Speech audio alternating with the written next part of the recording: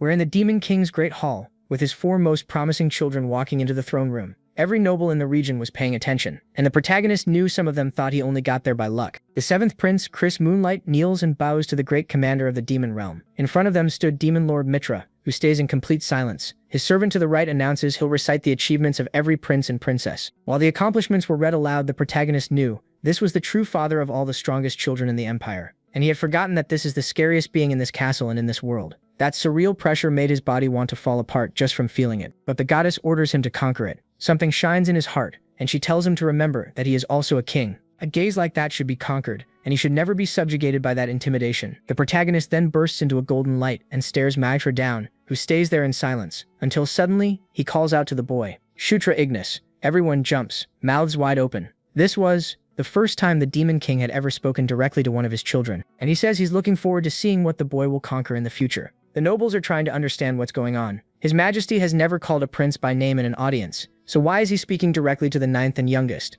the one with no presence at all? The boy was the weakest, and had arrived at the castle not long ago, but he had already conquered a lot in a short time. On his first mission, one that was supposed to take 2 weeks, he finished everything in just 2 days. He found a dwarven portal that stayed hidden for 1,000 years, read a dead language that not even the realm's mages could decipher, rescued the 6th princess from enemy hands all by himself, and in the middle of a losing battle, he turned an entire war around in a way nobody could have imagined. The prince everyone treated like a ghost, delivered in days what his older siblings took years to achieve, and now, he just did what no child has ever done in the history of this castle. Face the Demon King's pressure head-on. That's why his name came out of his Majesty's mouth, and he says that he will guarantee to live up to Majesty's expectations. And also he has a challenge to survive, which is having an older half-sister named Felicia, who keeps blushing and throwing bombs the whole time. That girl is dangerous. Run, my innocent little boy. But all of this starts with a kid who is addicted to games. His name literally means protagonist in Korean. His parents gave him that name hoping he'd become the main character of the world, and he spent his whole life getting clowned for it. One day he walks into the game shop and the clerk already had a copy saved for him. Night Saga, the remake of the classic he had beaten over 10 times since he was a kid. A game about the endless war between humans and demons. He knew every character, every item, every map by heart.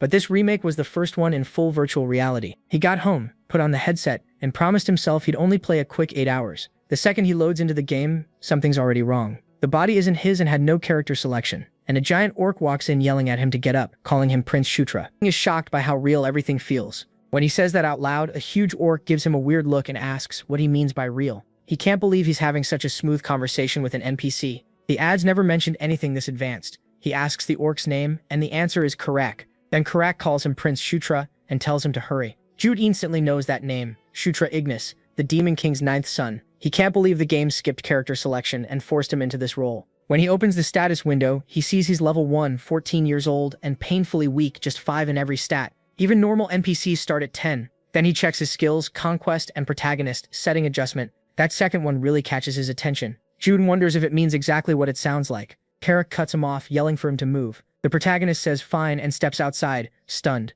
A full line of orcs is waiting. He asks why it feels like they're marching to war. Karak says there's no time to talk. Red Thunder orcs are causing trouble, and this will be Jude's first real battle. Totally confused, MC asks where the tutorial went. Karak explains the Red Thunder orc tribe has rebelled, and with the 7th prince and 8th princess, they're going to help put it down. Jude asks why they're bringing only 10 people to a war. Karak says he already told him yesterday this was supposed to be just a patrol. He questions that, and Karak starts wondering why he's acting so strange. Opening his minimap, the protagonist says he knew the game would have one, and he's glad it'll make travel easier. Then he spots a hidden route and wonders if it's tied to an event. He tells Karak their current path is too slow and says he knows a shortcut. They take the detour through the woods and climb a cliff. Drew is completely winded, but at the top he finds a hidden area sealed by 2 giant stone gates. Karak is shocked and asks how MC found this place. He even asks if he is a mage, but he says no. The others notice how exhausted he is. The protagonist admits his stamina is awful, but he still wants to try opening the door. As he steps forward, golden light wraps around him, and he freezes. Then a message appears. He leveled up. MC can't believe walking here gave him a level. Even weirder, every stat went up by 2. He mutters that this is ridiculously overpowered. Then stone starts crumbling. Karak asks if they're going in, and Jua says he has no idea what's inside, but with backup, they should manage. He tells himself a real protagonist doesn't die from one bad fall. He gets a chance. They head into the cave. Karak says it looks like a dwarf tunnel, but he argues dwarves shouldn't be here. They're supposed to live in the demon realm. Karak says not anymore. They did long ago. Druas asks if they all moved, but Karak only knows old tribal stories. Deeper in, they spot a pile of treasure mixed with weapons and gear. The orcs cheer and grab everything they can, saying the dwarves must have left behind amazing loot. The protagonist watches but stays put. He can't use any of it. The level requirements are too high and his stats are too low for even the basic gear. Still, he figures they should keep the items, and when he picks one up, he whispers, "Store." It vanishes into his inventory. Just like he thought. Touch it, say the word, and it's stored. Then he checks the minimap and sees a cluster of red dots at the edge. If those are enemies, they need to run. Before anyone can move, part of the wall explodes inward and blasts several orcs off their feet. Out of the dust comes a huge figure, a red thunder orc. He says they were expected and introduces himself as Kaichin, the tribe's commander. Then he orders his men to kill them all. The fight erupts and Jua's side starts dropping fast. A few fight back, but they're badly outmatched. As the battle drags on, the tide shifts just a little. Watching from the back, MC wonders if he should jump in, get a few kills, and earn XP. He sneaks behind a red thunder orc busy fighting and attacks with everything he has, but his blades snap on impact. Staring at the broken weapons, he realizes they were probably junk. The red orc immediately turns on him. Jua freaks out and runs, screaming, then trips over a rock and slams face first into the ground. A damage alert pops up, 14 HP gone. He still has 5 mana left, but the red orc is already coming in for the kill. Carrick gets there just in time and blocks the blow. He yells at him to move, but he is frozen, shaking all over. He keeps telling himself it's only a game, but the fear feels real. He doesn't want to die like this, so he decides he's done for today and opens the menu. Trying to get out, he says the realism is too much. Then he spots something strange on his status screen. His race is listed as Gondarvier. Worse, he has no usable skills, and there's no logout button. Panic sets in as he wonders if he's trapped. While he's searching for answers, Caitlin Moonlight locks eyes with him and starts chanting. Magic rains down and tears through Drew's body. The pain throws him into the cliff wall and his vision starts to fade. Gasping for air, he slips into darkness. Then he wakes in a different place, like a void inside his own mind. He wonders if this is the afterlife. Sure, Caitlin killed him, but a golden light appears ahead. A woman's voice echoes through the dark, telling him he is tied by fate to this world. She says to conquer and rule through complete submission. As she reaches out, Drew notices her 2 different colored eyes before the light swallows him whole. Back on the battlefield, the green orcs are still losing. Caitlin Moonlight moves in to support his side and mocks such a tiny force for daring to challenge his tribe. He decides to end it now and orders his troops to wipe them all out. Then Drew stands up, confused, wondering if he just awakened something. Caitlin spots him and demands to know how he's still alive. A notice appears in the protagonist's vision. Telekinesis level 1 acquired. He stares, wondering when he got that. Then another shock hits. His second class is now Knight of Conquest. Caitlin shouts for everyone to target the boy. Carrick understands at once. He roars that the prince must be protected no matter what. Drew stands there, eyes stuck on the status screen. This class, this job, it was never in the original game. Then he drives his blade into the ground, saying it feels natural, like he's always known how. Looking ahead, he declares that conquest is the power of kings. Then he calls out, "Under the king's banner," and golden light pours out around him. The glow wraps around the orc warriors, and the buff kicks in. They shout that power is flooding their bodies, and they rush the Red Thunder tribe like a wave. One orc drives his bare hand straight through an enemy's chest. They don't even need weapons anymore. Kaishin panics and demands to know how their strength jumped so fast. Then he follows the golden energy back to its source. Drew's furious. He fires off 4 attacks right at him. MC sees them coming, but Karak jumps in and knocks them all away with ease. Watching Karak fight gives Drew confidence. He tells Karak to keep pushing while the buff boosts every move. Kaichin, he realizes the battle has flipped, and begs them to stop, but he's already too late. Karak slams into him and knocks his head clean off. When the Red Thunder orcs see their leader's head hit the ground, they break and run. The green orcs chase after them, yelling that no one gets away. A system notice flashes before Drew. A general's feats go to his king. He jumps 3 levels at once, still trying to catch his breath. He stares in confusion, asking what just happened. From a distance, Karak looks at him with wide eyes, wondering where that power came from. Then he looks again, this time with real awe, unsure if the prince caused the miracle they all just saw. Later, back at camp, Drew frantically scrolls through his menu, repeating the same thing. There is no exit button. No matter how much he searches, it isn't there. He forces himself to calm down and think clearly. There are only 2 answers. First, he's still in virtual reality, and some outside bug might get fixed eventually. Second, and this is the wild one, this isn't a game anymore. Like a novel or manga, he may have crossed into a world based on the game he knew.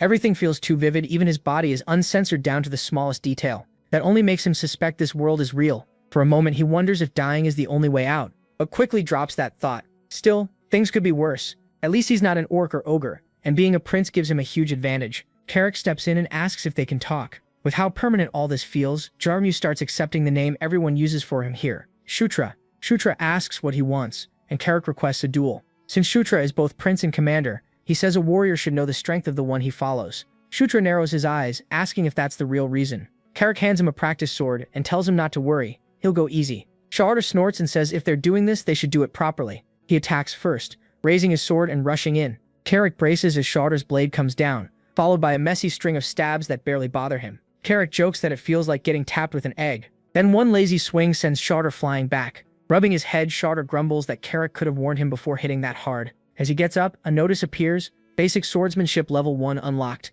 He blinks, wondering when that happened, and then it hits him. It's like telekinesis. Maybe he learned skills by going through them firsthand, even when they're used on him. Carrick suggests ending the spar and getting food. Shutra refuses, resets his stance and charges again. This time his thrust is tighter and more focused. Carrick blocks it easily, but notices the change. He says Shutra's movements are clearly better now and wonders why he was so awkward before. His level hasn't changed, but his technique is improving fast. Carrick swings again, forcing Shutra to jump back. He seems to be having fun now. He asks if Shutra can handle him yet, then asks about his level. Carrick says the last time he checked, he was level 21. Shutra opens his status window and says he'll catch up soon. He's already level 7. He reminds himself that people in this world have levels, but most can't see them. They need special magic to measure them. He, on the other hand, can view his full stats and spend bonus points from leveling. A huge edge. Then he drives forward again, meeting Carrick in a fast exchange of blows. Each strike is cleaner than the last. That means he won't just grow stronger slowly, his growth can snowball far beyond everyone else.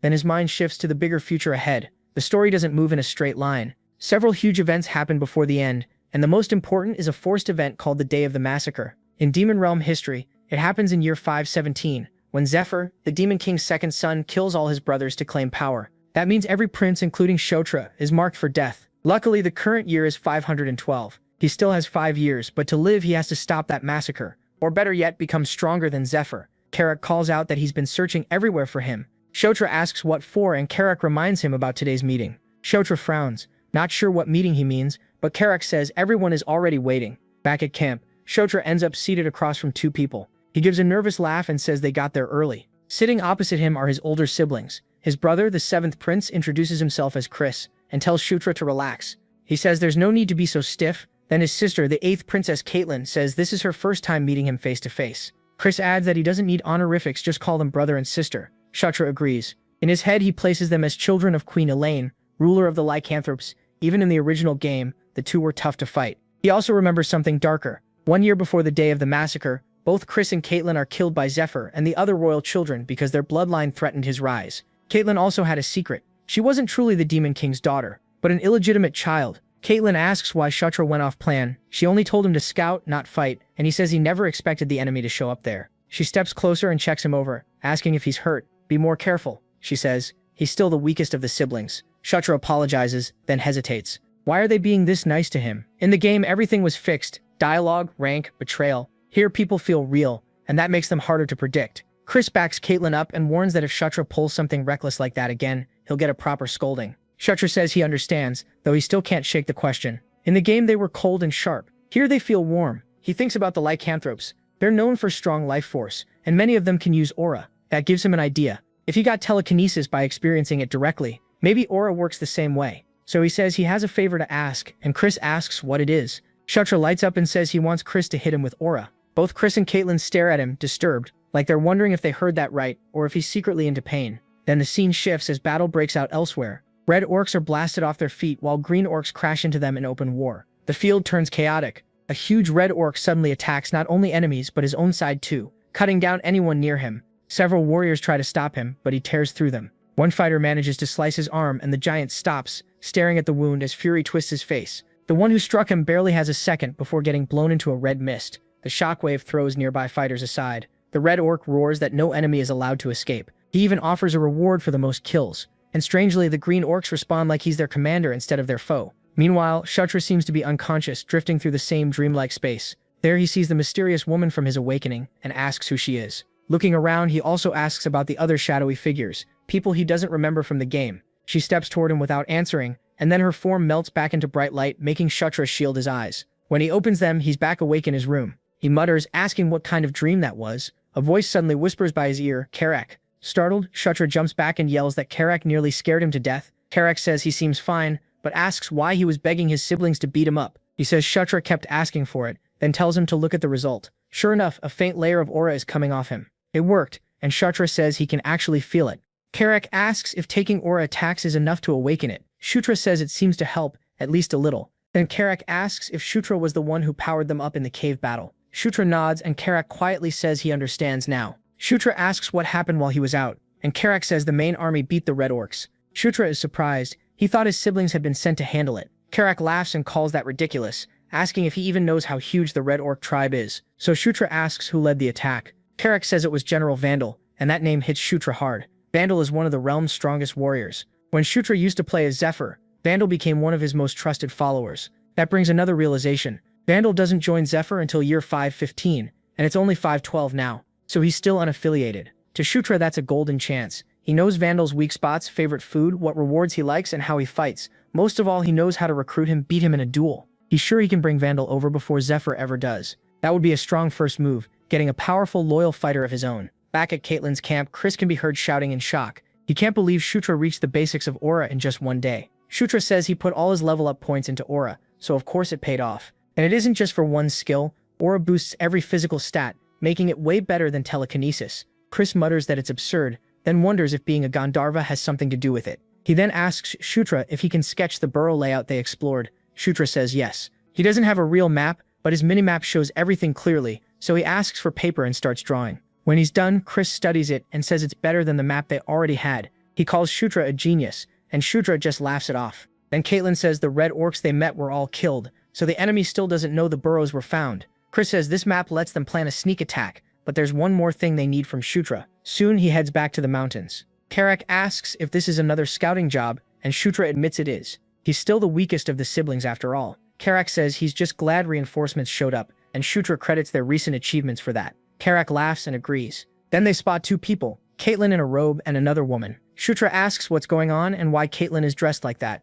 She tells him to lower his voice. Since they don't know what they'll find, she'll trail him in secret and step in only if things get dangerous. The credit, she says, has to be his alone. Shutra thinks that makes little sense. Maybe she's naive, maybe just unusually supportive, but he doesn't turn down the help. The other woman introduces herself as Sira, Caitlyn's adjutant, and Shutra greets her. Caitlyn tells him to focus on scouting while they follow from a distance. He agrees and they head back into the dwarven caves. As they move deeper, Karak says the place feels too empty. It looks like anything valuable was already taken, and Shutra agrees. It doesn't seem likely dwarves would leave treasure behind. When he brings up the weapons they found before, Karak says those probably weren't worth much to dwarves. Shutra says that actually makes sense. Then Karak suddenly tenses and warns that something's coming. Shutra hears it too. He checks the minimap and sees a whole swarm heading their way. He opens his inventory and smiles. He planned for this. He pulls out a flash magic item he prepared ahead of time, and tells everyone to shut their eyes when he says so. From the far end of the cave, dozens of monsters rush in. They're rock spiders, pack hunters with venom that can paralyze their prey. Shutra gives the signal and throws the flash item high. The second it goes off, the cave fills with blinding light. The spiders screech and lock up. Shutra says light completely shuts them down, then orders everyone to finish them. The warriors rush in with weapons ready. The spiders try to fight back, but the team cuts through them easily. Shutra watches, pleased, another clean step forward. He stays behind the front line and tracks the fight on his minimap, zooming in on the swarm. Rock spiders always move in groups, and each one has a boss. He spots it fast, bigger, meaner, hidden farther back. He tells Karak to come with him so they can kill the boss directly. Karak nods and together they push through the fight with careful timing, slipping through openings in the chaos. At last, the boss appears, huge and already shrieking as it senses them. Karak doesn't hesitate. He jumps and slams his axe down on its shell. To his shock, the hit does nothing. The blade just bounces off, and Shutra grimaces. He forgot how tough its shell is. Axes are useless here. Its weakness is fire, but he still hasn't learned any fire magic. Then the spider reveals rows of blinking eyes across its back. Karak retreats as it locks onto him. The monster charges and Shutra panics, muttering that only fire will work and he has none. Then Caitlyn speaks from behind, telling him to raise his sword. He does, and flames wrap around the blade. Shutra stares shocked and asks if she's casting magic. She says yes and asks if this enchantment will do. From behind him, she pours magic into the weapon to support him. The boss spider lunges. Shutra steadies himself. As dust bursts up on impact, he shoots through it, runs up the spider's leg, and combines the enchanted sword with his basic technique, shouting burning blade. The flaming weapon finally cuts through the armor, carving red-hot lines into its shell. The spider screams as fire spreads over its body and Shutra keeps slashing. Soon the flames consume it completely. Then he sees the glow, the familiar golden light of multiple level-ups. Messages flash before his eyes and his level rises to 9. He yells in excitement. Caitlyn asks if he's okay and what that light was. After a pause, he says it's some kind of blessing, nothing serious. She asks if it's related to him being a Gandharva, and he says yes. Then she asks how he handled the rock spider so perfectly. That couldn't have been luck. He claims he read about them in a book, though the truth is he'd fought them many times in the game. Then Carrick calls out that he found something. They go over and discover a hidden door. They open it and enter the chamber beyond. Shudra stops cold. He knows exactly what this is, a dwarven town portal. Carrick asks if he recognizes it, and Shudra says he has a good idea. The markings are dwarven. He never saw one while playing as Zephyr, but he did as the human hero. He explains that it likely works by feeding it magic, and tells Caitlin it seems to be a teleport device. She asks if he's sure. Sierra looks it over and says the structure fits his guess. Caitlin asks if they can figure out where it leads, and Sierra says there may be writing nearby. Carrick points out faint carvings on a wall. Everyone gathers around. The script means nothing to most of them, and Carrick asks if Caitlin can read it. She can't, and Sierra can't either. Then Shudra shocks them by reading it aloud. He says it marks Zizka Mountains portal number 2, linked to portal number 3. Halfway through, he suddenly wonders how he's reading it at all. A system prompt answers him. He just gained the dwarven script skill. He can now read it fluently, which leaves him stunned by how easy it was. Now he knows even languages can be learned here through experience. Carrick asks wide-eyed if he really read that. Shudra says yes. Somehow he can now. Caitlin immediately asks when he learned that. Sierra points to the lower text and asks what that part says. At the bottom it explains that the portal activates with magic, so Shudra suggests Caitlin try it. She asks why he won't do it himself, but he dodges the real reason, that he can't use magic, and just says he's still bad with spells. Caitlin steps up and channels magic into the portal. The orb at its center glows blue, growing brighter until the light spreads out and forms a projection. It's an overhead map of the mountain range. Their position is clear, and Portal 3 shows up farther away. They suspect that may be where the dwarves are hiding. Carrick notes the Red Orc main force is camped beyond those mountains. Shudra agrees. This could be their chance to move first. Caitlin says they should stop here and discuss their next step later. Back at camp, Chris greets them excitedly, calling Shudra a lucky charm. Shudra tries to brush it off as coincidence, though his brother's over-the-top praise still gets to him. Chris says that if Shudra wants anything, he should ask. As both brother and leader, he'll do whatever he can. Shudra says it's fine, but Chris insists a reward is deserved, and turning it down would only upset him. So Shudra asks if even a slightly unreasonable request would be allowed. Chris laughs and tells him to say it. Shudra takes a breath and asks to learn the Beast God Fist. Chris goes still for a moment. Shudra explains that weapons aren't realistic for him right now because of his level, but skills are different. Beast God Fist is a legendary martial art of the lycanthrope royal family, an S-rank technique. He admits it's a huge ask and says he'll understand if Chris says no. But after a pause, Chris agrees to teach him, just not the secret parts. Those stay forbidden. Instead, he'll teach Shudra Aura, saying that's already more than enough for a reward. Shudra is left speechless. Chris mistakes the silence for disappointment and asks if he's upset. Shudra quickly says no, he's ecstatic. Chris smiles, puts a hand on his shoulder, and says that from now on, besides Caitlin, he wants to treat Shudra like a real younger brother. Not just by title, but for real. Shudra thinks it over and has to admit the offer sounds sincere. It matters, and honestly, it's not a bad deal. He accepts right away. They shake hands, marking the start of a new bond, while Caitlin looks quietly pleased. Shudra says they should work together from now on. An alliance is born, not through vows or royal orders, but through trust and shared interest. For now it's simple, but he knows it could grow into much more. Then the story cuts away to the peaks near Portal 3, where a Red Orc outpost sits hidden in the Zizka Mountains. Inside a tent, several orcs talk. One says the enemy probably didn't come here looking for her. Another mocks their so-called princess and asks why she's even here. Tied up and gagged, the 6th Princess Felicia sits there with fury in her eyes. Shudra checks his stats,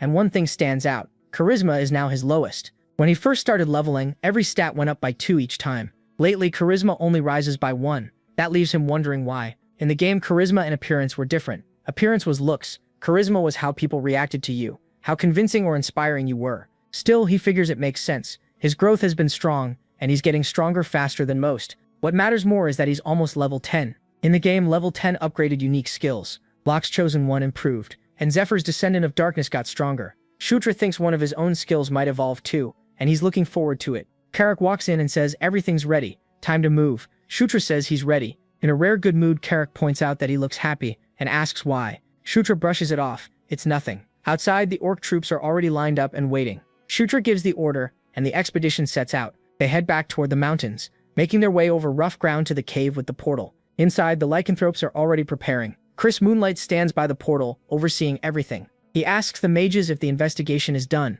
One confirms the portal leads to the river near the Zizka Mountains. Chris Moonlight asks if it works properly. The mage says yes. The portal is stable, just like you'd expect from dwarven work. Chris Moonlight orders them to activate it. The mages pour mana into the gate, and the portal starts glowing as it opens a path through the mountains. Chris Moonlight steps up first, and Shudra watches in amazement. Using portals in a game was one thing. Standing before a real one is something else entirely. Caitlin Moonlight nudges him and asks what he's waiting for. He says he's coming and steps through. The jump is instant. One blink later, he's on the other side, and what he sees stops him cold. The Red Orc camp is right there. Chris Moonlight, standing beside him, says it's just as expected. From the layout, he guesses there are about 5,000 troops here. If they strike from behind, the first target should be the supply lines. While General Vandal attacks from the front, their side can slip in and burn the food stores. Then Sarah cuts in, saying something feels off. The camp looks half empty. Chris Moonlight agrees the numbers don't match, and he thinks the missing troops may have already attacked somewhere else. Shotra hears something and turns.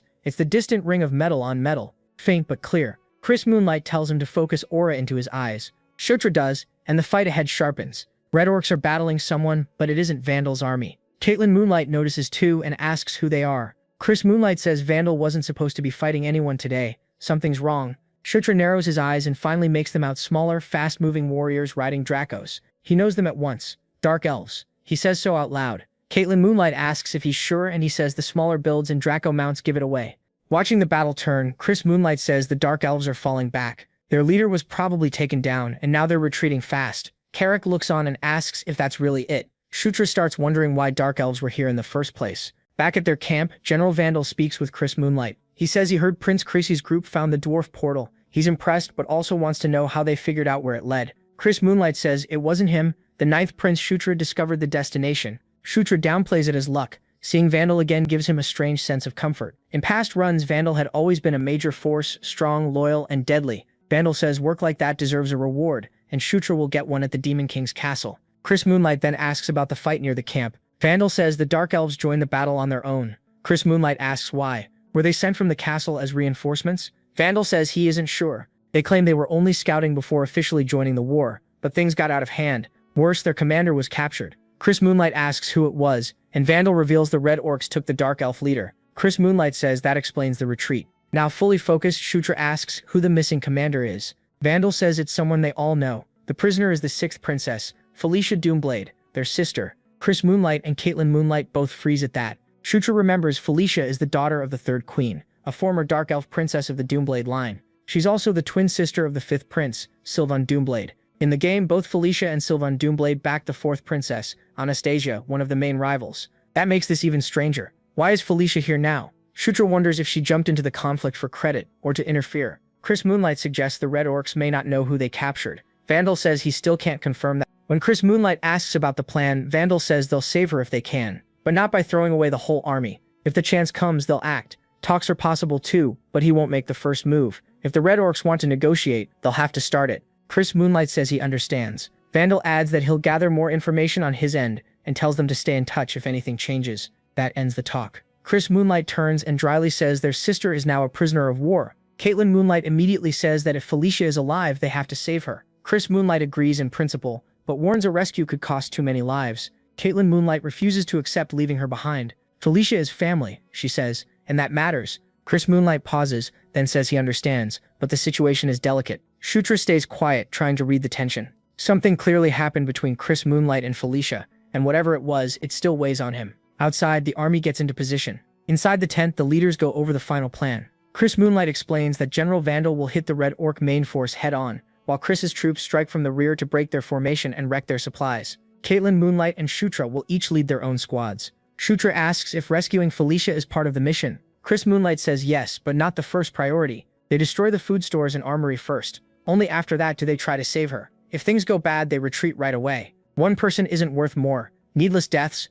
Caitlin Moonlight balls up her fists, furious. Chris Moonlight tells her to be quiet and remember he's in command. She snaps back, accusing him of treating Felicia like a burden instead of a sister. He coldly says he won't let feelings ruin the mission. Shutra watches and starts to suspect this goes beyond politics. Maybe something personal happened between Chris Moonlight and Felicia. Something serious. Night fully falls over the operation. From the cliffs above the Red Orc camp, Chris Moonlight and the others wait. The enemy is still on alert, even this late. Then, without warning, a huge explosion rips through the camp, and General Vandal charges in at the front. He bellows for his troops to kill them all. At Shutra's position, Carrick sees the signal and asks if it's time. They wait a moment, watching the orcs crash forward like a wave. After the opening hit, Vandal orders all units to fall back. From the cliff, Chris Moonlight sees the retreat and knows this is the opening. He orders everyone into position. Shutra and Caitlin Moonlight are told to stick to the plan, destroy the supplies and save Felicia if they can. Then he gives the order to charge. The second wave slams in. The red orcs, already shaken by the first assault, fall into confusion and their defense starts to break.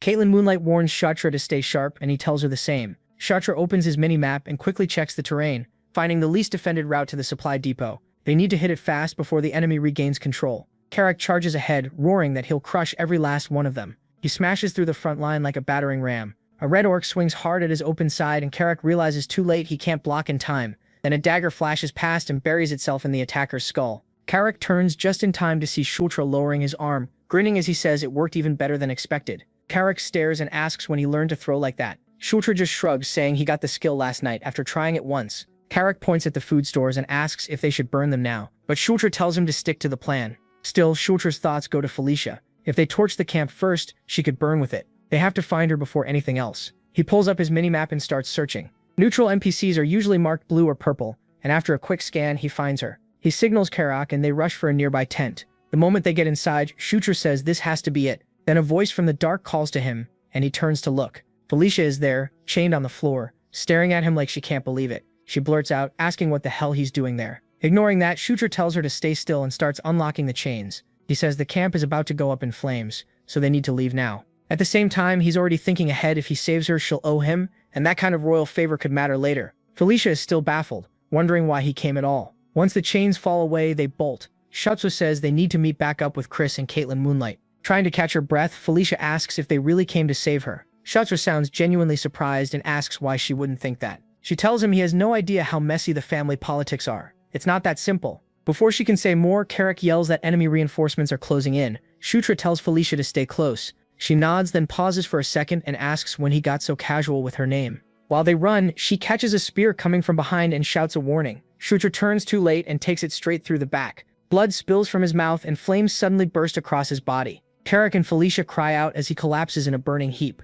Felicia starts to panic. An orc rushes at her, but before it can reach her, a fireball slams into its face and sends it flying. She whirls around in shock and sees Shultra back on his feet, walking through the smoke with a faint glow around him. He has gained mana control level 1 and fire arrow. A grin spreads across his face as he starts firing blazing shots one after another, burning everything in front of him. This is the power he wanted. Real magic, raw and explosive. Even at level 1, fire arrow hits absurdly hard, then a burst of frost explodes behind him. Shultra turns and spots a red orc mage preparing another spell. This time it's an ice arrow, and it's aimed right at Felicia. She runs toward him, asking if he's okay, but Shultra shoves her aside as the shots fire, telling her to stay back. In his head, he knows he can't let her get hurt, not after he started this mess. This fight is his now. The arrows hit and ice erupts around him. When the frost clears, Shultra is barely standing, with an arrow stuck in his chest. His health drops to 13 out of 95. He's gasping now, one more hit and he's done. Felicia runs to him, calling him an idiot and demanding to know who told him to play hero.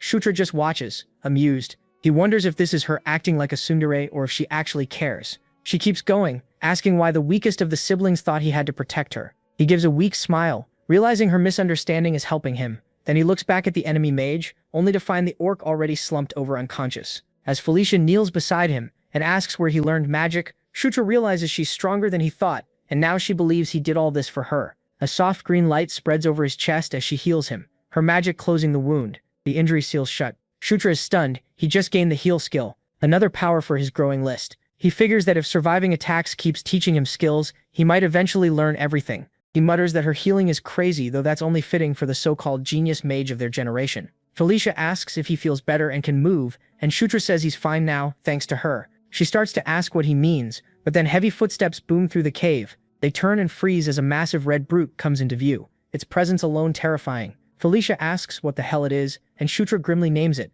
a blood ogre, a far deadlier mutant than a normal one. Felicia asks if they have to get past that thing to escape, and Shultra says yes. The ogre pounds its chest and they run. Still hurt and barely recovered, Shultra wonders how he's supposed to face something like this so early in the game. The blood ogre smashes its fist into the ground, cracking it and blasting both siblings through the air. Shultra is stunned. He can't believe something that huge can move that fast. Felicia yells that he needs to distract it so she can use her magic, and he panics, asking how he's supposed to do that.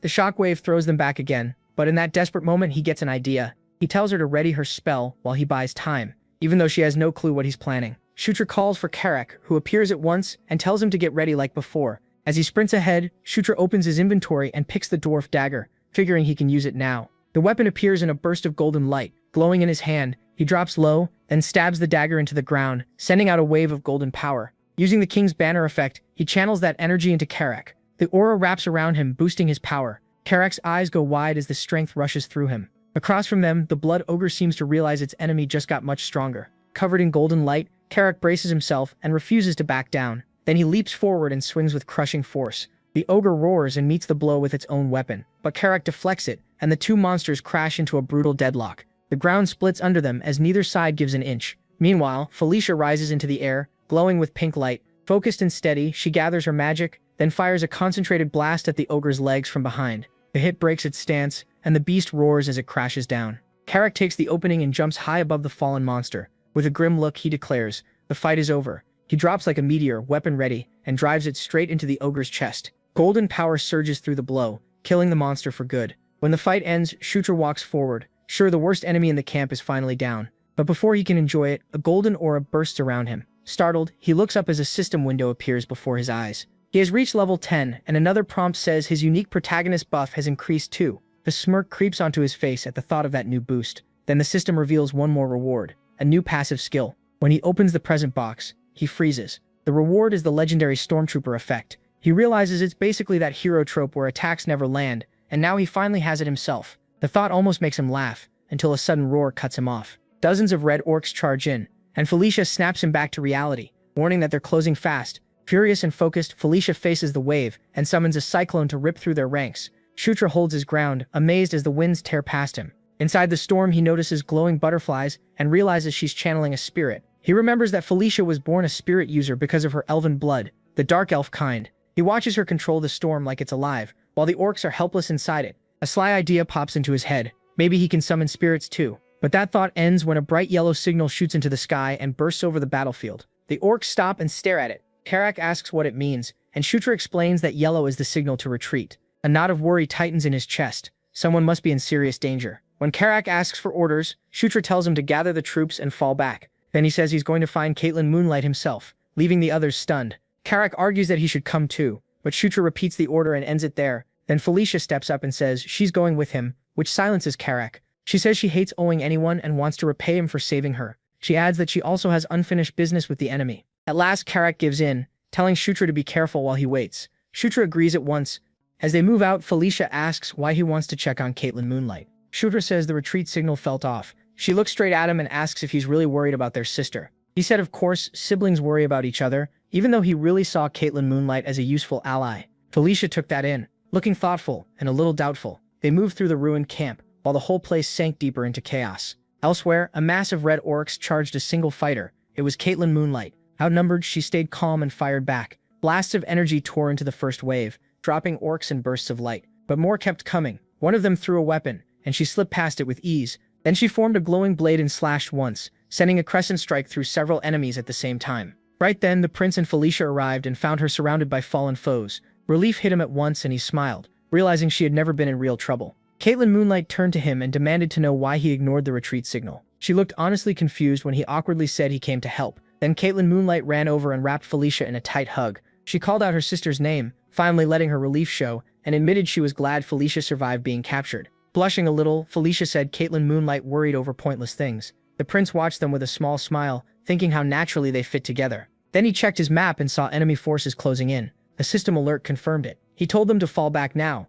and Caitlin Moonlight said he should lead while she and Felicia covered the rear. They made it to a hidden portal where allied orcs were waiting. The circle under them lit up blue as they stepped on it, and the portal flared to life. Light swallowed them and carried them away from the battlefield. Once they arrived, Felicia asked if Shutra had found the portal, and Caitlin Moonlight said he had been key to it. Karak wondered how the prince had changed so much so fast, and he sounded truly amazed. Their older brother Chris Moonlight was waiting when they appeared, his face stern and hard to read. He called out to his younger brother across the chamber. Caitlin Moonlight quickly announced that Felicia had returned safely. Felicia greeted Chris Moonlight and said it had been a long time. He said nothing at first, just stared at her with an unreadable look. After a pause, he finally welcomed her back. Later, he told them General Vandal's forces had won too. Once their main base was burned, the enemy gave up the battle. The prince repeated the name in confusion, so Caitlin Moonlight explained that Vandal was the enemy chieftain. Felicia asked if Kuzan had surrendered, but Chris Moonlight corrected her. He only ran and he was still dangerous. Their older brother laid out the next move. Tomorrow they would hit another enemy force before it could recover. Then he turned to Felicia and asked how she got captured.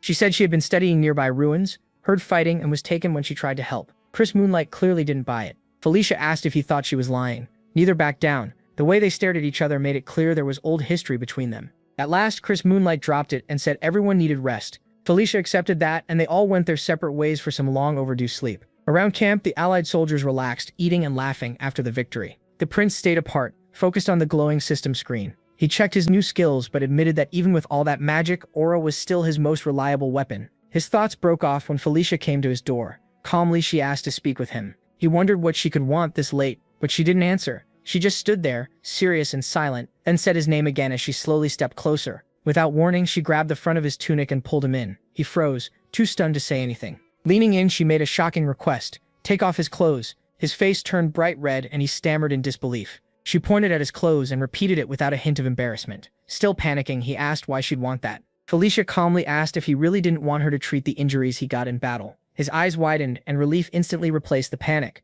She explained that earlier she had only stabilized him. Worried about hidden damage, she wanted to use proper healing magic, though he couldn't help feeling a little let down. Then she asked about the strange glow around his body, but he brushed it off as normal. Using the chance, he changed the subject, and asked for a favor only she could help with. A sly look in his eyes. Thanks to her help, he gained 3 new skills: Cure, Poison, and Cure Disease. After getting dressed again, he looked over the new abilities with a satisfied grin. By having her cast the spells on him, he had copied them for himself. Later, his training started under Caitlyn's guidance. She explained that Beast Fist had many branches, and now he would begin learning them. First came the werewolf style, and as she spoke, a blue wolf emblem appeared to represent that art. This style, she said, was the foundation for the stronger Beast God Fist. Today's lesson was aura control from within. She told him to close his eyes and focus, and he did. Soon blue and violet energy shimmered around him. With steady effort, he reached his inner power and felt it moving through his body like lightning. He pictured it clearly, his aura, the life force inside him. At its highest point, it came close to the soul itself, and could even merge with it when pushed to the edge.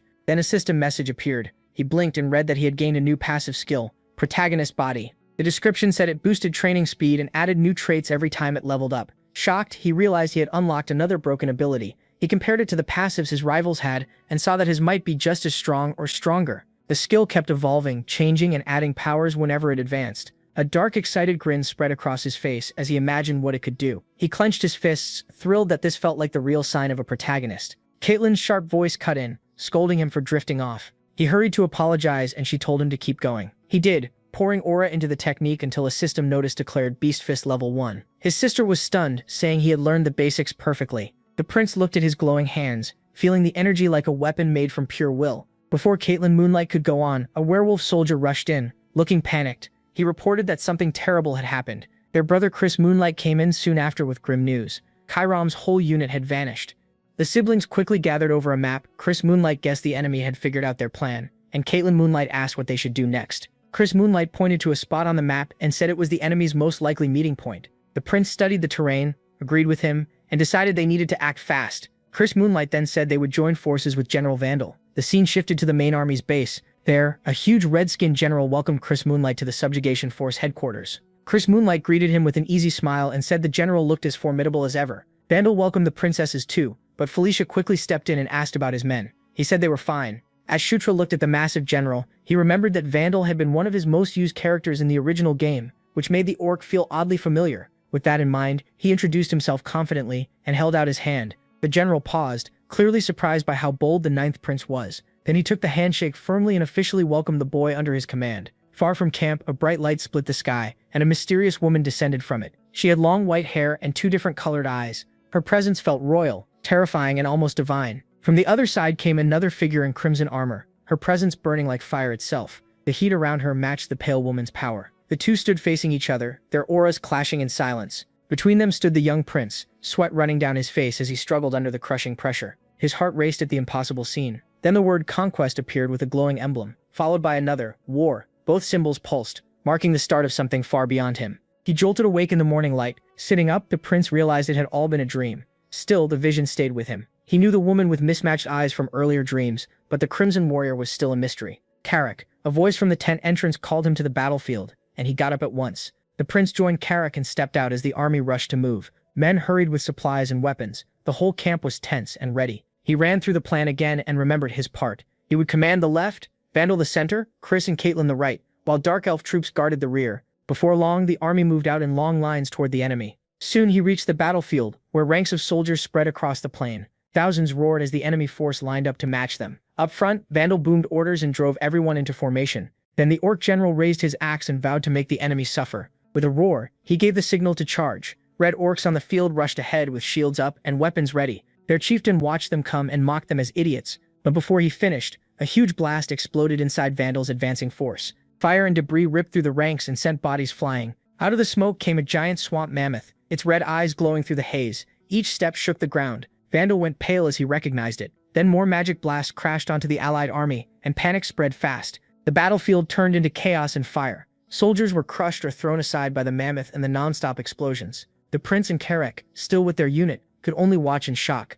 Clenching his jaw, the prince realized they had walked straight into a perfect trap. The enemy had predicted everything. The mammoth was far beyond any normal beast, its glowing eyes full of strange power. Red energy sparked around the prince as he got ready to face it himself. Before he could move, the ground burst open again and another threat appeared. An army of lizard men. Wearing rough armor, they charged in and hacked into the broken lines. The allied orcs started to break as the reptiles tore through them. Then the prince saw the lizard men rushing straight for his position. Elsewhere, someone cursed. Sure, the enemy was playing with them. Caitlin shouted that they needed to pull back and wait for another chance. Chris warned that if the retreat failed, their losses could get even worse, or wipe them out completely. She snapped back that staying meant more deaths, so they had to choose now. Chris fell silent, unable to decide. A moment later, his voice carried across the battlefield to every soldier. He ordered the mages to form a line at the rear and stall the enemy. Everyone else was to regroup and retreat at once. Back with Joe, the field was a mess as orcs and lizardmen clashed. A huge lizard warrior lunged at him with its weapon raised to split him in two. He froze for a second until Carrack shouted over the battle, telling everyone to wake up before they all died.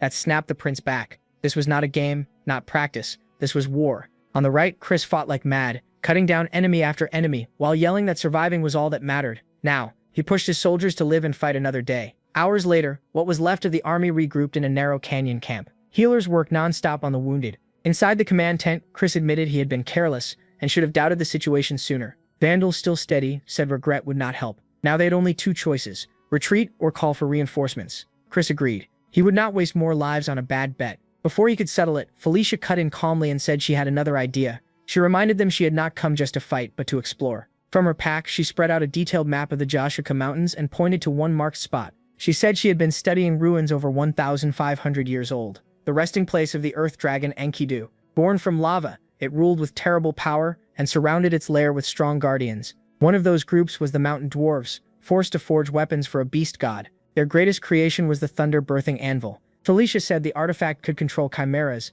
and release magic strong enough to erase whole armies. Her hand hit the map on the anvil's mark, her gaze hard as she declared that if they wanted to win, they had to find it. That was why she came. Vandal asked if she knew exactly where it was. Chris folded his arms, and when she admitted she did not, he said the lead meant nothing. He added that with the enemy ready to attack again, they could not risk everyone's lives on a hunt for some hidden relic. She stiffened and called out, "Chris." The young prince stepped in and said the anvil was definitely here. Felicia turned to him. Jew. He thought back to his time playing Locke when he found it and to the dwarven rune records that confirmed the tale. Then he looked at her and said that more than anything, he trusted Felicia. She started to answer, but he kept going, saying this was their chance to turn things around.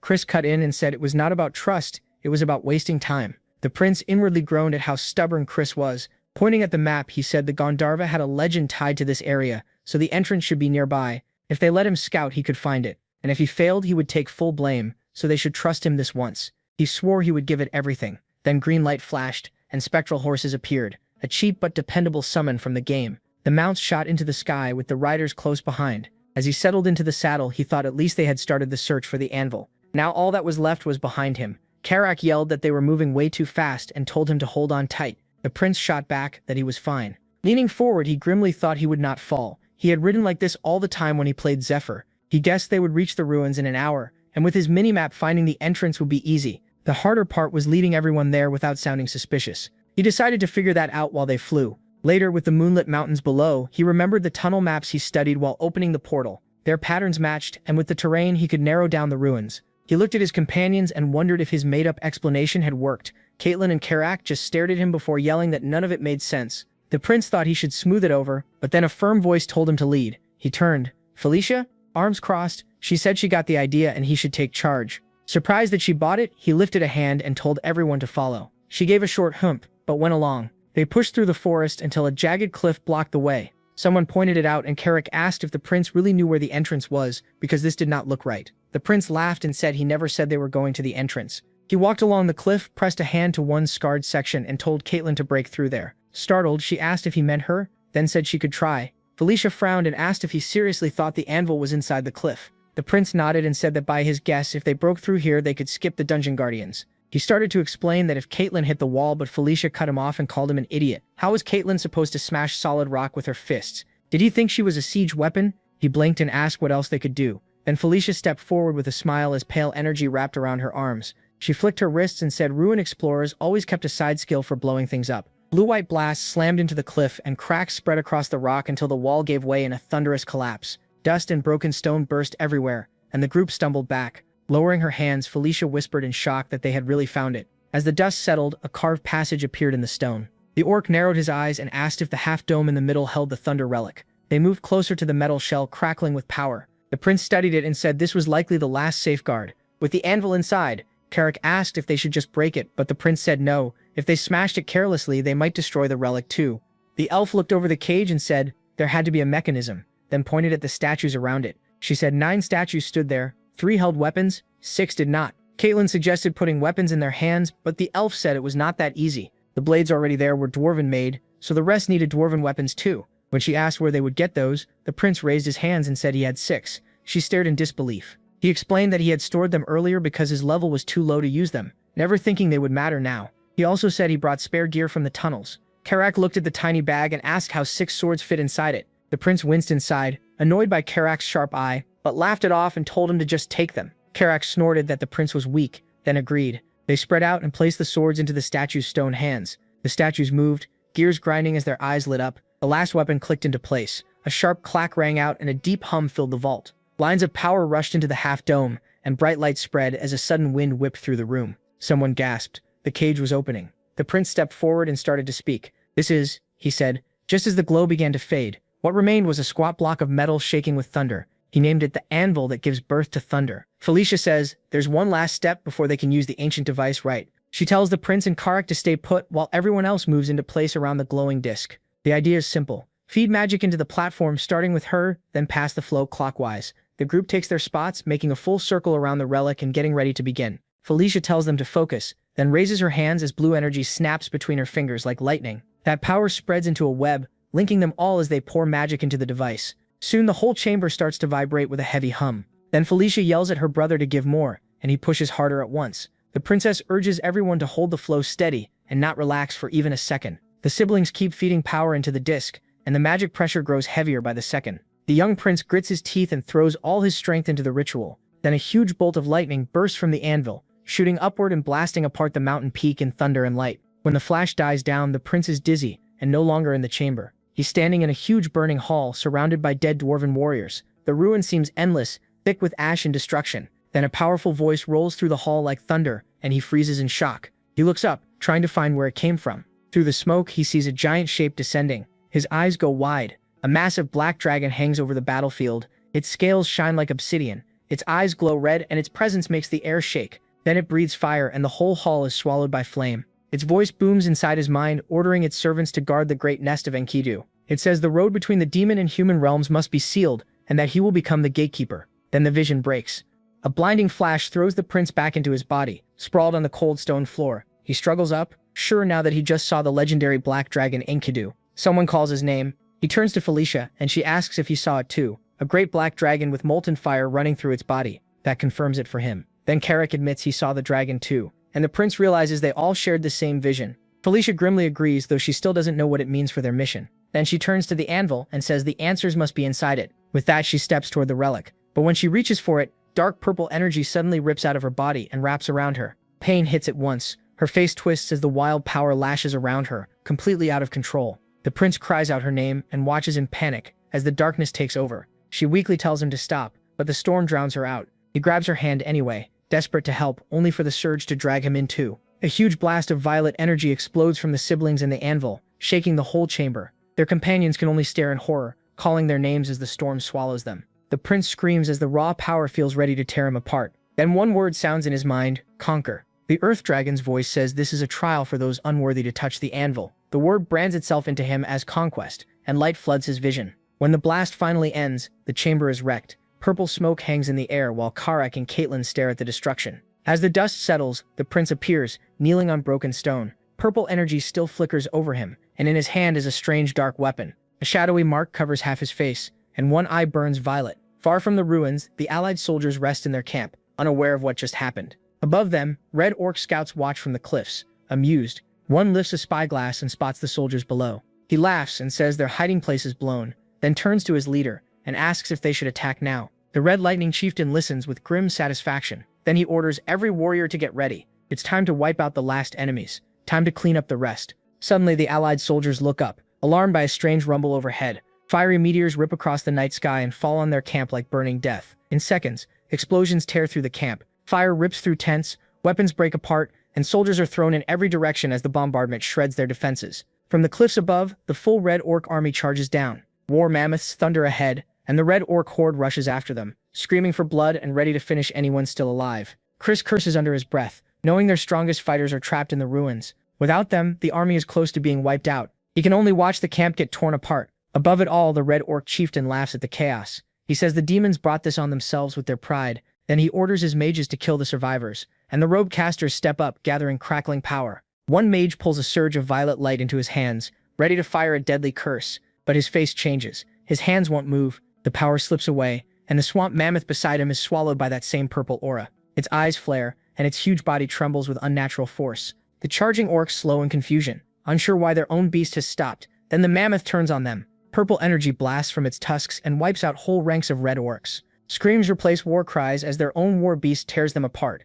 and the chieftain's grin disappears. He bellows in rage, demanding to know who twisted their mammoth against them. His voice shakes across the canyon. In the chaos below, Chris stares in shock. The mammoth that was about to kill them is now destroying the enemy. He tries to make sense of it, then suddenly understands. Under his breath, he says the prince must have found the anvil. Back in the ruins, the young prince is still kneeling, crackling with violet energy. In his hand is a weapon glowing with dark power, the Thunderhammer, the legendary weapon tied to the anvil. A dark elf helps Felicia to her feet and tells the youth that Enkidu the Earth Dragon seems to have chosen him. The prince just stares, too stunned to answer. His sister steadies herself and firmly tells him to use the hammer. Everyone watches, waiting for what he'll do next. In that moment, he understands the Earth Dragon's trial. The power that had crushed and bent him wasn't meant to kill him. It was meant to teach him. The meaning of conquest is now carved into him. To conquer is to dominate, and to dominate is to rule. That is the anvil's true power. A confident smirk spreads across his face. He chooses the swamp mammoth as his first target, then raises the Thunderhammer high, its purple lightning crawling over his arm, and slams it down onto the anvil. A huge wave of energy bursts from the ruins and races across the land. On the battlefield, the mammoth roars as the same violet aura covers its body. Now under the prince's control, it fully turns on the red orcs, trampling, goring, and destroying them. Their angry shouts turn into screams as their strongest beast tears through their own ranks. From above, the chieftain watches his army fall apart in disbelief. On the opposite ridge, Vandal sees the mammoth turn and understands right away. He declares that the prince and the others must have succeeded, and he moves at once. He orders a full charge, rallying the allied army to crush the red orcs while they're in chaos. The battle hits instantly. Driven by revenge and desperation, the allied orcs slam into the disorganized Red Lightning tribe. Steel and blood explode across the battlefield, but the tide has turned. On the cliffs, the red orc chieftain stands frozen, staring as his forces collapse. A warrior beside him stammers that they should retreat, but he snaps back in fury. Through clenched teeth, he admits he doesn't know who wields this terrifying power. His rage is cut off when Chris appears behind him and strikes without warning. The hit catches the chieftain off guard and sends him stumbling. Chris fixes the orc chief with a cold stare and tells him his conquest ends here. He gives him one last choice, surrender, and he'll die quickly. The red orc chief answers with a furious roar. Still raging, the chief launches himself into the air and vows to rip Chris apart for that insult. He comes crashing down like a beast driven by pure bloodlust. Chris is ready. He plants his feet and throws out his beast lord fist, pouring everything into one crushing counterattack. With a thunderous crack, the chieftain is blown back. The hit breaks his body and his pride, as the red orcs watch their once mighty leader fall. The moment their chieftain drops, the red orcs lose all courage. Panic tears through their ranks, and with their leader gone, their will to fight breaks. Chris lowers his fist and steadies his bloodied hand, breathing hard. The battle isn't fully done, but with the head cut off, the rest will end fast. His thoughts drift to his younger siblings. He admits they would have been in real danger without their help, then looks to the horizon and quietly wonders if they're safe. Back at the ruins, the group watches a magic image above the anvil. It shows the swamp mammoth tearing through the red orc army, and the dark elf can barely believe it. She says the anvil's power is wiping out the Red Lightning tribe, There's awe in her voice, but also grim satisfaction as she watches their enemies being crushed. Then her words cut off, her body shakes, and she suddenly collapses from the artifact's backlash. The others rush over in panic, but she weakly assures them she'll be fine once she gets some rest. The dark elf says she'll prepare a place for her to lie down, then suddenly realizes the prince is missing. A moment later, they find him outside the ruins. As he lets out a slow breath, glowing messages appear in front of him. He blinks at the notices. They say he's leveled up several times. The jump in power is huge, and he wonders if the anvil caused it. Then another message appears. His conquest skill has advanced too. Excited, he opens his status window and sees under the king's banner has leveled up as well. A satisfied grin spreads across his face when he realizes his main skill just got stronger. Then he notices something else. There's a new skill, King's Knights. From the name alone, he guesses it's some kind of summoning ability. Just then, someone calls out to him. The voice pulls him from his thoughts. He turns and sees Caitlin coming over, her face full of worry. He greets her with a bright smile and admits he stepped out without telling anyone. Before he can say more, Caitlin smacks him on the head. She demands to know why he vanished without a word and made everyone worry. Rubbing his head, he gives her a sincere apology. She eases up and says it's fine, as long as he's safe. But then her voice turns serious as she says they have another problem. Confused, he asks what happened. Caitlin explains that Felicia fell into a deep sleep and still hasn't woken up. After being captured and drained by the Red Lightning tribe, Felicia said she only needed rest, but her body has clearly hit its limit. Without her, they can't summon the phantom steeds to fly back to the main camp. He agrees, but worry keeps building inside him. He can't stop thinking about Felicia's condition. That night, the group camps inside the silent ruins and waits for her to recover. The prince checks his status again and sees his health is completely restored, probably because of all the levels he gained. What really surprises him is that he doesn't feel tired at all, and he wonders if that will last until morning. Then a new idea hits him. This is an ancient ruin, which means there could be more hidden inside. Treasure, weapons, maybe even answers. Of course, he knows places like this are usually packed with traps and guardians meant to kill intruders. Still, as he grips the thunder hammer, a confident smile forms. The anvil's power reminds him that inside these ruins, he isn't just some trespasser. He's the ruler here. The whole ruin now feels like his to explore. The guardians and traps shouldn't be able to stop him, so he decides to search every hidden part without fear. With that thought, he turns to Karak, who's still asleep on the floor. The prince nudges him awake with his boot and grinning, tells his groggy friend to come with him. As they head deeper into the ruins, Karak rubs his eyes and admits he's not sure they should be wandering around like this. The prince calmly reassures him that ruins like these always hide treasure and powerful gear worth finding. The second he opens the next door, Karak's unease turns into fear. He points with a shaking hand at a huge sleeping creature on the floor and warns the prince about the monster ahead. The boy, though, doesn't panic. He explains it's an arch-golem shaped like a griffin, one of the ruins' guardians, strong enough to crush normal intruders. He knows that if they had come here under normal conditions, that thing would have killed them almost instantly. Karak bluntly admits he wants nothing to do with a monster like that, and the prince smirks and calls him a coward. Before Karak can answer, his fear vanishes. He spots a treasure vault packed with gold, weapons, and armor, and his eyes go wide. He grabs a piece of golden armor and lifts it up, amazed by how well it's made. He blurts out that it has to be valuable, and the prince agrees. Sensing the magic coming from it, he confirms it's powerful enchanted armor. Then, with a grin, he asks Karak if he wants it. The orc just stares, shocked by the offer. Laughing, the prince says it's way too big for him anyway. Karak happily accepts, clutching it like the greatest gift he's ever gotten. Meanwhile, the prince scoops up some ancient gold coins. He stores the best items in his inventory and tells Karak to take whatever else he likes. As he casually looks around the treasure room, one thing stands out, an enormous decorated chest in the corner. Curious, he walks over and opens it, only to find it empty except for a small button in the bottom. He presses it right away. A wall shifts aside with a loud rumble, revealing a hidden passage beyond. A big grin spreads across his face. Something important is hidden in there. He can feel it. Without hesitation, he heads into the passage. At the end of the long tunnel, he finds a huge chamber. In the center, an artifact floats above a pedestal, giving off a heavy, crushing aura that presses against his chest. He recognizes it at once, even though he's never seen it before. The name rises in his mind on its own. In awe, he whispers it. Enkidu's Gauntlet, Earthshaker. It's a legendary weapon from myth, one of the strongest artifacts in existence. The power of conquest inside him reacts at once, resonating with the gauntlet. It calls to him, pulling him closer, and his hand lifts on its own. But just before he touches it, warning messages appear. His stats are too low to use it. He freezes in shock. Even after all those new levels, he still isn't strong enough. And yet the gauntlet keeps glowing, almost refusing to let him go. Then another message appears and stuns him. Earthshaker has recognized him as its master. Before he can fully process it, golden light bursts around him. The gauntlet breaks apart into shining energy and flows into his arm. He gasps as the power fuses with him, reshaping into armor around his hand.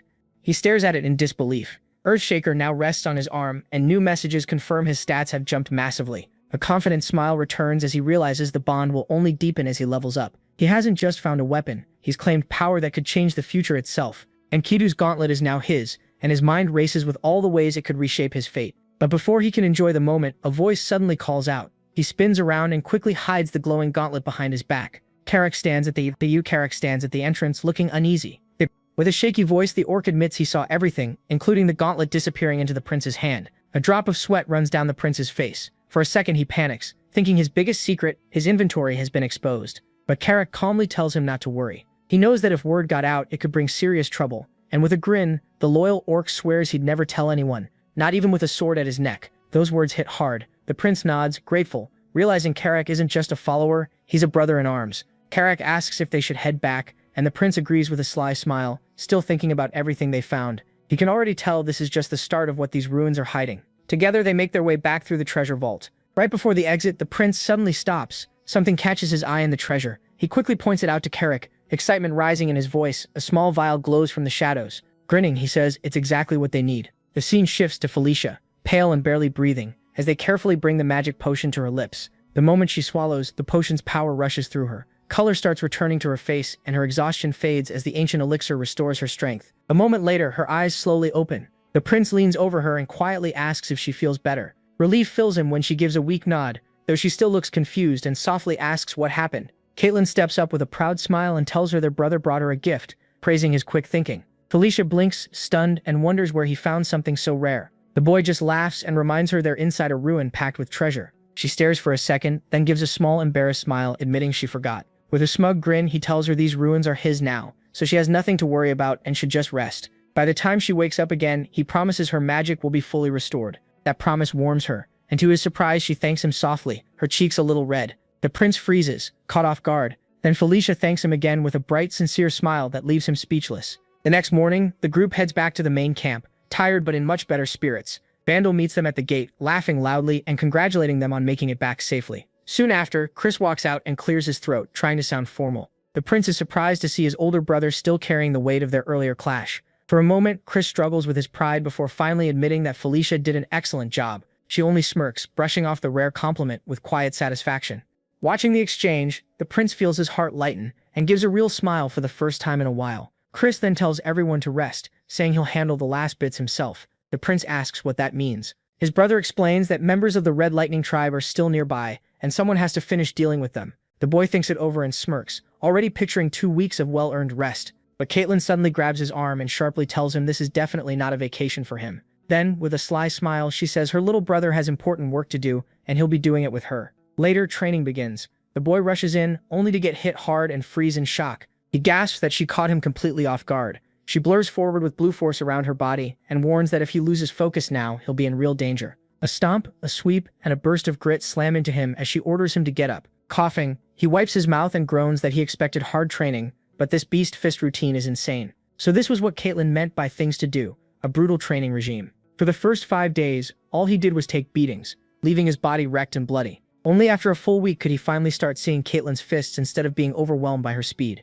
By the 11th day, their arms are trading blows fast and sharp, almost matching each other. She slips through his guard with a grin and tells him he's finally keeping up. He settles back into stance, aura around his fists, and says after all the punishment he's taken, he better be. He figures this merciless training is why both Beast Fist and Aura reach level 5. That night, Caitlin relaxes a little and says good. Tapping her temple, she adds that at this rate, he'll soon be ready to enter Beast God Fist. His face lights up and he asks if she's serious. She flicks her ponytail and admits she's honestly impressed. She's never seen anyone improve this fast. He steadies his breathing, realizing he's finally about to learn the lycanthrope's secret technique, Beast God Fist. Caitlin steps closer and offers her hand. She says that from now on, she'll teach him a new way to control his aura, and he can't miss a single step. He has to follow exactly. She asks if he understands, calling him Shatra. He answers, yeah. Their hands clasp. Cold light slips between their fingers, swells then erupts into a towering pillar that shakes the clearing. Their combined aura shoots into the night like a blue comet. He shuts his eyes against the glare and says he can feel Caitlin's aura pouring into him. As light coils around his limbs, he says it's dragging him deeper. The flow looks like Beast Fist, but it's clearly different, richer, heavier. Then he realizes he's sensing the depth hidden inside aura itself. A distant light appears below as words echo in his mind. Aura is the power of life, and when pushed to the limit, it becomes the power of the soul. The force around his heart turns fierce and wild, and he names it Conquest, the urge to dominate and crush. Light explodes, and he wonders if this is true aura. Golden panels flash before him. He sees Beast Fist has leveled up, then another shows that Aura has leveled up too. Caitlin lands with a smile and says it's incredible. Shutra actually did it. A new panel appears and he reads that he's gained Beast God Fist level 11. Raising a hand filled with new power, he says, Beast God Fist and Earthshaker.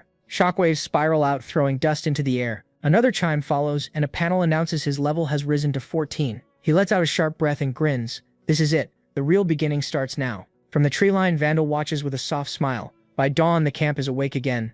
At a table inside a tent, the boy scratches his head and says, "Oh right," then asks Caitlin if he can ask something. When she tells him to go ahead, he leans in and asks what the deal is between Chris and Felicia. Inwardly, he weighs the problem, thinking that like Chris, Felicia is someone he needs on his side, and a weak bond between them could become trouble. Caitlin considers it and says they aren't enemies, but there is distance between them. After a pause, she adds that it isn't because of one single event. When he pushes for more, she says it probably goes back to the issue between Chris and Sylvan. He blinks. Sylvan. She taps the table twice and warns him to be careful. Even if Sylvan isn't here, he shouldn't say his name so lightly. He rubs his neck and apologizes, saying she caught him off guard. His mind turns to Felicia's twin brother, Sylvan. He remembers that when he played as Zephyr, Sylvan was one of his toughest enemies. Looking back up, he starts to ask if that means there's a problem between Chris and Sylvan, when the doorway is suddenly filled by a broad figure. A familiar voice cuts in cheerfully, asking if they're both here. They jolt in surprise. He twists around and blurts out, "Chris?" Caitlin tilts her head with a small smile and says, "He came early, brother."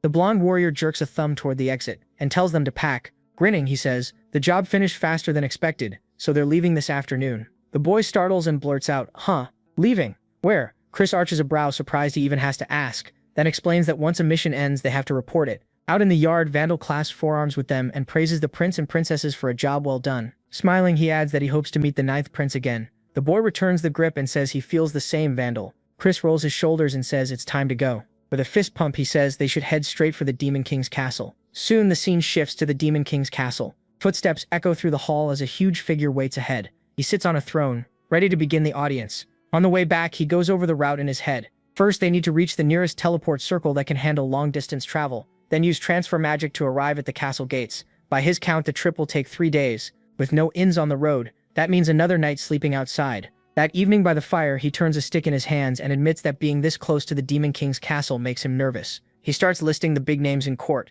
Zephyr, Baykal, and Anastasia. Then he breaks it down. The second prince, Zephyr, is called the Demon King's greatest enemy, while the first prince, Baykal, is the eldest son and a major force himself. The fourth princess, Anastasia, also controls her own powerful faction. In this fight for succession, birth order means nothing. Only skill and results decide who gets the throne. Baykal and Zephyr are full brothers, both carrying the draconian bloodline from their mother, and their influence is massive. If he had to pick, Baykal seems like the safer choice, since he's calmer and more reasonable. Still, he shrugs. It won't matter much. After that day, everything will change. His tone turns serious. He knows he has to get ready now and raise his level high enough to use Earthshaker properly and control his new power. That fate dropped into his hands. Clenching his fist, he calls out the King's Order of Knights. A system ping answers, and he realizes the skill under the King's flag has activated. His eyes widen as a golden pane opens. He expected a basic summon, but this is way more than that. It reads, Order of Knights LV1, Knight Captain blank, capacity 0 of 2, training blank, blessing of the Order LV1 increases members' health by 5, and a special skill to summon the Knight Captain once every 3 days. Rubbing his temples, he mutters that this looks a lot like a guild system with buffs, training, and summons. Then he bursts out laughing. A skill this strong at level 1 feels completely broken, and if it grows from here, it could get insane. His thoughts stop when footsteps crunch nearby and Karak steps out of the dark, frowning. Karak scolds him for still being awake and warns that if they want to leave early, he needs sleep first. He impatiently tells the prince to come over. The white-haired prince coughs into his fist, smiles, and says, Karak came at the perfect time. Leaning in, he asks if the orc wants to help him test something. Karak stiffens, rubs the back of his neck, and nervously asks what he means. Under the moonlight, the prince raises his sword and formally announces that the mighty orc warrior Karak stands before him. A glowing blade appears in his hand, and he taps Karak's shoulder with it, naming him his knight. Light rushes into Karak's body, and the orc staggers as power spreads through him. He lets out a stunned sound, then says he feels strange, like his loyalty to the prince has grown deeper than he can explain. A new system pane appears, Knight Captain Karak, level 24, rank soldier. The prince grins in satisfaction. This is exactly what he wanted. Power pours off Karak in heavy waves as he catches his breath. The prince grabs his shoulder and calls his name, vowing to make him the strongest orc in the world, an emperor of orcs, strong enough to rival dragons. Fired up by Karak's growth, he laughs about how limitless the future looks. Karak, worried now, asks if he's feeling sick or something. The next day, the group gathers before the teleportation circle. Chris gives a small smile and says they should get moving. Stepping forward, he quietly confirms it's time. The group closes in beside him as the blue light erupts and swallows them. The teleport yanks them through space. Weightless and spinning, he yells for everyone to hold on, but his warning twists into a long scream as they fall through the light. They slam down hard and he ends up on his hands and knees, dazed. Caitlin leans down and asks if he's okay. Still shaky, he waves her off and says he's fine. Ahead, the hall fills with voices as a young dark elf rushes up to Felicia, calling her big sister. Others crowd around too, praising her beauty and saying they had been waiting for her return. Felicia handles it all with an easy, graceful smile. Watching the crowd gather, he dryly thinks she looks like she has her own idol fan club. He figures these are her half-brothers and their followers. The welcomes keep coming. Someone announces Prince Chris's arrival. Another says Caitlin has grown even more beautiful, and others ask how they've been. Looking around at all the attention, he mutters with a crooked smile, wondering why no one came for him. Two nearby elves whisper without even looking his way. His brow twitches as he stares in disbelief. Seriously, no one? Stepping to the edge, he takes in the hall and finally understands how little standing he has in the very center of the Demon King's territory. Still, he smirks and says he expected this. Then he turns to Carrick and asks if his knight is ready. With sharp resolve, he declares that from here on, they'll start changing everything, one step at a time. Carrick and Shutra are taken to a small plain room, and Shutra jokes that they should at least be thankful they got one. Carrick says they have free time until the official events start tomorrow, though Shutra feels more like they've just been dumped there to rot. A sudden knock startles him. Wondering who it could be, he opens the door and finds a well-dressed woman waiting outside. She introduces herself as Flora Sevensword from the Real Estate Management Bureau. Shutra asks why someone from such an important office came to see him, and Flora explains that his public merit level has jumped high enough for him to qualify for a better home that matches his new status. He's left completely stunned. Later, he visits the Office of Public Merits, where a woman with a serpent lower body greets him warmly. When he asks if this is where he claims his new home, Isabella says yes. With a smooth gesture, she brings up a magic display of his achievements and reveals that his merit level has reached 5. That gives him better access rights and a huge salary of 500 gold. She adds that no other prince has done this on a first mission, which leaves Shutra embarrassed but secretly thrilled. When he asks to see the available homes, Isabella gladly agrees. Not long after, Karak stands frozen in front of a mansion so grand he can barely breathe. He asks if the estate in front of them is really their new home, still unable to believe it. Inside, Flora is already waiting and remarks that they arrived sooner than expected. Now in a maid uniform, she bows and says it's her honor to serve him as his new butler. Kalbrick whispers to Shutra in total confusion, and Shutra grins, explaining he used his new points to hire her. Seeing his stunned look, he tells him not to worry about the details, leaving Kalbrick muttering about his prince's strange choices. The next morning, it's finally time for the formal audience with the Demon King. In the dressing room, Kalbrick nervously says he needs the restroom, and Shutra, holding a drink, snaps at him to just go already because the whining is making him nervous too. Then a voice cuts through the tension saying they both look sharp in formal wear. Caitlin and Felicia walk in wearing elegant gowns. Caitlin gives Felicia the credit, and Felicia proudly says all her effort picking their outfits clearly paid off. Caitlin then teases Shota, saying he looks especially good in the suit they picked for him. Flustered, he thanks her and says both she and Felicia look amazing. Caitlin lights up at the praise while Felicia hides a smile and says, of course they do. Then Chris joins them as commanding as ever and reminds Shutra this is his first official audience. Today he says Shutra is the star, the one who has to prove himself. Shutra meets his eyes and says he's ready. The huge doors swung open, and bright light poured into the hall. Shutra knew plenty of people would call his rise pure luck and say he didn't belong there, but he was ready to prove them wrong. Without hesitation, he stepped forward and led his siblings into the throne room. The royal children knelt before Demon King Nidra, with the strongest nobles in the realm watching. Chris Moonlight spoke first, presenting himself as the 7th prince, and greeting their father with respect. The old king gave nothing away. His red eyes glimmered under his crown. Then an attendant stepped out and announced that the prince's achievements would now be judged. As the report began, Shutra looked up at his father and felt a chill. He'd been so focused on his goals that he'd forgotten one basic fact. The Demon King wasn't just his father. He was the one person in the realm no one could ever take lightly. A crushing pressure suddenly filled the hall. Shutra's body shook as he fought to stay upright under his father's aura. Pain twisted his face, but then he heard the goddess of conquest in his mind. Golden light appeared before him, giving one command: conquer. He remembered the power he'd claimed before, the light tied to his will. The goddess told him a true king must endure another's gaze and make that pressure his own strength. Gritting his teeth, Shutra turned inward. Golden light burst from inside him and slammed into the Demon King's pressure. It spread like fire, driving back the crushing aura. His eyes blazed gold as he released conquest with a force that shook the hall. For the first time, the king's calm expression cracked with surprise. Then his deep voice rang through the chamber as he said one name: Shutra. The whole court went still. Nobles and siblings alike turned in shock. Still kneeling, Shutra looked up, too stunned to speak. The Demon King kept his eyes on him and said he looked forward to the boy's future achievements.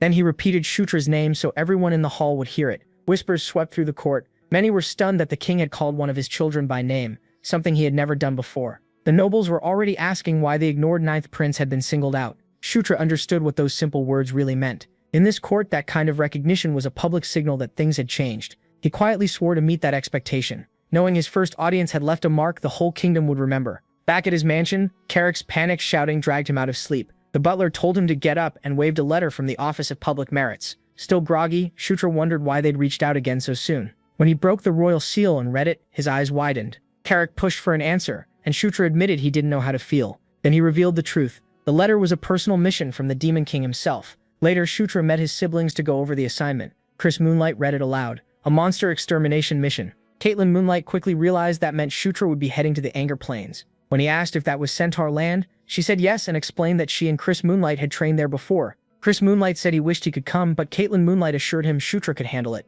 Then Chris Moonlight grew serious and warned his younger brother to stay careful. From now on, everyone in the castle would be watching him, some wanting his side, others seeing him as a threat. Shorter took that in, knowing not even Zephyr had been called by name in the throne room. Chris Moonlight promised his full support and told him to ask if he needed anything. Before leaving, he added that Shorter should visit Felicia, who had something ready for him. They found Felicia in the stables beside two large reptile mounts. She said he'd need dependable transport in Centaur territory. Shorter thanked her, but she wasn't done yet. She held out a necklace set with a glowing blue gem, the legendary Dark Elf's Tear. Shorter was shocked. In the game, that sacred relic could only be obtained by defeating her. Felicia said her people never forgot kindness, and this was how she was repaying him for saving her life. After wishing him a safe trip, she suddenly pulled him into a warm hug. Totally flustered, Shorter almost called her by a pet name before she quickly stepped back, her cheeks turning pink. Embarrassed, she looked away while he smiled, amused by that rare bit of warmth. With one last wave, Shorter joined Carrick beside their new mounts, ready to leave. They stepped onto the teleportation circle, and blue light swallowed them as Felicia watched in silence. When they were gone, she smiled softly and whispered a wish for his safety. A flash of light brought them to the Anger Plains. When it cleared, Shorter, Karak, and their mounts stood on a stone platform in the middle of the open plains. Karak looked around and asked if this was really the place. Shorter smirked and said it was. A woman soon approached and greeted the ninth prince with respect. She introduced herself as Karma, the ranger assigned to guide them, and bowed. Shorter noticed her human upper body and beast lower half, recognizing her as one of the Sati. Karma seemed pleased he knew that, and said they should get moving right away. As they crossed the plains, she ran ahead with ease while their mounts carried them through the dust. She said the trip would take 2 days, and asked if he was fine with very few breaks. He was. Curious, she asked whether soldiers would be joining them, and Shorter said it was just them for now, though they'd later meet up with Centaur forces for the bigger battle. He started thinking through the mission and decided a long spear would suit mounted combat best. Then he caught a strange sound in the distance. He warned Karma, and she told him to stay back while she checked it out. A moment later, the ground split open in front of them as a violent force tore through the earth. Dirt burst everywhere while Karma rushed ahead, only to go pale when she saw what caused it. A huge herd of Cassius beasts was chasing a lone satyr across the plains, an attack that wasn't supposed to happen yet. The pack came on like a flood of shadows and fangs. The satyr ran in total panic as one massive wolf leaped in for the kill. Just before it struck, Shorter kicked his mount forward and slammed into the wolf, knocking it away and saving the satyr. The impact hurled the shadow wolf into the sand in a burst of dust. Shorter's mount planted itself between the fallen satyr and the rest of the pack. Raising a hand, Shorter coolly said the welcoming party had arrived early. The gauntlet Earthshaker appeared around his arm, glowing gold with raw power. He brushed off the ambush as a minor annoyance, though his grin showed he was thrilled. He said he'd been waiting for a real fight. The trembling satyr turned and saw the ninth prince facing the pack alone. The largest shadow wolf stepped forward and roared, making it clear it was the leader. Then it lunged at terrifying speed, its red eyes locked on the prince. Karma shouted to check on him, and Karak yelled that rushing in alone was insane. Shutra waved them off and told them to stay back and watch. Then he launched himself from his mount and met the beast head-on in midair. He chose that moment to test the beast's Godfist technique. As the wolf came at him with jaws wide, he met it in the air, his gauntlet blazing like molten gold. Bora surged into his fist as he unleashed the Fist of Explosion. A brilliant golden blast tore through the air, and the shockwave rolled across the plains. The alpha's head vanished in an eruption of energy and shadow, its huge body crashing lifelessly into the sand. Shutra landed smoothly, his gauntlet still smoking from the hit. The remaining wolves froze, their snarls turning to fearful whines as they backed away from the boy who had just erased their leader. Shutra looked at his gauntlet in disbelief, wondering if it had boosted his aura. A smile spread across his face when he realized that attack might rival even Caitlin Moonlight's strength. Karma and Karak were left speechless, and their shock slowly became admiration. The rescued satyr, finally catching his breath, introduced himself as Swiftwind, a scout sent to escort them. Grateful, he offered to lead them onward. But before they left, the alpha's headless body began to glow with a strange purple light, a sign of lingering corruption. Even so, they pressed on. After a long trek, they reached a ridge overlooking a huge centaur settlement, home to the 4 great tribes: Fierce Wind, Heavy Rain, Raging Flame, and Rough Night. The Raging Flame tribe ruled them, and their high chieftain Savage Eyes soon came to greet the group. The towering centaur introduced himself with calm authority. Shutra recognized the name at once, an infamous figure from the game, and not an ally. Carrick nervously whispered that the chieftain's glare alone could kill, while Shutra calmly introduced himself as the 9th prince. Savage Eyes studied him in silence, judging the young demon's composure. Shutra didn't flinch and asked for a report on the situation. Inside the main yurt, Savage Eyes stood over a map and bluntly said things were bad. The Cassius herd had moved south much earlier than normal, which was a terrible sign. He said some believed it was only a splinter group, but Shutra remembered from the game that hope like that was usually wrong. The chieftain laid out the plan. In 3 days, warriors from all 4 tribes would unite and wipe out the herd. Shutra agreed, hoping this time events would go differently than they had in the game. As the meeting ended, Savage Eyes called out to him again. Savage Eyes gave him a sly look and asked if the rumor was true. Had the prince really crushed a Cassius beast's skull with his bare hand? Shutra just smirked and said yes. He even offered to prove his strength later if the chieftain wanted. For a moment, the warrior looked genuinely interested, then accepted and said he wanted to see that power for himself. That evening, as Shutra moved through the settlement, whispers followed him. The centaurs were already talking about the 9th prince, the young demon whose deeds were turning into legend. Carrick pointed out how fast his fame was growing and joked it had to be because of his charm, then caught himself. After that, he told Shutra to rest before the fight. That night, Shutra slept deeply, not knowing the gauntlet on his arm had started glowing with a soft green light. The glow grew brighter until it woke him. Still dazed, he looked at Earthshaker, now fully revealed, and called its name. A calm voice answered, and when he looked up, he saw the ghostly form of an elf-like woman wrapped in gentle green light. She looked at him and said she needed his help right away. Still half awake, he asked who she was. Her expression softened as she introduced herself as the Green Wind. The name hit him instantly. He knew it from the old lore. The Green Wind was one of the great nature spirits, protector of the plains and the source of their life. Before he could say anything else, the room disappeared. His mind was pulled into a green world filled with swirling energy. Floating beside the spirit, he heard her say this was her home, the heart of the Angle Plains and the place where a fragment of her creator, the Watcher Angle, remained. As he took that in, Shutra felt a sharp sense of dread. This presence was tied to whatever came next. The name Angle sent a chill through Shutra. He remembered at once Angle was one of the 6 elder dragons.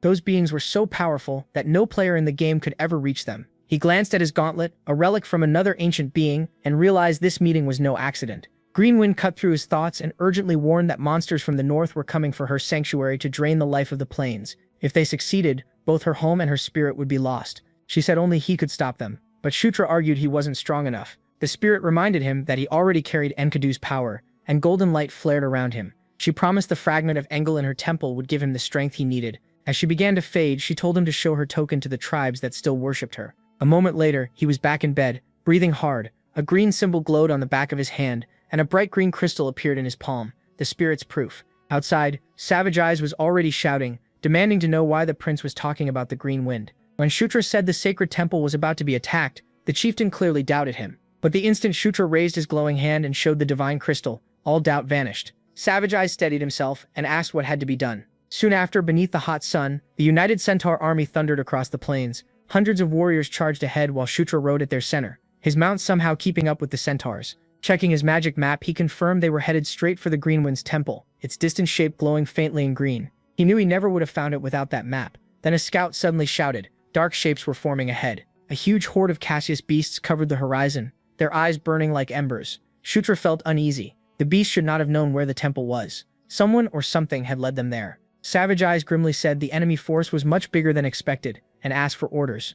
Remembering the spirit's warning, Shutra said he had to reach the temple and draw power from Angle's fragment inside it. Savage Eyes had to hold the line and keep every beast away from the sacred site. Then he turned to Karak and Karma. It was time. Both were ready. Savage Eyes lifted his sword and roared for the tribes to stand firm. The whole army answered as one, and then came the thunder of charging hooves. Archers fired their first volley, dark arrows cutting through the sky and crashing into the horde. The clash came hard and fast, blades, axes, and claws colliding as the centaurs fought with brutal force, dropping beasts left and right. In the middle of it, Shutra and his group pushed through the front line and raced for the temple. Karak yelled that their only job was getting the prince there alive, and Shutra agreed. With a war cry, Karak charged ahead, his huge axe sweeping through shadow wolves in wide, deadly swings. Karma moved beside him, her twin daggers flashing as she cut down attackers with speed and precision. Shutra drove his mount forward, praising them as the temple drew near. Then, without warning, a huge shadow dropped from above. A massive minotaur slammed down in front of him, crushing his mount under its weight. Shutra was thrown hard and hit the ground with a groan. The monster lifted its crude club and stomped toward him with a triumphant roar. Angry at himself for slipping up, Shotra tried to get back up, but before the Minotaur could strike, Karak jumped in. His axe smashed against the club, sending out sparks and golden light. Shotra called out in relief, and Karak snapped that this was no time to be lying there. The Minotaur attacked again, but Karak didn't budge, meeting every blow with raw strength. The ground shook under their clash, yet Karak refused to give an inch. Even then, Shotra smirked and told him that after all his bragging, he'd better not lose. He raised his glowing hand and used a support skill. A pillar of golden light burst around Karak and poured power into him. Karak roared as the energy surged through him, his muscles lit with divine strength. Shotra's face turned serious. From now on, they weren't just holding out, they were pushing back. Powered by the light, Karak drove his axe forward and forced the Minotaur back. Golden shockwaves spread across the battlefield, marking the start of their counterattack. The Minotaur reeled, stunned as Karak's power shot past anything it could handle. Taking the chance, the orc roared and leaped high, bringing his axe down in a huge arc charged with golden energy. The blow slammed into the Minotaur and shook the ground. Then it was over. Through the settling dust, Karak, breathing hard, shouted for the prince to keep moving. Trusting his knight, Shotra ran for the temple and charged up its massive stone steps into the glowing sanctuary. Inside, the spirit's voice urged him to hurry. His gauntlet flashed green, sending out a trail of energy that led him deeper through the ancient cracked halls. The light guided him into a huge inner chamber where giant roots covered the floor. At the center stood an ancient tree radiating divine green power. The whole chamber hummed with life as the spirit of the green wind appeared again and reached toward the tree. Inside its trunk, a bright object pulsed, a dragon heart. Shotra froze as he realized it was Engel's fragment, a source of elder dragon power. The spirit explained that peace in the Engel plains lasted only because of Watcher Engel's magic, which flowed from this sacred place. If the temple fell, that balance would break. She asked him to awaken the magic and stop the horde. Outside, Savage Eyes kept rallying his troops, shouting that the temple had to be protected no matter what. Carrot cut through another Minotaur in a burst of sparks, while Karma held off wave after wave of shadow wolves. Even a nearby tree guardian sensed how overwhelming the enemy was. Green Wind's voice shook as she begged him to protect the plains and her children, offering him the dragon heart. Shutra placed his hand on it and accepted. At once, green energy exploded through him like a living storm. His head snapped back and his vision vanished into white light. Then he found himself standing in a vast void full of stars, facing a colossal serpent, the elder dragon Engel. Its three ancient eyes shone with endless wisdom, and gifts from Anikbatara and Yasantara appeared before him. As it looked down, its voice rolled through the void with a single command: take it. Back in the real world, the temple burst with green light. A pillar shot into the sky, visible from miles away. The battlefield went silent as both sides stared in shock. Bloody and out of breath, Carrick looked toward the temple and knew the prince had done it. Then the earth began to shake. Thorn-covered vines tore from the ground and twisted together. From the surge of magic, a giant wooden foot slammed down, followed by towering figures of bark and stone. The ancient forest guardians had awakened. The new titans charged into battle, their branch-like arms smashing beasts by the dozen. A minotaur's roar was cut short when one guardian slammed it into the ground. The battle changed at once. Now nature itself was fighting beside them. Inside the temple, Green Wind let out a relieved breath and said Engel's magic had finally awakened. She turned to Shutra and thanked him for saving the Watcher Engel Plains. But her relief vanished almost at once. The Dragonheart's power wasn't stopping, it was still pouring straight into the prince. Her eyes widened as she demanded to know why the mana was flowing into him instead of reinforcing the temple. Then the truth hit her with fear. He was absorbing the Elder Dragon's power. Shutra's body convulsed as white light filled his eyes and the raw force ripped through him. She screamed for him to stop, warning that his mortal body would break. But through the pain, a golden light burst from inside him. Notifications rang in his mind. His level had risen. His wounds closed at once, his skin glowing as the divine light healed him. The spirit could only stare in shock at the impossible. The impossible kept happening before her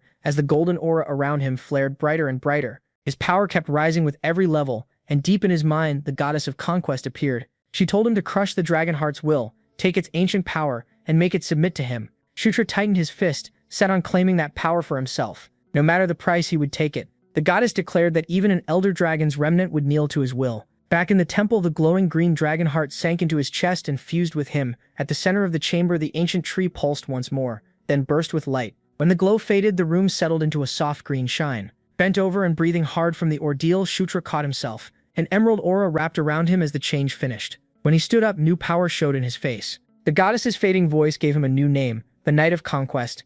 Then notifications poured in: dragon body, dragon blood, and immunity to every poison. His level had reached 17 and his title had changed to Dragonborn. He understood right away that title meant his sleeping dragon blood had awakened, letting him use real dragon magic. Then it hit him. Zephyr had this same power through his bloodline. Now Shutra had reached his level. The spirit of the green wind returned, amazed as she said she could feel Enkel living inside him. That proved he now carried both a dragon spirit and body. And though this power had been sealed for 1,000 years, she felt no regret seeing it awaken through him. Calling him the Watcher's successor, she made one last request: protect the Ankle Plains and her children, the centaurs and satyrs. Shudra smiled and accepted right away. Outside, the fight was still going. The tree guardians smashed through the horde with overwhelming force, but in the middle of it all stood a huge minotaur commander, bigger and more savage than the others. Its aura led the enemy army as it roared orders at the troops attacking the centaurs and guardians. The moment Shudra stepped out of the temple, he locked onto that beast. Knowing it was the leader, he bent down and launched himself from the temple steps with a burst of power. He landed in the middle of the battle and called to Karak, who stared in shock at his return. The commander snarled, crimson eyes blazing, and swung its massive axe at him. Shudra didn't flinch, and answered with a golden punch aimed straight for its chest. But the beast dodged and slammed him away with a brutal backhand, sending him skidding across the dirt. It jumped after him with its axe raised, but Shudra steadied himself, eyes locked in. He swore this time the monster wouldn't survive his power. Then he drove energy into his fist and fired off Fist of Explosion again, hurling a huge wave of golden force at the commander. The blast hit cleanly, but the Minotaur only stumbled a little. Its hide was too tough, and Shudra knew raw power alone wouldn't do it. The beast swung again, forcing him back as dust and sparks flew. Then he smirked. It was time to show the commander something new. Dragon blood. A violent surge of purple power burst from him and wrapped around his body like living fire. A system alert rang out in his mind. His gauntlet, Earthquaker, had unlocked its true form. Lightning raced across it as power rushed through his arm, pouring everything into the weapon. Shudra decided to end this in one hit.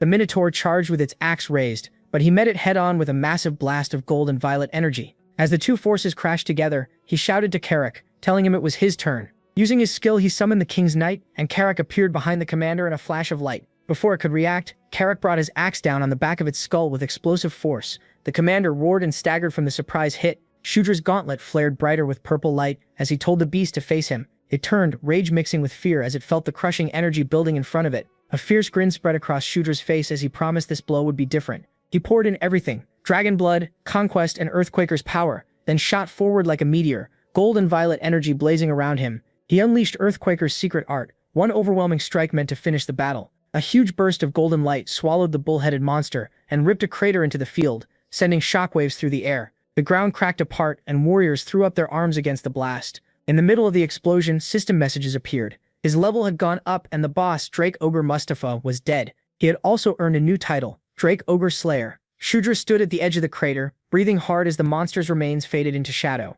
He muttered that he'd burned through an absurd amount of aura and nearly passed out. It was clear Earthshaker's true techniques needed a higher level of aura control than he had now, which meant Gigantic Piston wasn't even the weapon's final form, and more power was still waiting. Karak shouted that the enemy was retreating. Startled, Shudra looked up as the centaurs charged after them, with fresh strength. War cries rang out over the fleeing monsters, while the commander yelled for none to be spared. The chase rolled across the plains until the battle was over. By night, the battlefield had gone quiet, with only distant torchlight near the centaur shrine. Back at camp, laughter and singing filled the air. The warriors celebrated their victory with raised mugs and loud cheers. In the middle of it all, Shudra slipped away to the ancient tree, drawn by the green moats around it. From the tree's glow, Green Wind appeared with a smile, and teased him for enjoying himself earlier. He said he came to ask a few things, and she agreed, saying she owed him answers for helping her. But first, she asked him to release the dominion he now had over her. Confused, Shudra repeated the word, and she explained that since he had absorbed Ankle's magic, she too, being born from that power, was now bound to him. He finally understood and awkwardly admitted he had no idea how to release her. She stared at him in disbelief and called him a careless master who might make the bond permanent just by not knowing better. He shot back that nobody had ever taught him this stuff. Flustered, he asked her to calm down and explain what her condition actually was. She said she now belonged completely to him, body, magic, and will, and was bound to him as her master. Waving his hands, he said that wasn't what he meant, and asked if she was in pain. She said no, but warned that if she disappeared, the Engel Plains would lose their life and color because she carried its magic. He thought about that and said she could stay there. She didn't have to come with him. Her face fell and she asked if he was leaving her behind. He quickly said no and asked if she wanted to come. She answered honestly that she did. For a spirit, staying with her master was only natural. He nodded, realizing he'd accidentally made a spirit contract. Then he remembered what she said and asked if they could make something to keep the plains alive while she was gone. Her eyes widened. She said it was possible, but it would take time and a lot of her strength. The great tree seemed to agree. He said that settled it. They'd leave a substitute behind so she could travel with him. She hesitated, warning she'd be weak for a while, but he just brushed it off. A nature spirit companion sounded like a great deal to him. Relieved, she clasped her hands and sweetly called him master. He smiled and said that if that was settled, he had more questions. Looking up at her, he asked when and how Engel had died. Her glow dimmed as she admitted she didn't remember everything, since she was only a fragment reborn as a spirit. But one thing she did know, Engel had been murdered 1,000 years ago. Shatra froze at that word. She went on saying she didn't know who did it, only that it was not another elder dragon. He quietly repeated the word murder, shaken that anyone could kill a being treated like a god. Green Wind drifted closer and gently told him to speak more casually. It felt strange for her master to sound so formal. Rubbing his neck, he agreed, then asked if being Engel's successor meant he could absorb other elder dragons' powers too. She tapped her lips and said that normally no, but with him, maybe. He already held the opposing powers of Watcher Engel and Great Enkidu, which proved his body could contain both, so she believed he might survive the power of other elder dragons too. Stunned, he laughed to himself, calling it a classic protagonist bonus. Then turning serious again, he asked one last thing, what she knew about the strange power inside him. She said her memories were broken, so she didn't know much. Before he could ask anything else, her body suddenly blazed with light. He threw up a hand and shouted in surprise. Her voice deepened, filled with a divine weight, as she declared that he was a knight of conquest, born with a king's destiny. She said his power was dominion itself, the right to conquer and rule all things beneath the heavens. Standing in her light, Shutra finally began to grasp how terrifying that power was. By morning, sunlight touched the temple as soft footsteps echoed through the stone. Shutra stirred with a groan and pushed himself up, still half asleep. He mumbled that he remembered talking to Green Wind, though it all felt blurry. Then a soft emerald glow floated down, and the spirit appeared before him, calmly asking if her master was finally awake. He breathed out her name, and she explained that a trace of Engel's consciousness had surfaced through her the night before, likely overwhelming him and causing him to pass out. As she spoke, faint visions shimmered through the air. The voice declared that a knight of conquest is born to be a king over all creation. As the words faded, she swore loyalty to him. When it clicked, Shuatra realized this was the king's power, the core of conquest itself. Shocked, he wondered if Engel had known this would happen from the start. Green Wind lowered her head and said that now that he was her master forever, she had to tell him something she hid yesterday. Glowing runes appeared in the air as she revealed a secret at the far northern edge of the Engel Plains, one of Engel's lost relics. He repeated the words in disbelief. She explained that it was an item filled with an elder dragon's power, the Shield of Life. Over 1,000 years ago, Watcher Engel gave that shield to the bravest centaur warrior, a hero who led his people to many victories and was never once wounded, but he didn't die in battle. He was betrayed and stabbed in his sleep by a woman sent by people who wanted his power. Since only its chosen owner could bear it,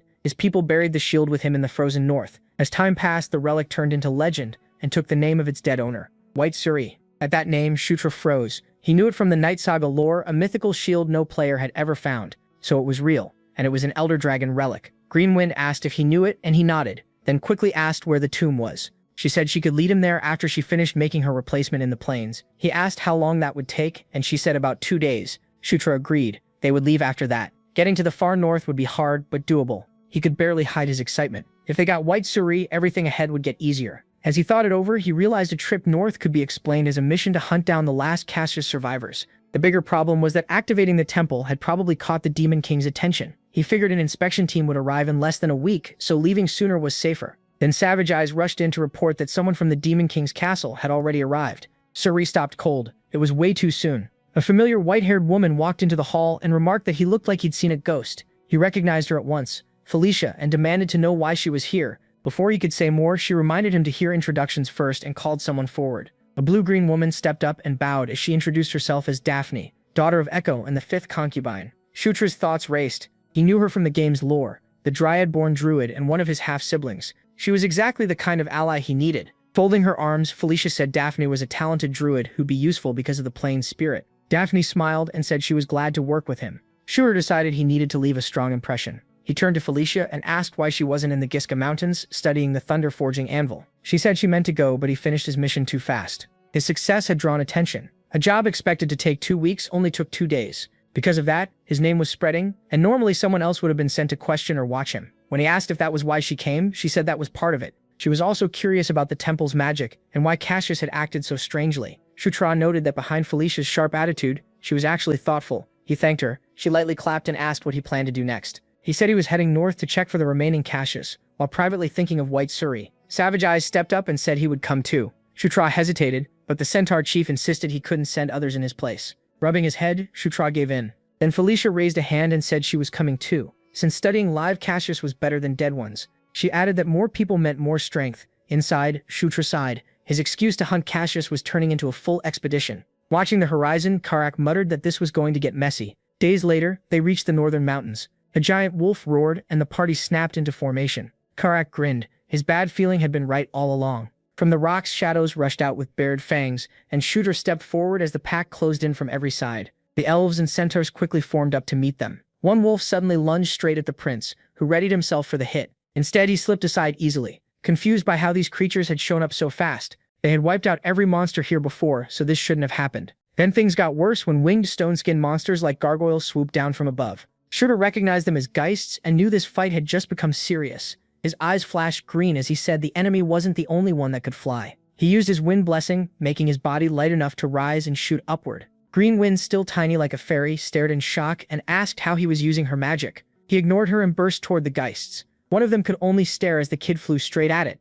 Shocter charged his explosive fist and drove it into the monster's face. The strike sent the geist flying. Hovering in the air, he glared at the rest and told them to quit bothering him and disappear. Below, Green Wind watched in disbelief and wondered what she was even here for. On the ground, Daphne got separated in the chaos. She looked up in panic as a flying monster dove at her. She screamed, stuck with nowhere to run. Carrick reached her just in time, slammed the creature away, and shouted for her to focus and fight. At the same time, Felicia cast her own magic, saying this was going just as she expected. With a sharp jump, she brought down massive stones that crushed several monsters. When it cleared, the ground was covered with dead beasts. Felicia then pointed out a faint purple aura around the monsters that Shocter hadn't noticed. He asked what it was, and she said it was probably curse magic. It made the creatures stronger while draining their life and dulling their emotions. That meant someone was controlling them from far away. Shocter was thrown off. They had already beaten the last controller, so who was this one? Then Karak pointed to Daphne and said she'd been tense the whole fight. Maybe this was her first real battle. Shocter agreed, realizing this Daphne was much less experienced than the one from the game.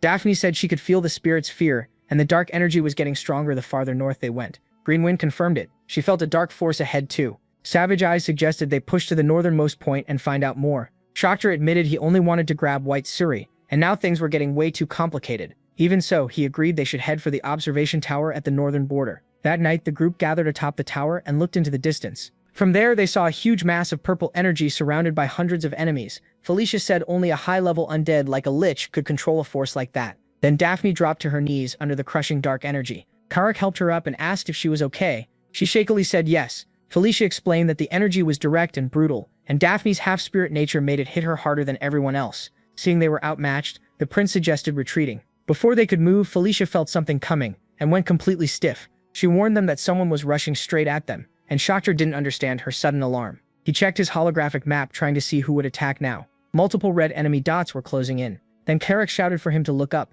Several huge fireballs were falling straight toward the tower. Shocter looked up in total panic as the attack dropped toward them. Realizing it was a trap, he yelled for everyone to get out at once. The meteors slammed into the tower, causing a massive explosion that destroyed it in seconds while enemies watched from a distance. Carrick cried out as debris hit him, but he still used his body to shield the others. Felicia reacted at once, her face hard with focus. Using wind magic, she slowed everyone's fall and protected them from the blast. Debris kept crashing down, but her quick move kept everyone alive. Once the dust settled, Felicia asked if the prince was alright, and he said yes. Savage Eyes thanked the sixth princess, saying her magic saved them, but she warned him not to thank her yet. The enemy force was huge. Surrounded on all sides, they heard Felicia tell them to hold the line while she opened a gap in the formation. She pulled her magic together, locking in as she prepared a powerful spell. Shooter watched her with equal parts worry and admiration, whispering her name. He pulls out a glowing dagger and says he'll hold them off as long as he can. Then he uses Under the King's Banner, boosting everyone on his side. A burst of power runs through the group, and the sudden strength catches them off guard.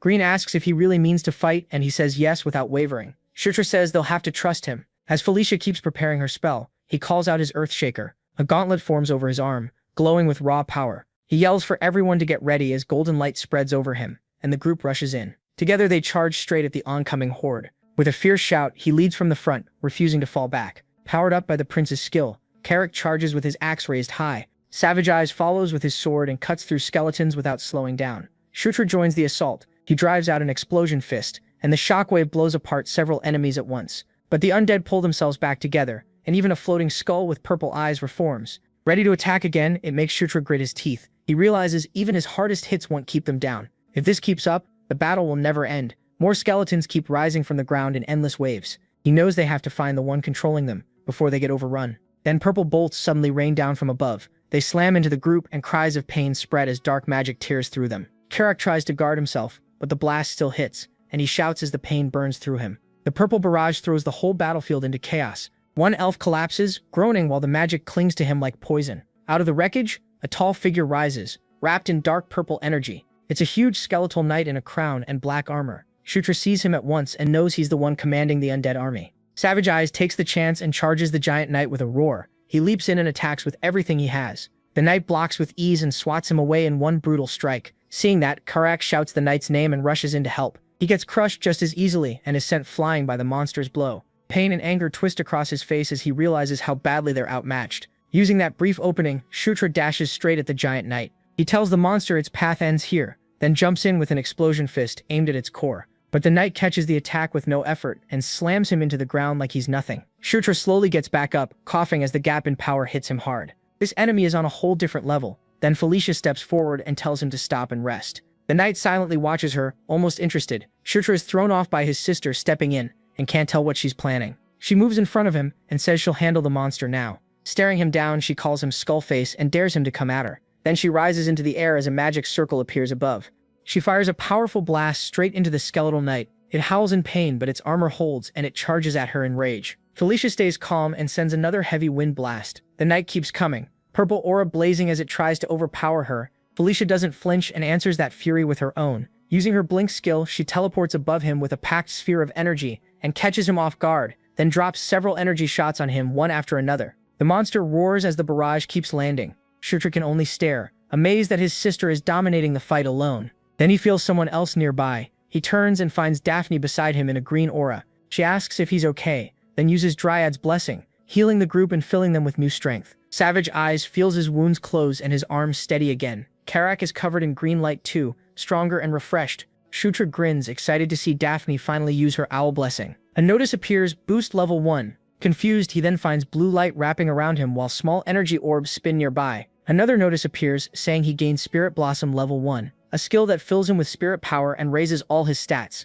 He realizes both life and wind spirits are flowing through him, and then Shadra rushes in, hammering the skeletal knight with golden energy strikes. Felicia is breathing hard, clearly worn out, but she keeps pressing the attack with everything left in her. She uses Blink again and forms purple energy blades, hurling them at the knight while telling the stubborn brute to disappear already. She pushes in hard, but the monster blocks with its sword. Even she's shocked her attack didn't finish him. Then Karak, strengthened by the green aura, roars the knight's name and brings his axe down with enough force to make it struggle, even if it stays standing. Floating beside Felicia, Shutra praises her and gets ready to keep fighting. She turns in surprise when she notices her brother hovering next to her, set to land the final blow. He tells her to leave the finish to him as his gauntlet blazes. With a fierce shout, he drives out an explosion fist and lands a crushing hit on the enemy. The skeletal knight starts to break apart under the impact. Karak cheers that they've won, but the prince laughs and corrects him. Fired up, the orc says he'll end it himself and charges with his axe raised. Before he can reach the knight, its body blows up in a violent burst of purple energy, sending deadly blasts at everyone.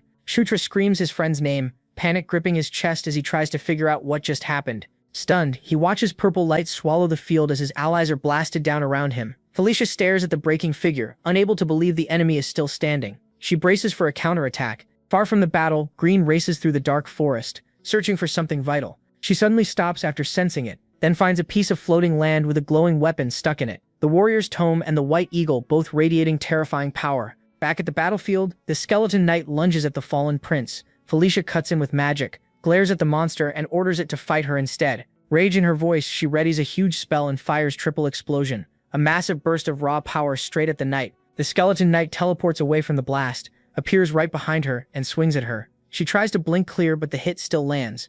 The knight follows with a brutal punch that sends her flying. Felicia barely throws up a magic barrier, yet the impact still hurls her back. She grits her teeth, realizing this enemy is tougher than she thought. The knight answers with a purple blast that shatters her barrier and knocks her down again. Then he calls up another wave of undead and sends them across the field. In the middle of it all, Shutra lies unconscious after being hit by the bat of bones. In the darkness, a strange voice calls him master and tells him to rise. He wakes in a calm green space, totally confused. Green appears and tells him he has to awaken Enkel's power inside him now. He asks how he's supposed to use Enkel's power when he doesn't even know how to trigger it. Then a huge green light flares overhead, and he looks up in shock. The forest spirit warns him while holding a glowing artifact. Meanwhile, his unconscious body whispers, "Dragon blood," as if he suddenly understands. Green and blue energy pours down from the sky like a falling comet. While Felicia and the others struggle against the undead, that green power spreads across the battlefield, healing wounds and boosting allies. Felicia looks back and sees her brother rising from the ground, wrapped in bright green light. He stands with effort, confused, as the energy coils around him. Then the white eagle shield appears before him, blazing with power.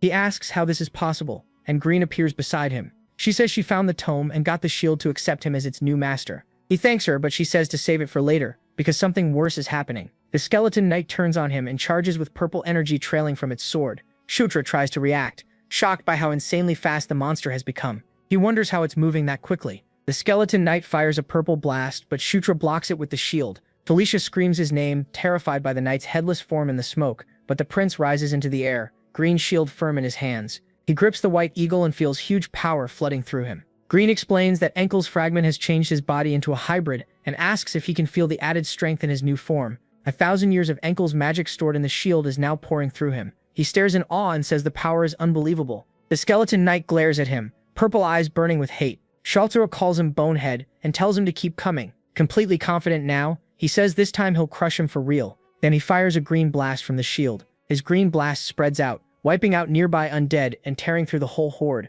Felicia can only stare, stunned by how much power her brother is using. The skeleton knight lets out an angry roar and rushes in again with his sword raised, but Shutra meets it with the shield, and it answers at once, glowing even brighter. Then it breaks into green energy blades and fires them at the knight. The blades join into a giant green bird that races forward. The skeleton knight turns to slash it, but Shutra throws out a taunt and throws him off. Using that opening, he drives an explosion fist into the knight's side. The monster screams from the hit, and even when the flames roll over Shutra, he guards himself with the white eagle and keeps pushing ahead.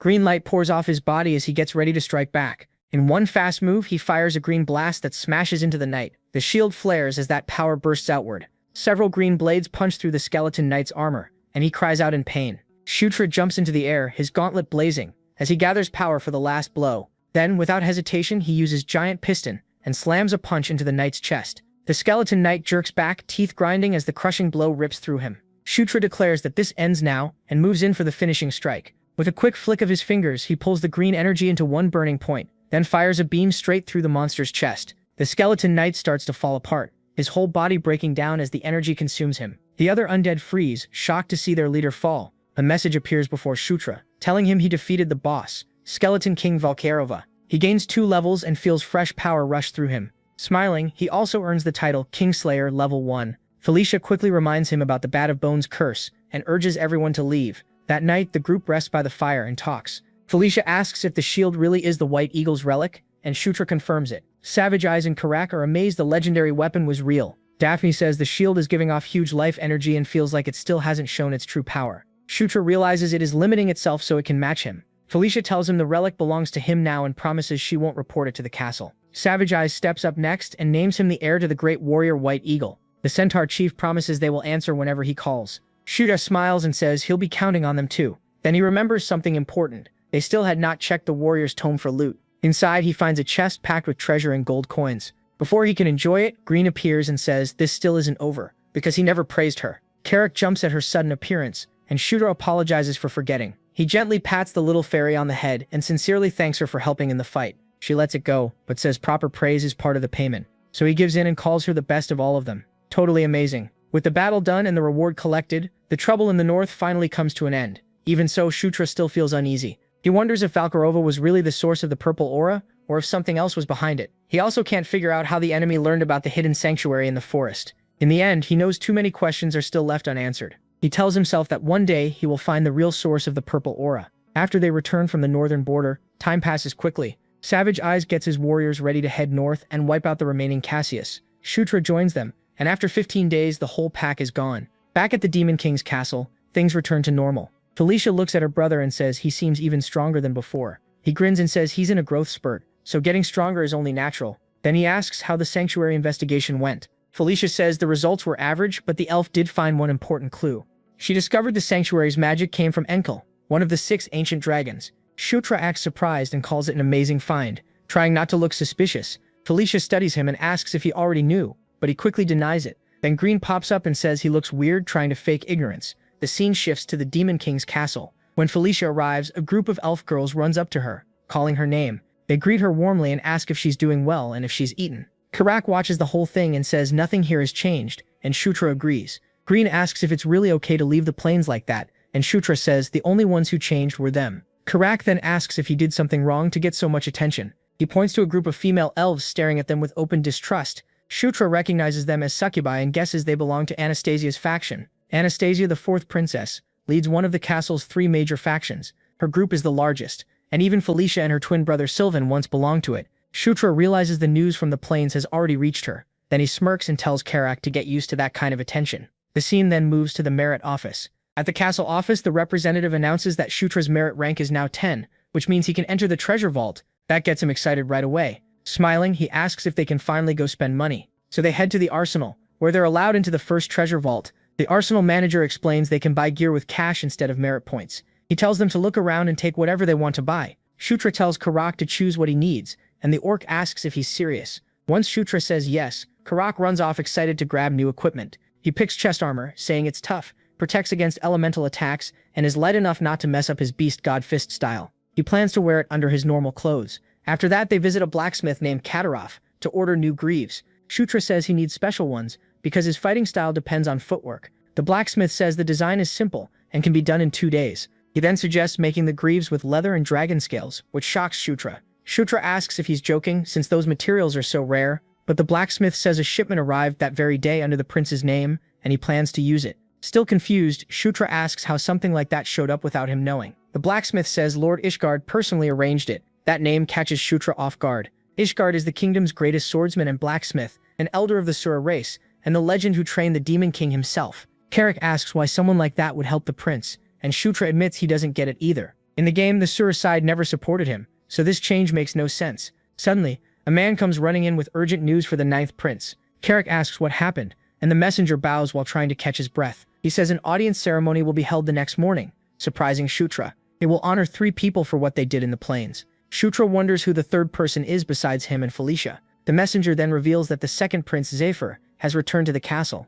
Karak stops at once, surprised, while Shutra goes still. The name hits him hard. His eyes glow blue and his body tenses as an old memory rises up. Karak asks if he's okay, but Shutra only lifts his gaze, now sharp and cold. In his mind, he repeats the name, Zephyr. A memory flashes before him, a black armored knight under a blood-red sky, with his own body broken at that man's feet. He remembers all too well that this was the man fated to kill him and ruin everything around him. Just thinking about facing him again sends a chill through him. The scene then shifts to a corridor inside the fortress. Karak walks beside the prince, still worried, and says Shutra has been acting strange since yesterday. Shutra lets out a quiet breath, trying to stop his fingers from shaking. He always knew this meeting would come, but not that it would scare him this much. Trying to lighten the mood, Karak asks about the other prince who was meant to arrive. A servant explains that the 2nd prince will enter directly, instead of waiting. Then a woman comments that Zephyr is special in more ways than one. Felicia walks up and tells her brother that his own accomplishments are nothing small. Shutra quietly tells her not to feel outshined, and she answers with full confidence that they just need to do their best.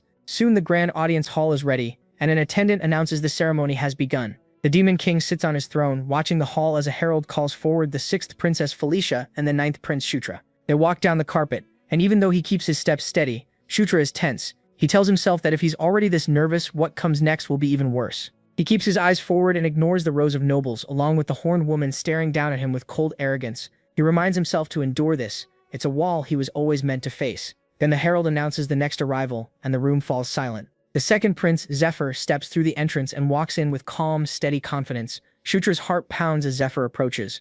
Zephyr crossed the threshold, and Shutra knew the moment had come. This was Zephyr Ragnaros, the main figure of Night Saga's Demon Realm arc. When Zephyr reached the middle of the hall, an official opened a scroll and started reciting the royal siblings' achievements. The next stretch passed in a blur as all 3 knelt. To Shutra, Zephyr's accomplishments alone were enough to justify the whole ceremony. Soon, the northern border mission involving Felicia and him was announced, stirring whispers through the hall, but the real point wasn't their achievements. The Demon King leaned forward, called Shutra by name, and declared that he would assign his mission personally. Felicia tensed, and another noble shot over a sharp glance while Zephyr lowered his head without a word. Shutra felt the whole room turn toward him, and knew this had never happened before. He stepped forward and awkwardly asked for pardon, shocked that the Demon King was giving him a mission right in the middle of the ceremony. Later, in front of a rune-lit map, he heard the details. An official pointed to a marked area and said his mission was to explore the Thunderdome fortress in the Dwarven Kingdom. A display showed the digging routes where miners had found a way into the fortress. His orders were simple: secure the passage and investigate inside.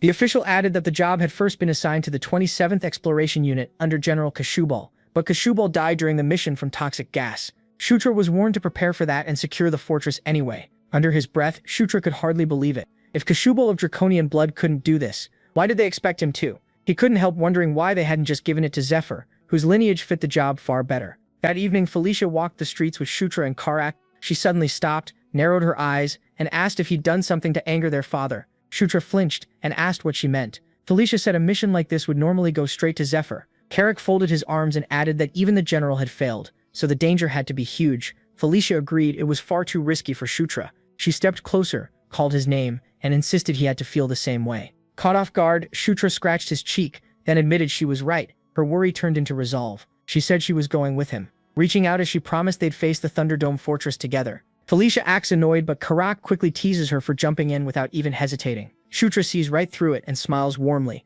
grateful for her loyalty. He gladly accepts her coming along. At the same time, a blue-haired siren stepped up with a sharp smile and asked Prince Shutra for permission to join too. Felicia recognized him at once and said his name was Kodorog.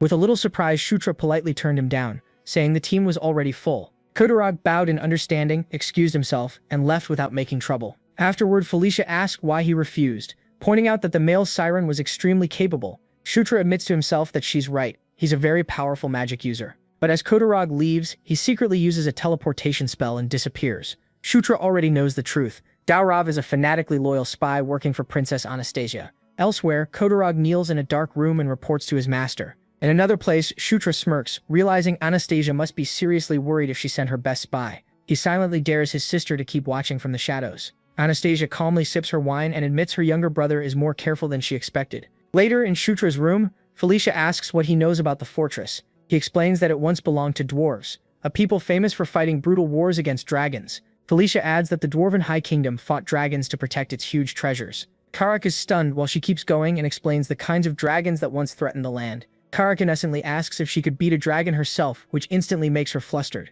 Then he bluntly says she couldn't, and Felicia snaps back that dragons are far beyond normal monsters in power. Karak just laughs and says her history knowledge is impressive. Proudly, she lifts her chin and explains that the fortress is famous among scholars. Then greed lights up her face as she suggests they might get rich. Karak points out she's practically drooling, but Shutra agrees this place really is a jackpot. From his past life, he knows the fortress is a legendary dungeon, insanely dangerous but worth it. The old wars left countless priceless treasures buried inside. More than that, there's one thing in there he has to get, no matter what. It's the legendary Dragon Slayer's sword, a weapon that can kill dragon.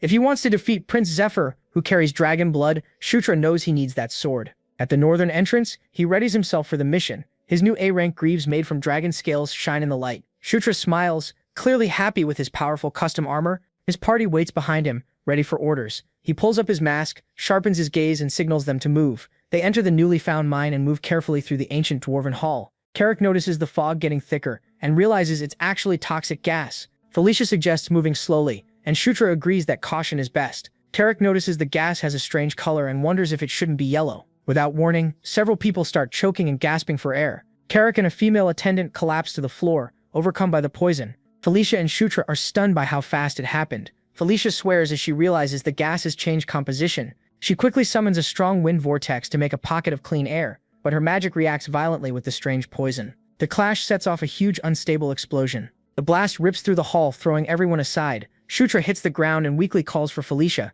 As the dust and poison settle, the whole party lies unconscious across the stone floor. Then three huge shadowy figures step out of the mist. One of the monsters moves forward with heavy, deliberate steps, looming over the helpless group. It lets out a deep roar that shakes the hall. Shutra's eyes snap open. He instantly knows these are the same creatures that killed the general. The white Suri shield appears and shoots itself at the monsters. In a flash of light, it cuts one clean in half. Then it keeps going, slicing through the others with ease. Green Wind remarks that Shutra's acting looked pretty real, but he sharply tells her to be quiet. The shield releases a wave of purifying light, and the monsters scream in pain. One creature lets out a piercing shriek as its body starts to break apart. The holy light finishes it off, erasing its dark form completely. Shutra stands firm in his new armor, shield in hand. Looking over his fallen allies, he realizes just how strong the poison was. A smirk crosses his face, as he remembers his own body is completely immune to poison. Suddenly, the whole fortress starts shaking hard. Huge chunks of stone fall as the ceiling begins to collapse, and Shutra looks up, alarmed at this new disaster. He curses the fortress for having trap after trap. He orders Green Wind to stay and guard the unconscious party. Purple light fills his eyes as he activates his dragon blood power. Wrapped in that aura, he carefully lifts Felicia and the others into his arms. Then he leaps through the collapsing cavern at incredible speed, barely avoiding the falling rubble. Desperate to find an exit, he spots a massive structure ahead and lands before a giant sealed gate, the fortress's true entrance. The white Suri spreads its wings wide, forming a barrier against the falling debris. Green Wind urgently warns him that things are getting worse fast. Shutra then finds Carrick trapped under a huge pile of rubble. Looking down at his unconscious friend, he silently promises to come back for him. Without wasting a second, he carries the other fallen members away, one by one, and sets them somewhere safer. He lands hard, but his dragon scale greaves absorb most of it. After a brief breath, he realizes he saved almost all of them. As he turns to go back for Carrack, his body suddenly freezes, and his eyes go wide in shock. The rubble pinning Carrack explodes outward, and fear hits him instantly. He cries out Carrack's name in pure panic. The white Suri blocks his way and tells him to calm down, but his thoughts start spiraling. The spirit reminds him of the summoning spell he used earlier. He grits his teeth as hope sparks in his chest and the memory comes back clearly. With fresh resolve, he shouts the command to summon his knight. A green portal rips open in the air and Carrack's head appears from the glowing opening. A moment later, his whole body tumbles through and lands safely on the ground. Carrack is still unconscious, but alive. Behind them, the passage fully collapses, sealing them inside the ancient fortress. Carrack is breathing hard, but it doesn't look like he's badly hurt. Shutra sits beside him, flooded with relief. Once his heartbeat starts to calm, he thinks about the strange shadow creatures, knowing they were never supposed to exist in the game. At that moment, Felicia starts to stir and cough weakly as the poison leaves her system. Shutra realizes he can't waste time, he has to detox the others right away. Before he can move, a massive shadowy foot slams down in front of him and blocks his path. He looks up and finds himself completely surrounded by it. He curses his luck as even more creatures crawl out of the darkness. Another wave of monsters roars together and gets ready to strike. Shutra pours power into his gauntlet, his face hard with determination. Then he throws a crushing punch that completely destroys the first creature. He lifts his shield, annoyed that this has become such a huge hassle. The rest roar in fury, not caring that one of them just died. Shutra's eyes flare with anger as he says they're wasting his time. The whole pack lets out a sharp scream and rushes him. Golden light floods his gauntlet as he digs in, then pounds the floor and sends a shockwave through the cavern. As the monsters stumble, he follows with a wide swing. A green arc bursts from his shield and slices through dozens of them. He doesn't budge, standing in the middle of the wreckage like a storm of holy power is pouring out of him. Then he erupts with one last blast and wipes out the rest. When the gold light dies, the cavern goes silent. Felicia slowly opens her eyes, still dazed, and Shutra drops beside her to ask if she's okay. She weakly says his name and looks around, confused by the dead monsters, while he starts healing her. He gives her a small smile and brushes it off like nothing serious happened. Once the others are awake, the group gets ready to push deeper into the fortress. They have two choices, a longer safe path or a short route packed with traps. Felicia asks which one he's taking, but before he can answer, a loud alarm rings through the halls. Shutra's face hardens. An attendant says the alarm means the fortress's main facility is under attack. He instantly realizes another group got into the dungeon first and is already ahead. Without pausing, he tells a shocked Carrack to take the trap shortcut. He gives him a steady look and says he'll make it. Then a dragon head carved into the wall lights up and spits fire that Carrack barely blocks. A second later, the floor gives way under him, opening over a spike pit. More traps fire off, but the projectiles bounce off Carrack's shield. The hall turns into a non-stop death course of swinging maces and hidden traps. By the time Carrack gets through, he's soaked in sweat and barely breathing. Shutra happily praises him, while the terrified orc says he almost died. Because of Carrack, the party reaches the huge doors to the control room. An attendant notices the gargoyles guarding the entrance are gone. Felicia agrees that's strange, but says they still need to find out what happened. They enter the control room carefully. It's thick with dust and far too quiet. Shutra notices someone slumped against a wall, the armored skeleton of the last dwarven city lord. The attendant then points out something else nearby, a large smooth black sphere sitting in the corner, swallowing light instead of reflecting it. Felicia wonders if it's some dwarven machine that needs to be turned on, but Shutra calls her over after finding a golden key on the skeleton. He picks up the ornate key and inserts it into the sphere. Blue lightning instantly races across it. The sphere powers up with a soft glow, and dozens of hologram screens fill the room. Everyone stares, amazed by the dwarf's tech. Then Carrack suddenly cries out, hearing something off in the distance, and Daphne points to one of the screens. It shows a battle somewhere else in the fortress. Shadow monsters fighting a huge army of stone gargoyles. Shutra's face darkens when he realizes those are the real invaders. As he studies the image, a giant shape in the background makes him freeze. The hologram zooms in on a huge dead monster pinned by a glowing golden spear, and Shutra whispers that they've finally found what they came for. It's Ascalon, the legendary dragon slayer spear. Then the screens begin showing the fortress's past, the evil dragon Partisan attacking with his army. After breaking through the defenses, Partisan went all out. Sure, no one could stop him. That confidence got him killed when he left himself open. The fortress's greatest warrior took the chance and drove Ascalon into his chest. With their leader dead, the dragon army went mad, and the dwarves had to abandon the city. The fortress became a giant tomb, trapping the dead dragon and countless dwarves inside. Carrack confirms the corpse is Partisan, and the spear really is Ascalon. The screens keep showing the gargoyles battling the shadow monsters. The party quickly figures out the shadows want the spear too. Felicia snorts and says she's not letting them take it. Shutra asks if the gargoyles can be controlled, but Felicia says no. Right then, a giant dwarven golem wakes up, its hammer crackling with lightning. One smash from that weapon wipes out a whole group of shadow creatures. Felicia says the city lord must have passed his authority to the golem before dying. She wants to wait and watch, but Shutra shuts that down. His eyes light up. This chaos is the chance they needed. There are too many unknowns to sit around, so he tells Felicia to stay put and bolts out of the control room. With the map memorized, he runs straight for the battlefield and his goal. Shutra knows if he gets Ascalon first, they win. In his mind, the result is already clear. They're coming out on top. While racing ahead, he checks the minimap and sees he's close. Soon, Partizan's giant corpse comes into view. As he runs past the golem, he briefly admires how useful the minimap is. Then the construct suddenly swings its lightning hammer at him and sends him flying. He lands, recovers fast, and yells that he's not here to fight it. The golem doesn't care and slams the ground again, kicking out another shockwave. Its glowing eye stays locked on Shotra, seeing only an intruder. Then the construct pauses for a moment, almost confused. A streak of green light flashes past it, pulling its focus away. Shotra surfs forward on his shield and jokes that Greenwind's timing was perfect. She snaps at the nickname, and he says it sounds stylish. He drops the banter and dashes for the dragon's corpse. Planting his feet, he reaches for the prize he's been chasing. Up close, the spear's golden light is even brighter. Grinning, he grabs it, thanks the fortress, braces himself against the corpse, and pulls. It doesn't move. He strains again, but it stays stuck. Through clenched teeth, he realizes the spear is insanely heavy. With a roar, he dumps every last stat point into strength. The golem watches as a pillar of golden light bursts around him. Then, with one final pull, the legendary spear comes free, and Shotra stands there holding Ascalon. He swings it once, and the blast instantly wipes out the nearby monsters. Felicia and Karak stare at the screen in shock. Daphne and the others are just as stunned, while a hooded figure watches from the shadows. A system message explains Ascalon's history and power, and Shotra is hit with a rush of victory. He knows he's reached his main goal, until a huge dragon head rises behind him from the dark. The hooded figure lifts a glowing orb and drives it into Partizan's corpse. Purple energy explodes out, bringing the dragon back. Shotra shouts, unable to believe what he's seeing. He spots the hooded figure and wonders who they are. The stranger stays calm, the dark orb still pulsing with power. Shotra braces as the ground under him starts glowing with the same purple light. The undead dragon rises into the air with a horrible roar, then it fires a wave of dark flame, a huge beam of purple energy right at him. He recognizes it at once and breaks into a cold sweat. It's the same death energy from the Engel Plains. The beam rips through the dwarven cavern with terrifying force. Even the remaining shadow monsters are erased by it. The white Suri appears instantly and throws up a holy barrier. Shotra is blasted backward, his mind racing over this new threat. When he looks up, the giant dwarven golem is moving toward the dragon. He can only stare as it gets ready to take on the revived beast. Then the golem drives its lightning hammer into the dragon's side, and the two giants crash into a brutal fight. Shotra can't make sense of it.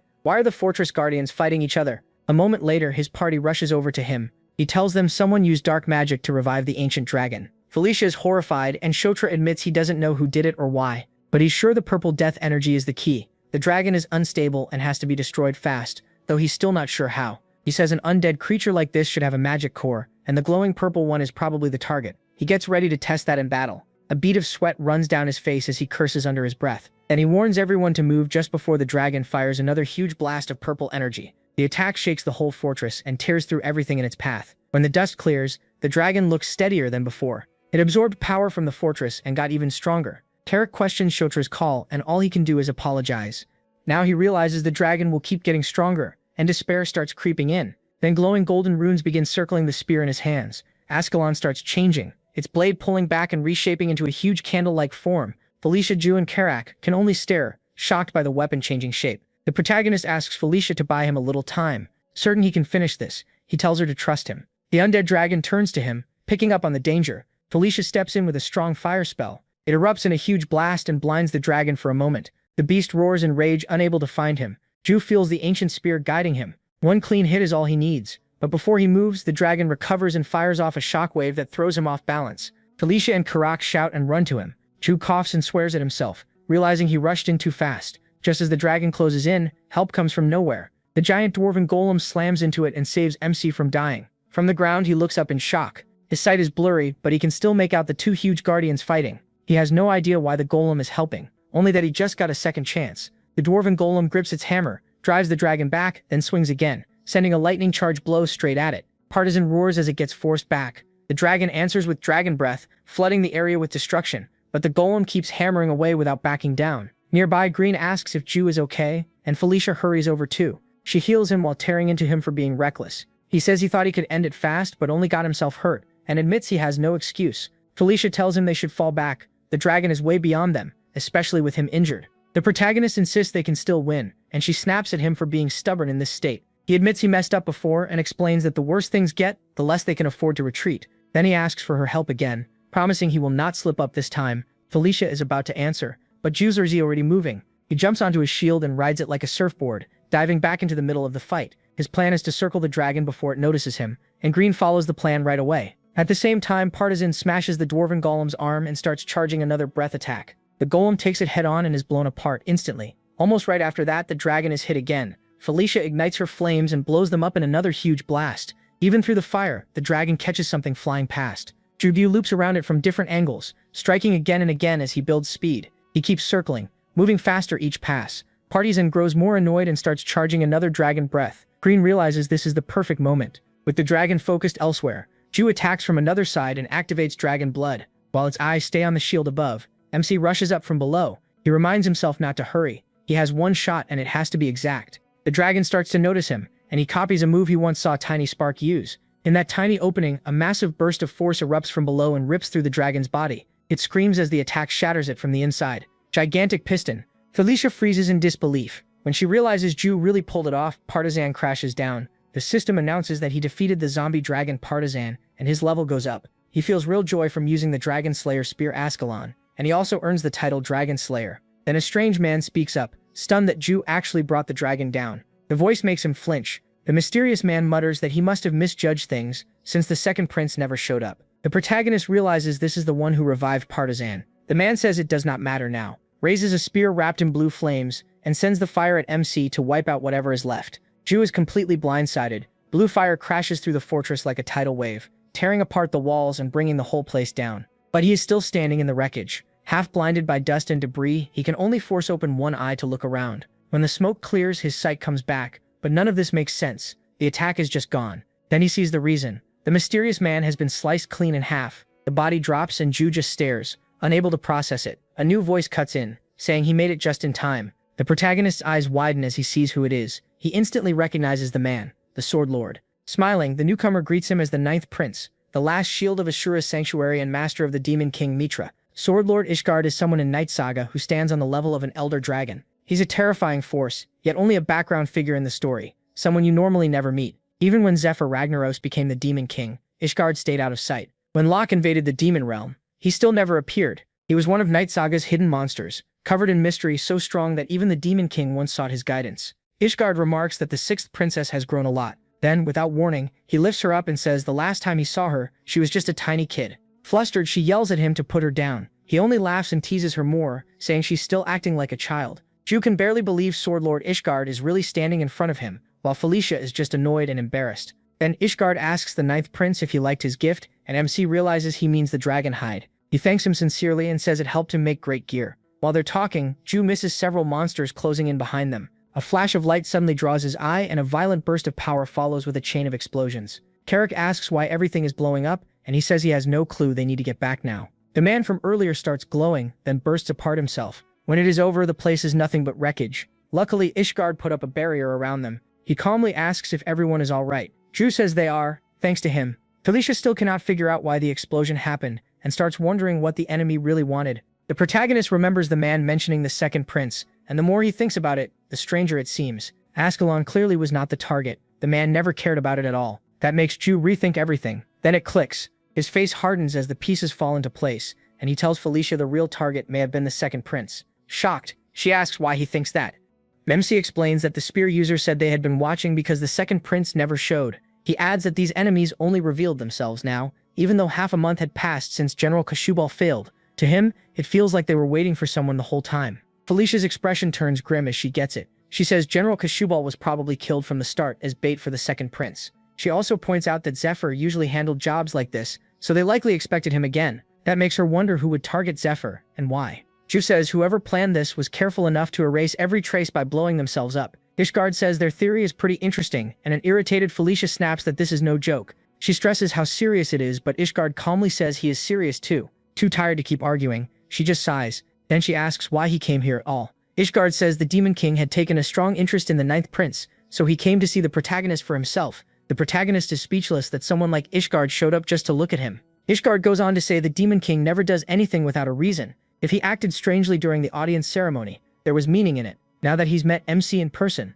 Ishgard says he can roughly see what the Demon King was thinking. He feels the mood shift as Ishgard studies him. Then Ishgard asks if he wants to learn from him, stunning both him and Felicia. Ishgard quickly explains he is not asking the protagonist to become his disciple. He says he is not in a position to train one, and besides, MC has already learned the Beast God Fist art. Felicia is shocked and asks when that happened. MC, just as surprised, asks Ishgard how he even knew about it. Ishgard explains that his body holds many kinds of energy at once, including the Beast God Fist art. He cannot sort out every single one, but he can tell they are not clashing. Instead, they exist together and even support each other. He says the best words for the protagonist are mutual coexistence. That is why Ishgard took an interest in the Ninth Prince and wants to share some of what he knows. Then he asks MC what he thinks. Shutra knew how rare this was. Other than Demon King Matera, Ishgard had never offered to teach someone on his own. So with no reason to turn it down, Shutra accepted. Ishgard looked pleased and went on to explain that he would pass down one aura control method and a few techniques. How far they grew after that would depend on Shutra. Then he put a hand on Shutra's shoulder and golden light burst from him. That glow was the start of the lesson. The golden aura around Shutra belonged to Ishgard. Shutra shut his eyes and focused on it. The feeling was completely unlike when he learned the Beast God Fist art. Ishgard's aura spread through every part of his body. Then the system announced he had gained Asura Cultivation Technique level 11. More alerts followed. Asura Cultivation Technique Wind God level 11. Asura Cultivation Technique Great Mountain level 11. And Asura Cultivation Technique Lightning level 11. Ishgard said Shutra was amazing. He was learning much faster than expected. Then golden and blue energy suddenly crashed together, erupting in a blinding flash. Shutra vanished inside it, and even Ishgard stood stunned. Felicia and the others could only stare, worried something had happened to Shutra. Ishgard was shaken. He had never thought something like this could happen. Then the blue and gold power slowly fused into one bright core. New system messages appeared. First, the Asura Cultivation Technique and Beast God Fist art had synchronized. Next, Shutra's physique level rose. His immunity to 100 poisons level 1 also improved, and the system noted it could become immunity to 1000 poisons at level 3. He also gained Harmony level 1, and the S-rank Beast God Fist art evolved. A huge pillar of golden light shot upward, struck the fortress, and shook the ground. Shutra came out of the glow, floating calmly as the merged energy circled him. His eyes stayed closed, and his body was perfectly steady, like the power had fully accepted him. When he finally opened his eyes, he had Harmony level 1, Beast God Fist art, and the S-rank martial art Asura Divine Fist. Once the light disappeared, he dropped flat onto the ground and landed on his butt. Carrick and Felicia rushed over and asked Ishgard what happened. He said he had only meant to teach Shutra the Asura Cultivation Technique, but Shutra had merged it with the Beast God Fist art without even meaning to, creating a brand new technique. He added that in Night Saga, the only S-rank martial art had been the Hero Lock's sword art. Now Beast God Fist art had become Asura Divine Fist Strike, reaching the same rank as the hero's art. Ishgard admitted Shutra was far beyond what he had expected. He said he would not ask questions, and that Shutra did not need to explain anything. What interested him was Shutra himself. Then he asked if Shutra had already named the technique. Shutra said yes and revealed the name as the Asura Divine Fist Strike. Ishgard said the name was simple, but it fit. He also warned Shutra to keep this hidden whenever he could. He explained that Shutra was already attracting plenty of attention, and there was no need to invite even more suspicion from the royal court. Shutra agreed that staying quiet was the smarter choice. With their main goal done, Shutra said they just needed to pack up and rest. Felicia asked what exactly they were packing. He asked if this was her first time exploring ruins, then said they should harvest the entire dragon before the expedition team arrived. That shocked both siblings. He explained that if they split everything into 3 shares, it would work perfectly. Then he asked what they meant to do with the materials. They said they only planned to send them to the forge at the Demon King's castle. He replied that it was a decent plan, but since the materials were so valuable, he suggested giving them to an acquaintance instead. He guaranteed that person's skill was top class. Then he asked if they knew Amita. Felicia said she didn't, but Shutra lit up and shouted the full name. Amita Ignacia. He explained that Amita Ignacia was the greatest blacksmith in the demon realm, a master of the last flame. Ishgard then realized the 9th prince already knew who that was. Shutra was sure of it, saying that meeting Amita was a real hidden event even in Night Saga. Amita Ignacia was a mystery. Sometimes Amita appeared as a man, other times as a woman. There were even rumors that Amita was a shape-shifting mage, while others said Amita was not one person at all, but a shared name used by a whole group. Meeting Amita was incredibly rare. Shutra had only done it 3 times in 10 full clears.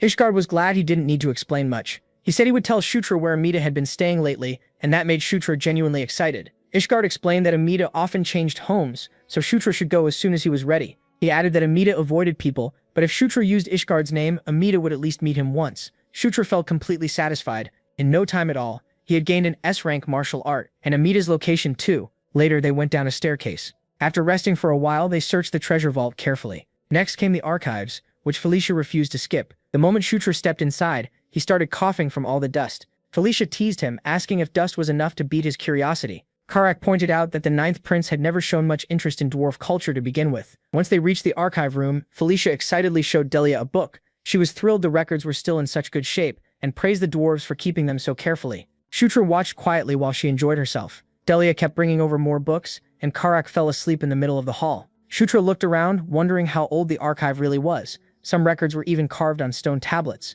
One tablet slipped and fell. He picked it up. The carving on it showed several people led by a woman, all standing before a group of dragons. The scene felt oddly familiar. He recognized Watcher, Yahello, and Enkidu, and across from them stood the 6 elder dragons. Then he looked more closely at the woman. He knew her at once. She was the same woman who had once told him to conquer, and said everyone would kneel before him. That realization made his chest tighten. She represented conquest. Shutra couldn't understand why she was there. He was confused because the tablet looked more than 1,000 years old. It showed 4 people and 6 dragons gathered together. He kept wondering what kind of link could have brought them all together. Then Green suddenly appeared upside down in front of him. Startling him, she asked why he looked so serious. He asked where she had come from, and she told him to follow her because she had done something worth praising. Shutra stayed by the table and calmly checked the book she gave him. He was startled when he realized what it was. Green proudly showed it off. It was a record about the elder dragons. Each one had a nickname tied to its nature. Enkidu, who held destructive power, was called the Tyrant. Watcher Akel, kind to everyone, was known as the Gentle Mother.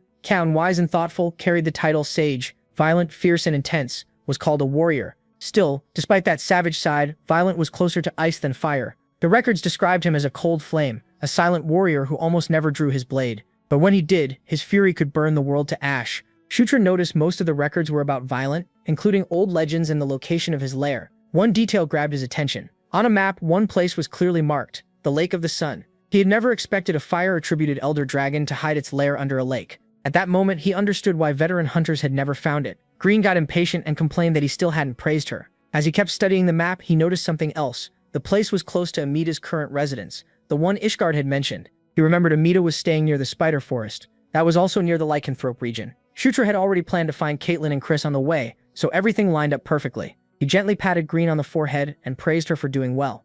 That made her obviously happy. Shutra's next steps were set. Meet Amita first, then claim the armament of the elder dragon Violent. If all went well, the next part of his journey would be a huge gain. They stayed at Thunderdoom Fortress for 4 days. Felicia's energy was unbelievable. She spent almost all her time in the archives and still showed no sign of getting tired, even up to the day before they left. Shutra also spent most of that time there, searching for anything on the elder dragons. Sadly, he found nothing on any dragon besides Violent. Still, there was one bit of good news. Karak had gotten stronger. Shutra noticed his promotion in the King's Knights and asked if he felt stronger too. Karak answered with confidence and threw a punch into the air to show it. He also said all that brutal training had finally paid off. Knight Captain Karak had been promoted to barracks commander. The next morning, a new mission plan from Felicia reached the Demon King's castle. Along with it came a report saying there was a strong chance General Kashubal's death had been a trap meant to lure out Zephyr. By the time the report was done, the sun was already high. Shutra was ready to leave, but Felicia stopped him and told him to wait. She wanted to look around a little longer, saying there was still a lot she hadn't seen. Shutra refused, reminding her that the Sword Lord had warned them to find Amita fast before Amita disappeared again. Since they were short on time, he told her to get in the carriage. Once everyone was in, Shutra told Karak to drive, and they set off. As the carriage rolled on, Shutra looked back on all the danger they had survived. Even so, this mission was worth the risk. More than anything, he wanted to see Caitlin react to the Asura Divine Fist Strike, and he hoped that moment came soon. 3 days later, a new team was assembled to track whoever had targeted Zephyr. Zephyr stepped up to lead it himself and went to the archives room. There, he found the stone tablet Shutra had picked up and quickly recognized the figure of Famine. He also spotted Death and War, but he couldn't identify the woman at the front. It was the same woman Shutra had called Conquest. Far away, deep inside a volcano, a dragon stood before a woman. The dragon told her to begin. She was called the Knight of Conquest, the same warrior from Shutra's earlier dream. Back with Shutra, he fired an arrow, but only a tiny flame appeared in his hand, then suddenly turned back and burned him instead. Karak said he'd never seen training like this before, and worried Shutra would wreck his body if he kept it up. Felicia answered that, somehow, he was perfectly fine. Shutra healed the burn right away. His fire arrow, heal skill, and mana control all improved from it. He was breathing hard, but his face lit up with excitement as he tried again. Karak still thought the training looked crazy, but Felicia said Shutra's magic was clearly getting better, so they should leave him alone for now. They traveled by day and trained at night, heading for the spider forest where Amita was supposed to be. To get there faster, they cut through lycanthrope land, then suddenly got ordered to stop. The road ahead was blocked, and Karak asked what was happening. The guard said it was official business of the lycanthrope royal family and told them to turn back. Felicia thought it was odd for royal business to be happening in a place this remote. When the guard repeated himself, she snapped, forced her way through, and demanded to speak to whoever was in charge. The guard got mad and asked if she thought she was royalty. Felicia calmly said she was. Confused, he asked her to say it again, and she did. Getting more nervous, the guard asked one more time, and Felicia glared back with a third yes. A little later, the guards were back at camp, being punished, kneeling with their hands in the air. Caitlin was thrilled to see Felicia and Ju and ran over with Chris right behind her. Caitlin asked what they were doing there. Felicia shot back that she should be asking that, then demanded to know why they were blocking the road. Caitlin hesitated, and Chris changed the subject, saying he'd heard he turned the Demon King's castle upside down and asking what he'd been up to. The protagonist said the timing was perfect because he had something to show them. Then he told everyone to step outside. Not long after, a huge blast echoed from the distance. Ju and Caitlin were sparring, and neither was holding back. MC poured all his power into one punch. When their fists met, the clash exploded with massive force. The ground split apart, and nearby trees were wiped out. Caitlin instantly realized Ju's move wasn't part of the Beast God Fist art, and asked what it was. He told her it was the Asura Divine Fist Strike. Felicia explained it, combined Beast God Fist art with the Asura cultivation method the Sword Lord taught him. Chris was stunned, both by the fusion and by the fact the Sword Lord had taught the protagonist at all. When he asked why, Felicia just said the protagonist was a genius. Amazed, Caitlin asked if she could learn it too. MC apologized and said he hadn't made it into a proper teachable style, so he didn't think he could pass it on. Chris said a martial art its own creator couldn't teach was ridiculous. He wondered if that was supposed to be praise. Still, Chris found Ju's growth honestly frightening. If he didn't want to be left behind, he'd have to train even harder. After seeing how strong the protagonist had become, they turned to their own problem. Inside a tent, Chris warned them what he was about to say had to stay secret. Felicia wondered what had him so serious. Chris revealed that a prisoner from the lowest floor of the Grey Tower had escaped. MC knew the Grey Tower held only the worst lycanthrope criminals. If someone broke out from the very bottom, he already had a guess. Chris confirmed it was Gerard, their maternal uncle. Felicia was shocked they even had an uncle. Chris explained Gerard had been locked up 20 years ago, so it made sense she hadn't heard of him. He said Gerard had once been one of the royal family's strongest warriors. If he hadn't gone insane, the throne would have been his instead of their mother's. Obsessed with power, Gerard wasn't satisfied with the Beast God Fist art and turned to all kinds of forbidden methods. In the end, he lost his mind. It took hundreds of lycanthropes to stop him, and luckily it all happened inside the palace, so the family covered it up. Felicia asked if that meant a monster like that was loose again. Caitlin added that reports said Gerard was heading east. Chris tried to ease their fears, saying Gerard had lost half his aura in his last battle, and east was the opposite way from where they were going. Judy asked how Gerard escaped, and Chris said the investigation wasn't done yet, but it looked like someone from outside had helped him. There had been a side event in Night Saga during Zephyr's route where the player could free Gerard to weaken the lycanthropes, so he wondered if that event had somehow started. That night, a man was being choked. A rough voice told him to talk if he wanted to live. The attacker had already killed the others and demanded to know where the Moonlight Herb was. Joe felt a wave of confusion, with no idea where he was or how he got there. Then Conquest suddenly appeared. He asked what was going on, but instead of answering, she pointed behind him at a black hole forming in the air. When he looked closely, he saw someone trapped inside. He knew at once it was Famine, and Joe jolted awake, gasping. His heart raced, and the image of that black aura wouldn't leave his mind. What bothered him most was that the name Famine kept repeating in his head. Before he could make sense of it, Carrick burst into the tent and said something terrible had happened. The protagonist demanded to know what, and Carrick quickly said an enemy had broken into the camp. He described a man with a long scar on his left cheek, giving off strange black energy and killing soldiers with his bare hands. Joe understood right away. It was Gerard. Chris and Caitlin had already seen the wreckage, and MC ran over with Carrick. He was baffled. Gerard was supposed to be heading east, so why had he come back here? Joe demanded the real reason they were in this area.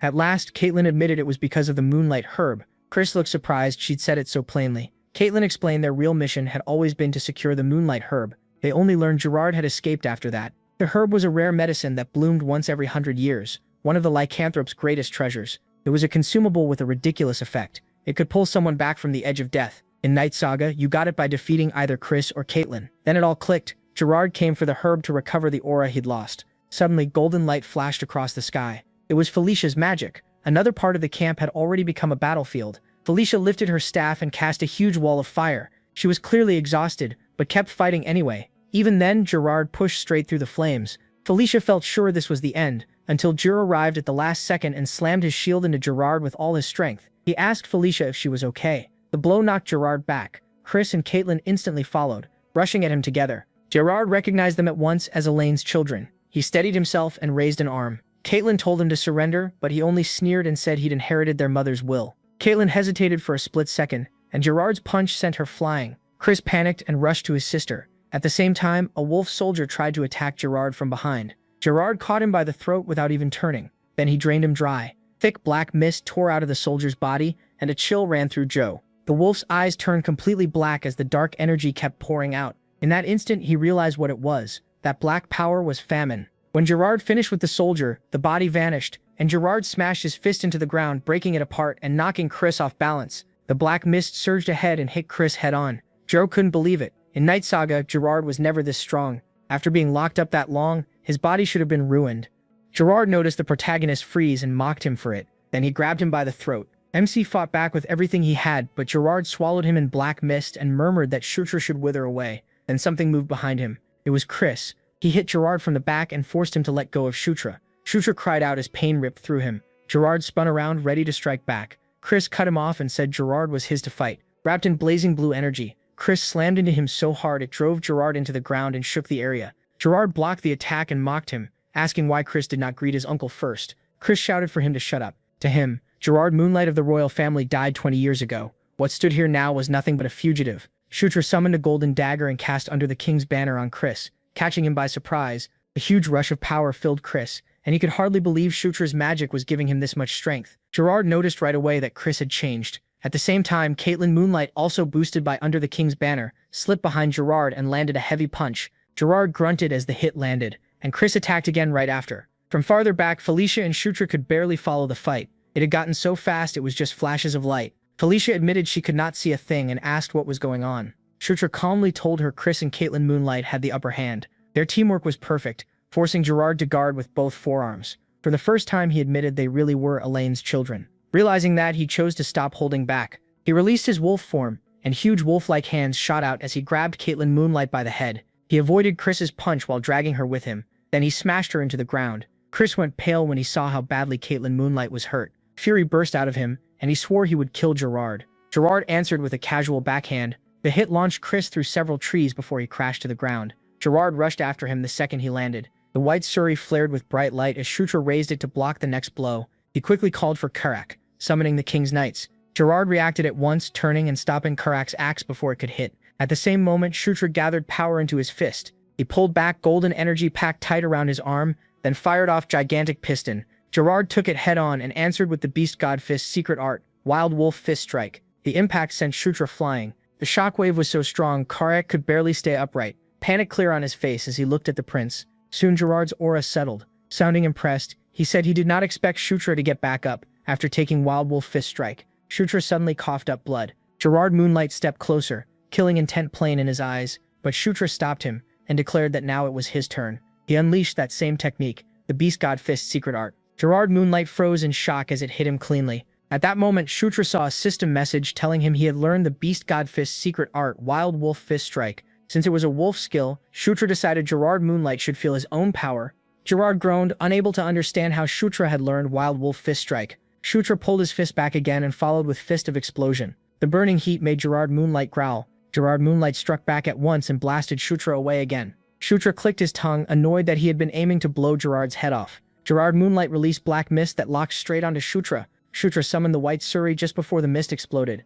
All he could do was stare in disbelief. When the smoke cleared, Gerard Moonlight was gone. Shutra wondered if he had escaped. Then the system said his level had gone up. Shutra let out a breath, knowing at least the danger was over for now. He asked Felicia about Caitlin Moonlight. Felicia's face darkened as she said it was bad. Caitlin's injuries were too severe and magic alone would not save her. Suddenly, Shutra groaned and grabbed his chest. Alarmed, Felicia rushed to him. Even through the pain, Shutra kept thinking about Caitlin Moonlight. Her outside wounds had healed, but inside her body was wrecked. He guessed she had forced out too much aura. Seeing him get worse, Felicia asked what was wrong, but Shutra brushed it off. He said rest would fix him, and told her to focus on Caitlin Moonlight instead. Then Chris Moonlight arrived with a box and told Felicia to use it on both Shutra and Caitlin Moonlight. Felicia asked what it was but froze when she opened it. Inside was a single flower, the Moonlight Herb. Felicia laid Shutra and Caitlin Moonlight side by side and set the box between them. While Chris Moonlight and Karak stood guard, she took out the Moonlight Herb and split it in two, placing one half over each of them. The pieces melted and flowed into their mouths. Caitlin's body began to shine. Felicia frowned in confusion, but that look quickly turned to panic when Shutra started floating.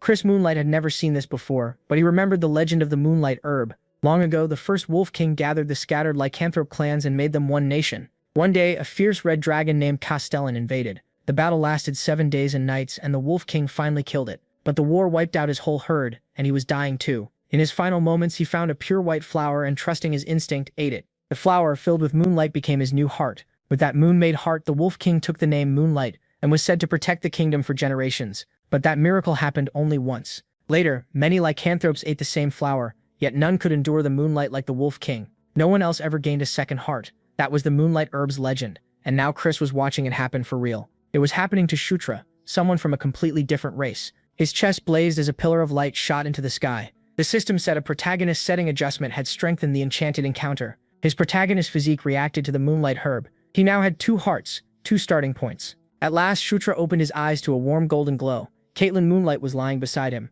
Embarrassed, he quickly sat up. Still dazed, he looked around and realized he was in a royal bedroom. Then someone knocked. Several soldiers came in with a strong-looking woman. She asked if Shutra had slept well, and called him Shutra Ignis. He recognized her at once. He had seen her many times in the game. Elaine Moonlight, the 4th queen of the lycanthropes and the mother of Chris Moonlight and Caitlin Moonlight.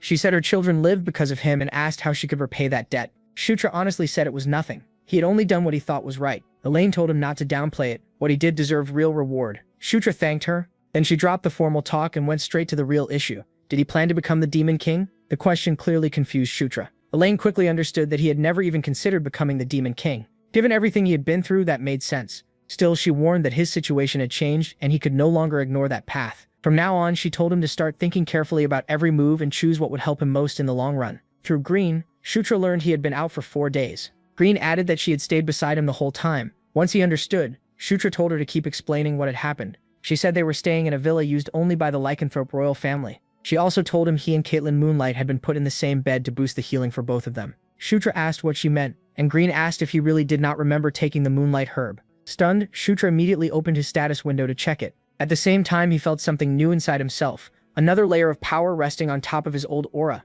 It felt like a second aura heart had formed in him. Green explained that Chris Moonlight had said the closer he was to Caitlin Moonlight, the stronger his life force would react. She said if he tried holding Caitlin's hand, he would understand, so he did, and power instantly surged through his body, nearly overwhelming him. Green explained that because of the moonlight herb, the two of them were now linked in a way similar to his bond with her. Later, as they walked the hall, Shutra learned no one knew if Gerard was dead or alive. Chris Moonlight said the chase had cost lives, and they recovered Gerard's lower body and part of his upper body. Even so, Chris Moonlight said he would keep searching until Gerard's death was certain. Shutra agreed that was the safest choice. Chris Moonlight then mentioned hearing that his mother had made Shutra an offer, and Shutra knew he meant becoming the Demon King. Chris Moonlight admitted that although he was strong, he was not on that level at best. He put himself around Sylvan's strength. Even after almost 10 years, he still could not catch the first prince by call, and the second prince was such a monster that comparing them felt pointless. Even so, Chris Moonlight believed Shutra could one day catch both of them and surpass them to become the Demon King. Shutra was completely stunned by that.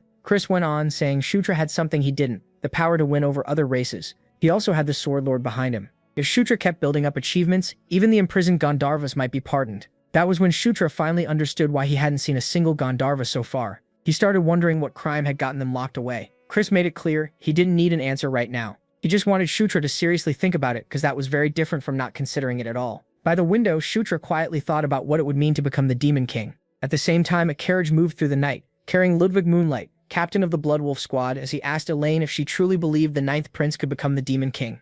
Elaine answered that the Demon King never did anything for no reason. In her view, he would never step in twice, especially during an audience ceremony, unless it mattered. She believed he had noticed something in the 9th prince that everyone else had missed. After all, they were father and son. Ludwig confessed he still didn't see why this was such a huge deal. Elaine called him naive and explained that to the Demon King, even being killed by his own son and replaced on the throne would be a reason to celebrate. To him, that would prove a stronger Demon King had been born. That was the kind of ruler he was. She admitted it was a dangerous bet, but if the 9th prince really became Demon King, it would be the best future they could hope for. Ludwig finally got it. In the demon world, power came first. Everything followed the will of the strongest, and Elaine admitted that truth bothered her. Even so, part of her was still drawn to it. That night, the wolf soldiers kept searching. In Gerard's state, he couldn't have gone far. Then one of them sensed something. They had found him. A voice spoke to Gerard saying he'd had enough time to think. Then the figure asked if he would accept the offer. Gerard pressed a hand to the ground and black mist burst out. It swept over the wolf soldiers as he ordered them to dry up. They were wiped out instantly.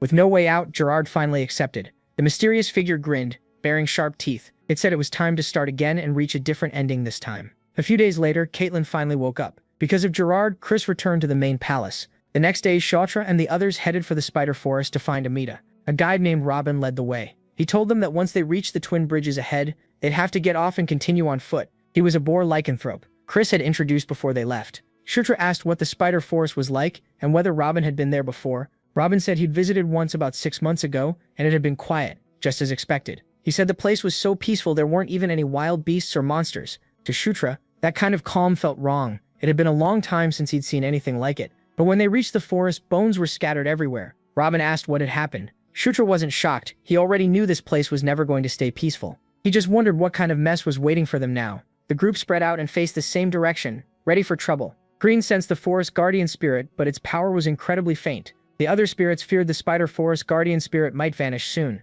Shautra asked Robin if the forest had a guardian spirit. Robin said old tales spoke of one, a giant spider living deep in the center of the forest. Shautra fell silent, thinking. Then, after a moment, he told Kip to warn the lycanthropes about what was going on, and Kip hurried off. At the same time, Green felt something worse. The powerful magic at the forest center had been destroyed. She realized something terrible was about to happen. When night fell, they made camp. Shautra passed on what Green had sensed, saying the guardian spirit's power was fading fast. Then he asked what would happen if it vanished completely. Felicia explained there were 2 ways a guardian spirit could disappear. Either the spirit itself was destroyed or the source it protected was lost. If that source vanished, the spirit would fade with it. She added that while Green looked tiny, she was actually a fairly high-ranking guardian spirit. Even if her source disappeared, she would weaken, but probably survive. Most guardian spirits weren't so lucky. Once their source was destroyed, they vanished too, especially the artificial ones in dungeons and ruins. So the spider forest guardian spirit had weakened because its source was already damaged. Then Felicia cut herself off and looked up, pointing out that the moon's color seemed strange.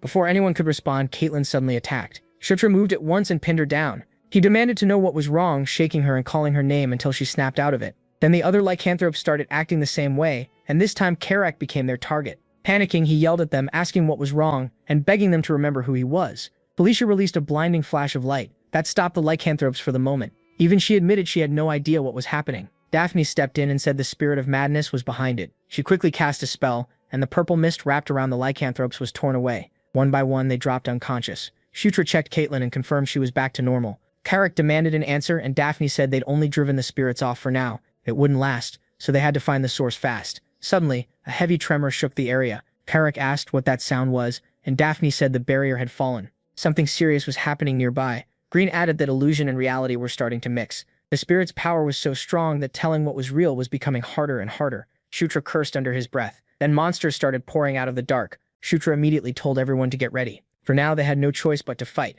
He smashed a charging bear with his fist of explosion. Karak and Delia held back the monsters together. Felicia fired off wide-range magic and hit several enemies at once. The whole fight turned chaotic. There were just too many monsters. Shautra called to Green and told her to get in the air and report what she saw. She complained that her name wasn't GW, but she still listened. Green shot upward, glowing bright as she rose into the sky. At that exact moment, a blue beam burst from below. The clash lit up the night, and in front of that beam stood a huge figure. Green froze. It looked like a giant, and the ground shook beneath them. Shautra could only wonder what kind of disaster this was now. Karak shouted that even more monsters seemed to be coming. Then, out of nowhere, the monsters pulled back. Everyone stared, confused, as the creatures retreated. Relief came a second later, but Shautra felt something else drawing near. He called out, demanding to know who was there. Something small smacked Karak on the head and rolled across the ground. Shautra just stared, unable to believe it. It was a raccoon. The little guy stood up and started talking, sounding offended as he asked whether Shautra couldn't tell how amazing he was. Daphne, Shautra, and Karak all froze at once.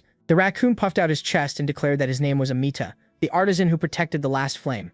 Shautra was so shocked to see Amita as a raccoon that the raccoon got even more annoyed, snapping back and asking if that was really so strange. Shautra quickly tried to fix it. In Night Saga, Amita's form had always changed, sometimes human, sometimes an animal. The raccoon then pointed at the group and demanded to know who they were. Shautra introduced himself by name, and as the 9th prince, Felicia Doomblade, the 6th princess, followed with calm politeness. With a friendly smile, Felicia explained they had come looking for him on the Sword Lord's advice, and apologized for not recognizing him right away. Then she asked what was going on. The raccoon huffed and crossed his arms again, cheeks red, but said he'd explain. Amita said that a few months ago he'd started staying in the middle of the spider forest to gather materials for his work. He planned to remain another half-year before leaving. Then a group covered in dark purple energy invaded the forest. Shautra was startled by that and immediately asked about it. Amita noticed and asked if he knew them. Shautra said he had fought people like that before, while protecting the guardian spirit of the angel plains. After hearing Amita was here, Shautra asked if he was protecting this guardian spirit too. Amita didn't deny it. he admitted he owed the Spider Forest's guardian spirit a few favors.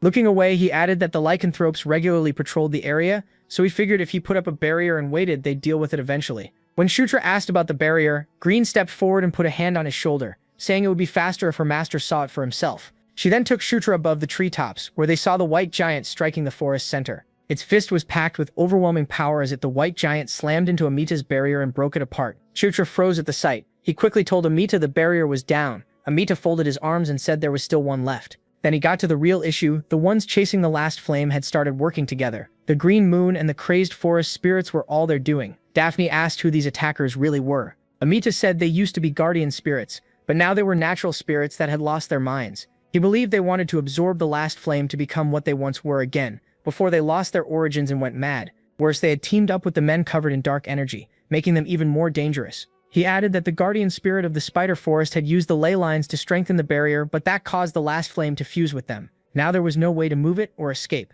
Felicia asked what would happen if the last flame was stolen. Amita said he didn't know. It had never happened before. Maybe the world would end. That was the rumor. Anyway, then Amita turned to him and said they had to help him. He was caught off guard by the sudden request, but before he could answer, Carrick stepped in and warned Amita that help like this wasn't free. With a sly laugh, he demanded one piece of gear for each of them. Amita snapped, saying Carrick clearly didn't understand how serious this was. He reminded him this was a once-in-history crisis and the last flame could go out for good. Carrick just cleaned his ear and shrugged, saying maybe it would fade and nothing would happen. Since they'd be risking their lives, maybe they should walk away. That pushed Amita over the edge. Shaking with anger, he finally agreed to the deal. Grumbling, he told them to follow him. Carrick looked pleased, and even Green asked for equipment too. The next day, Ju explained everything to the three lycanthropes who had been unconscious. Caitlin, Moonlight, and Ciro were stunned by what had happened. With things getting worse after Karma was sent away, the protagonist also sent Robin back to base to warn the lycanthropes and ask for reinforcements. Everyone else stayed in the forest to work out a plan. Amita started the meeting. He said the enemy always attacked in 2 phases.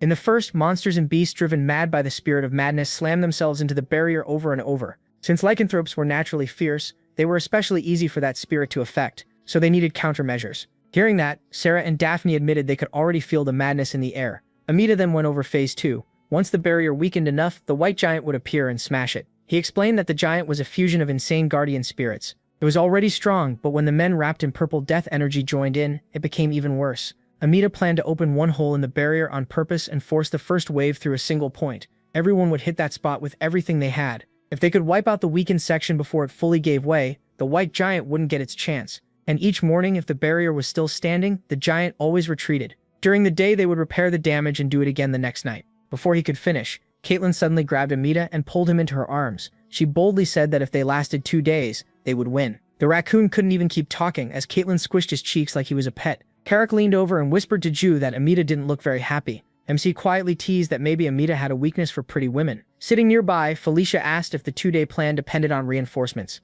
Amita said reinforcements were only backup, not the answer. Forcing a smile while Caitlin kept tugging his cheeks, he revealed that a weapon he made was charging at the center of the last flame. Once it was ready, they could use it to kill the white giant. That night, the group headed for an altar in a ravine. Carrick held the golden axe Amita had made for him and said he couldn't wait to try it. Daphne gave tiaras to Sarah and Caitlin, explaining they would block the spirit of madness. Then the group sealed off the bridge leading from the forest to the ravine. Soon, strange sounds started coming from the trees. Heavy footsteps followed. Like an army closing in, a huge wave of monsters burst from the woods and rushed straight at them. Jewel yelled for everyone to take their positions. They couldn't let anything get through. He dropped into a fighting stance and reminded them they only had to hold out for 2 days to win. The monsters kept pouring in and charged the barricade on the bridge. The first one to move raised a staff and unleashed a huge spell. Using the weapon Amita gave her, Felicia called down a storm of lightning on the front line. The opening rush came to a stop, though the attack took a lot out of her. In that moment, she remembered Amita's advice. Once she understood the power in all things, she should try his staff, and it would let her cast far beyond her usual limit.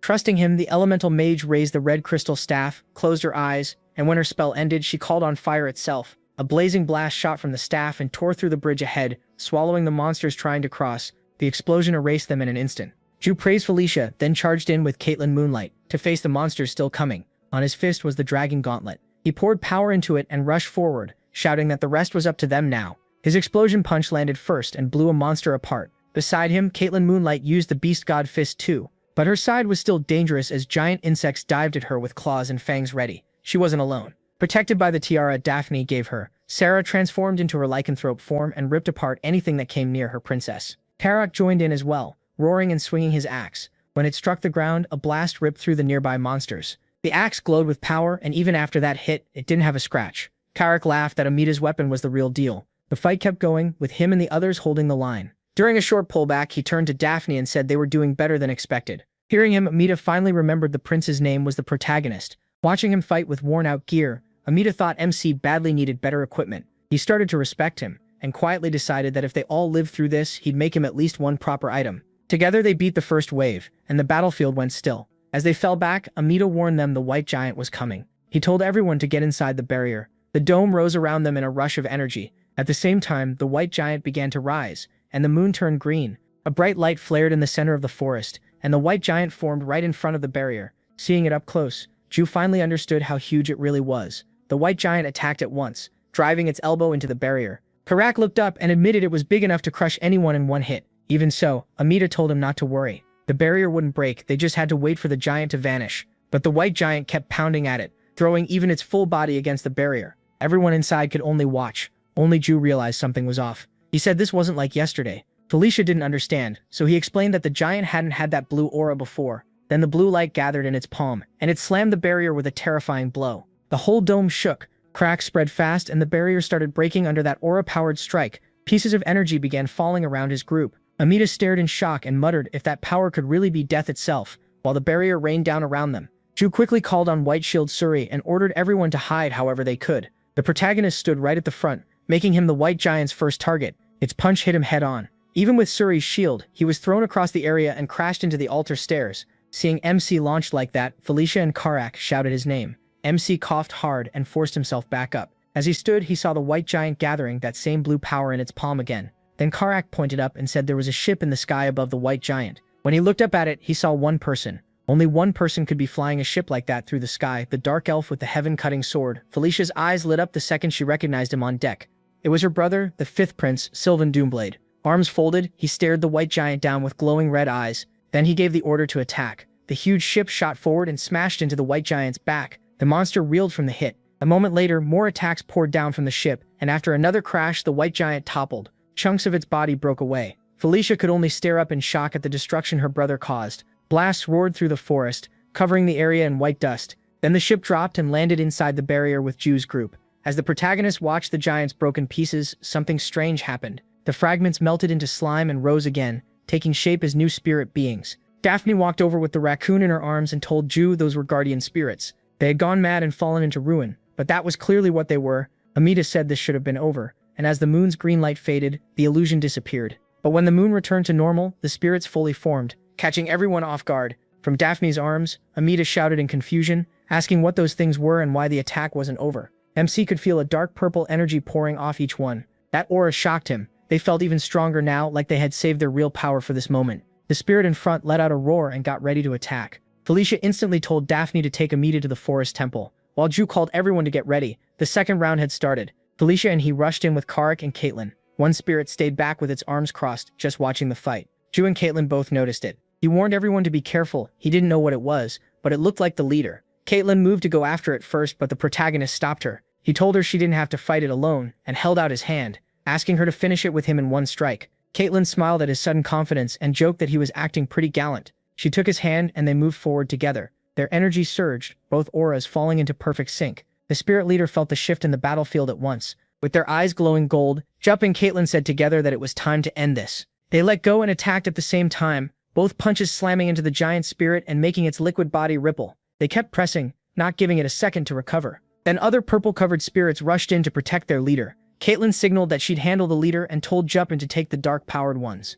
He hesitated, asking if she was sure, but Caitlin faced the leader without fear, and MC followed her plan, taking on the spirit boosted by that shadowy force. A new power woke up inside him. After syncing with Caitlin's aura, she had also gained access to the divine fist Asura. Her punches now hit with the force of 2 S-rank skills, and she kept driving the leader back, sure she could beat it herself. But in the middle of the fight, the spirit dodged, reshaped its body, and wrapped around Caitlin's arm to trap her. Its other limb fired back hard, burying her in spirit energy. Ju looked over in alarm, but another spirit jumped him and cut him off. He brought up the Suri shield to block, then hurled it out and shouted for them to get off him and vanish. As he tore through one spirit after another, he suddenly reached level 25. Golden light fell over him, and new bonuses appeared.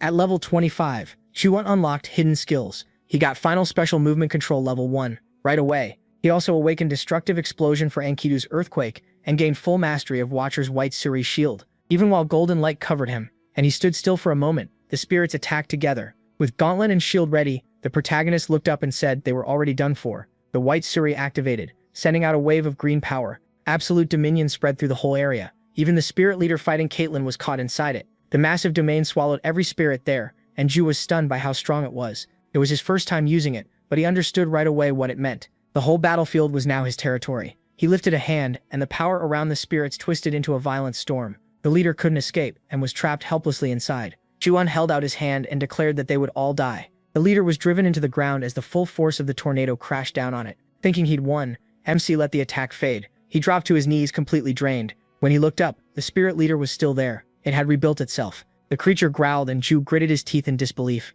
It had lived through even that. Then its arms split into many sharp blades and came raining down at him. He tried to move, but his body wouldn't listen. A huge explosion erupted, debris blasting into the treetops. The spirit leader looked on, sure it had won, but Ju was still alive. Caitlyn had taken the hit for him and was still standing. She reached her hand out to him. Caitlyn told him to grab it now. There was no time. The protagonist paused for just a moment, struck by her will to keep fighting, then reached out with his gauntleted hand and took hers. The instant they touched, their overflowing aura shot upward like a pillar. As MC felt Caitlyn's energy mix with his, he realized his own aura was coming back. The spirit leader didn't wait. It struck again with sharpened arms, but Ju and Caitlyn jumped back together and barely dodged. His eyes sharpened. He had enough aura now to fight again. The spirit charged as he poured power into the earthquake gauntlet. This time, the protagonist knew he'd finish it in one hit. Deep red energy pulsed through the gauntlet as he used his final special move. Destructive explosion crashed head-on into the spirit leader, and the shockwave spread across the battlefield. From the point of impact, wild destructive force burst outward.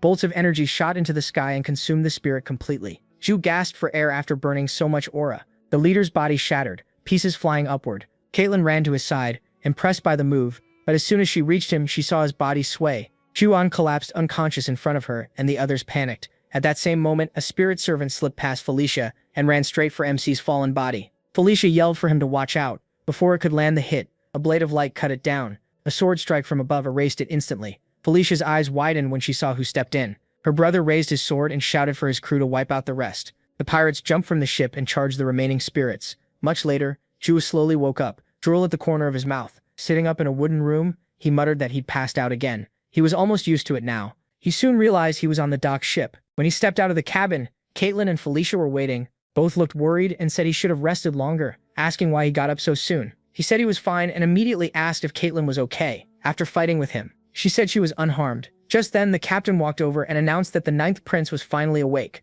Jua looked at the pirate Felicia called her twin brother, who stepped forward to introduce himself. The white-haired pirate with a black eye patch stroked his chin and smiled, calling himself Sylvan Doomblade, the prince who sails the skies and the man who saved the protagonist last night. MC thanked him, though he looked a little confused by how boldly Sylvan called himself his savior, and asked how he'd gotten there. Felicia explained that when she passed through the lycanthrope village, she sent him word. She only meant to update him, and never thought he'd actually come. Sylvan brushed back his hair and said he couldn't sit still if his dear little sister was in danger. Dropping the act for a moment, Sylvan turned to him and praised him. He said he'd heard plenty about him, but never expected him to be that capable. Plain and simple, he was strong. The compliment caught Joe off guard, leaving him slightly speechless. Sylvan went on saying the protagonist should be proud to be recognized by him. Felicia brushed off the brag and pointed out that the Sword Lord had already acknowledged MC. Sylvan looked genuinely shocked that he was behind on that. He still barely knew Sylvan, but he seemed like a good person. Daphne came over carrying Amita. The raccoon crossed his arms, said he was glad everyone was safe, thanked them for protecting the last flame and the guardian spirit, and reminded them he had promised to make equipment for each of them.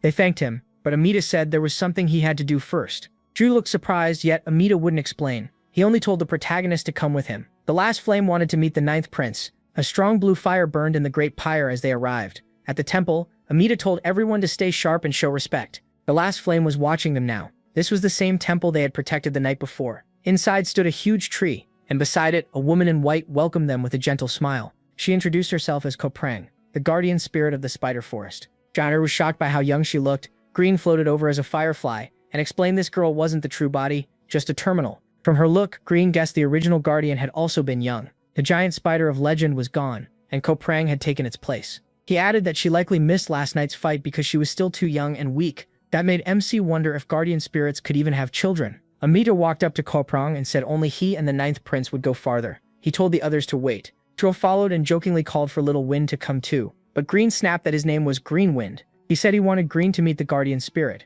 Chances like this didn't happen often. Hearing that, Koprang looked at Green with clear excitement. After a brief pause, the wind spirit agreed. Already ahead, Amita impatiently called for the protagonist, and he hurried after him. They went deeper into the temple. Amita led him to a stone door glowing through the cracks. From Ju's shoulder, he warned him not to mess this up. MC took it lightly, nodded, and pushed the door open. Inside, a blue flame burned quietly atop a great pyre. He stared at it, struck by how calm and powerful it felt. Amita told him to step closer and put his hand into the fire, promising it wasn't normal flame and wouldn't hurt him. Unsure but trusting him, Ju reached out. The instant he touched it, the flame reacted. It burst outward, filling the hall and spinning around him in a storm of blue light. He looked around, confused by what was happening. Then the fire took the shape of a woman. She warmly said she'd been waiting to meet him, reached out her hand and called him the Knight of Conquest. Ju blinked and asked if she was the last flame. The woman touched her chin, studying him, then asked if he really didn't know what a Knight of Conquest was. The protagonist admitted he had no idea. Her smile deepened,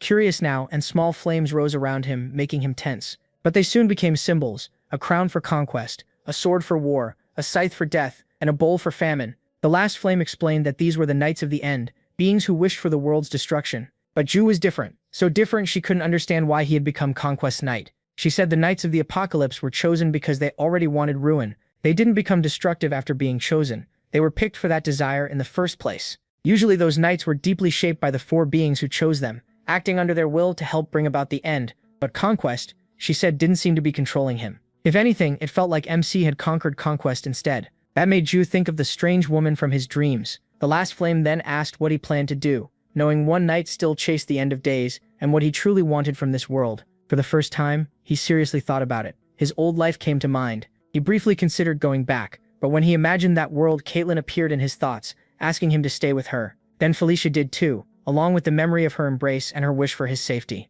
He also thought of Karak, someone he had come to respect. Then his answer became clear. He wanted to stop the lycanthropes from being enslaved. He wanted to stop the coming slaughter. In his mind, Caitlin took his hand and led him toward the people who now mattered to him. He wanted to change the future where Zephyr would wipe them all out. So he answered simply, he wanted to protect everyone. That seemed to please her. She explained that a Knight of Conquest was born with a king's fate, someone meant to conquer and rule. Then she offered him the simplest way to make his wish real. Her final question was this: would he become the Demon King? The moment he heard it, Ju knew there was only one true path to get what he wanted. He had to change the game's ending and take the throne. So he chose. He said he would become king. A faint smile touched the fire spirit's lips. Flames rose around him, warm instead of painful. She declared that a Knight of Conquest who sought life beyond the end of days was no longer just a knight. He would be the King of Conquest. She stepped closer, catching him off guard, and said she hoped his wish would come true. As the fire wrapped around him, power poured into him. Divine power, incarnation of flame, and at last, a pact with the last flame. Then Ju returned to reality. Surrounded by a golden glow, he had leveled up. Still dazed, he heard Amita behind him, wondering what was so special about a guy like him. The raccoon told him to come along. The last flame had ordered Amita to make him a full new set of gear. Later, in a hidden orchard deep in the spider forest, Amita sat on a wooden table, eating an apple, and grumbling about not having enough materials. Pointing north on a map, he said Ju needed to head to Sun Lake. Metal-bodied creatures lived there, and the protagonist was supposed to bring back materials from them. MC asked if the black dragon's hide and bones weren't enough. Amita got annoyed, nearly smacked him with a stick, and snapped that those were only ingredients real equipment needed. All kinds of materials. If he was replacing all of his gear, he'd need a lot, so he ordered him to bring back everything he could. He thought it was odd that the world's best blacksmith had so little on hand. Seeing the doubt on his face, Amita sharply asked if he even wanted the gear. When Ju apologized, the raccoon told him to quit wasting time and go. By late afternoon, Sylvan's ship was in the air again. Karak asked about the monsters of Sun Lake. Sylvan folded his arms and said the best-known one was Kodos, a creature weak to divine power. Its body was pure metal, and that metal was a rare natural waterproofing material. Karak admired how much Sylvan knew, and the pirate proudly laughed it up, reminding them he was the prince who sailed the skies. Felicia joined Caitlin and said this trip worked out well, since she needed to go to Sun Lake anyway. When Caitlin asked why, Felicia revealed the damaged survey map she had taken to the Demon King's castle was of Sun Lake. She had planned to visit sooner or later, so this saved time. Caitlin lit up at the idea of coming along. Meanwhile, Zhao stood with Green, checking the area's minimap from the system. He still had a lot of stat points, but chose a balanced build and saved the rest. He also remembered that reaching level 25 had upgraded the King's Knight ability. When he checked, he found he could now take 3 knights and the summon effect had improved. He could call one every 3 days. That meant he could add another member, which pleased him. Ideally, he wanted Caitlin or Felicia, though he knew that wouldn't be simple. Then Green floated closer and sniffed him. She said he smelled different, and Ju asked what she meant. Green said it wasn't Koprang's scent. Crossing her arms, she asked if it was the last flames. The protagonist shivered at how easily she guessed it. Green declared that a master who smelled like another spirit was gross. Then she took in a huge breath and blasted him in the face with a gust, blowing away the scent and sending his hair everywhere. Carrick asked what that was about, and Ju awkwardly brushed it off while fixing his hair. Then Sylvan announced they were almost there. Ahead, under the setting sun, Sun Lake came into view. Sylvan studied the water and felt something was off. Without warning, a giant lake monster attacked the ship even though it was far above the water. A sea serpent roared after missing its strike. Sylvan stared in shock, wondering why a creature from the ocean was here. He quickly warned the crew they couldn't stay there, and had to move now. But someone stopped him. When Sylvan turned, he saw MC locking a spiral spear onto his arm. Calmly, MC said there was no need to run. He would handle the serpent himself. Caitlin felt a rush of worry as he stepped forward, but when he placed his hand on her shoulder and activated their shared aura, the bond steadied her. He climbed onto the ship's hull and promised he'd be back in a moment. Caitlin tried to stop him from doing something so reckless, but he had already jumped toward the lake. As he flew through the air, the serpent opened its jaws wide, ready to swallow him whole. Just a few meters from the monster, Joe awakened his dragon blood and golden runes lit up the spiral spear. He wanted to test his new power on a real target. Lining himself up with the spear, he used Ascalon's last movement skill and shot forward straight through the sea serpent. With Dragon of Ruin, he ripped the monster apart. Sometime later, Sylvan's ship reached Sun Lake's shore, and Caitlin hopped down first, snapping that she wasn't Juo's personal aura battery. He tried to apologize.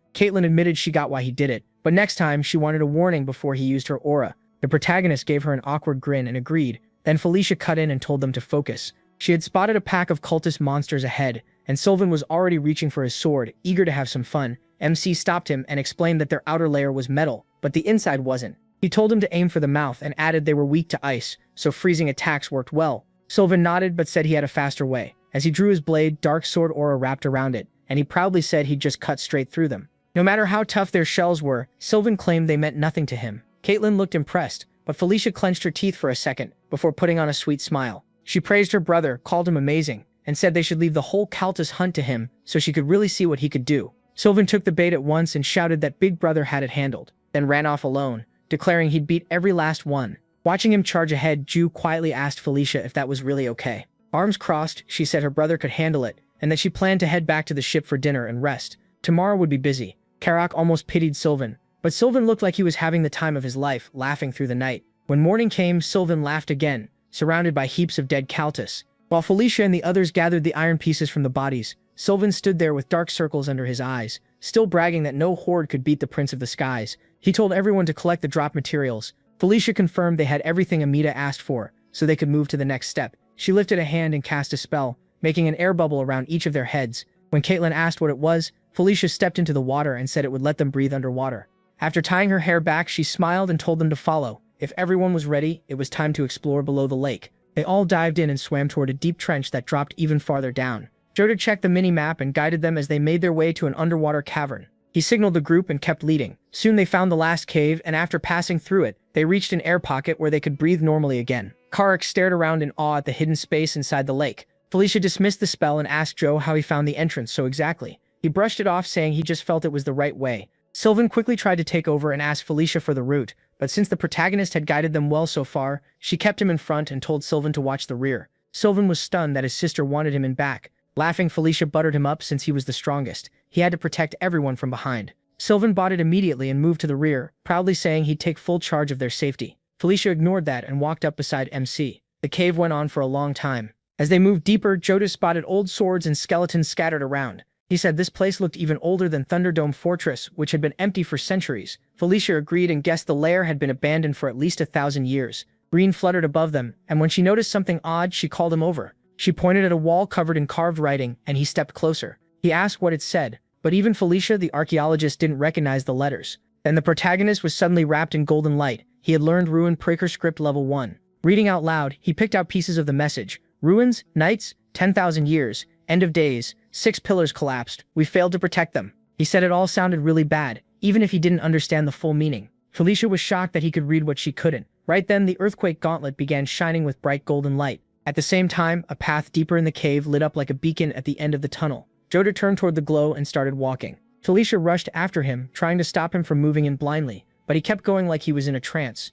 When he reached the light, he stepped into a huge chamber. In front of him, on an altar, lay a cape, giving off fierce power. Joda knew right away what it was, the equipment of the fierce cotton. As MC approached the altar, he realized this was where the relic had been hidden. Looking at the blue-flamed figure on the pedestal, he thought it was the equipment of the fierce Kalteen. Sylvan took one look and said it was obviously a top-tier item. He rushed forward, saying whoever grabbed it first should own it. But the moment he reached it, something slammed him back. Grimacing, he clicked his tongue and wondered when a barrier had appeared. Then Joda stepped closer, and the others saw him pass through the barrier without being stopped. Sylvan blurted out in shock as he walked through alone and reached for the cloak. A wild blue windstorm burst around Joe. He looked up confused as the relic wrapped around him. Then the system announced that Night Watch had accepted him as its master. More messages followed, saying his mental power, magic power, and agility each rose by 10. All attribute resistances went up 1 level. And he learned Blink level 3, Flight ability level 1, and the awakening skill Black Wraith. The blast of wind threw the others back and someone shouted, asking why the wind had gone crazy.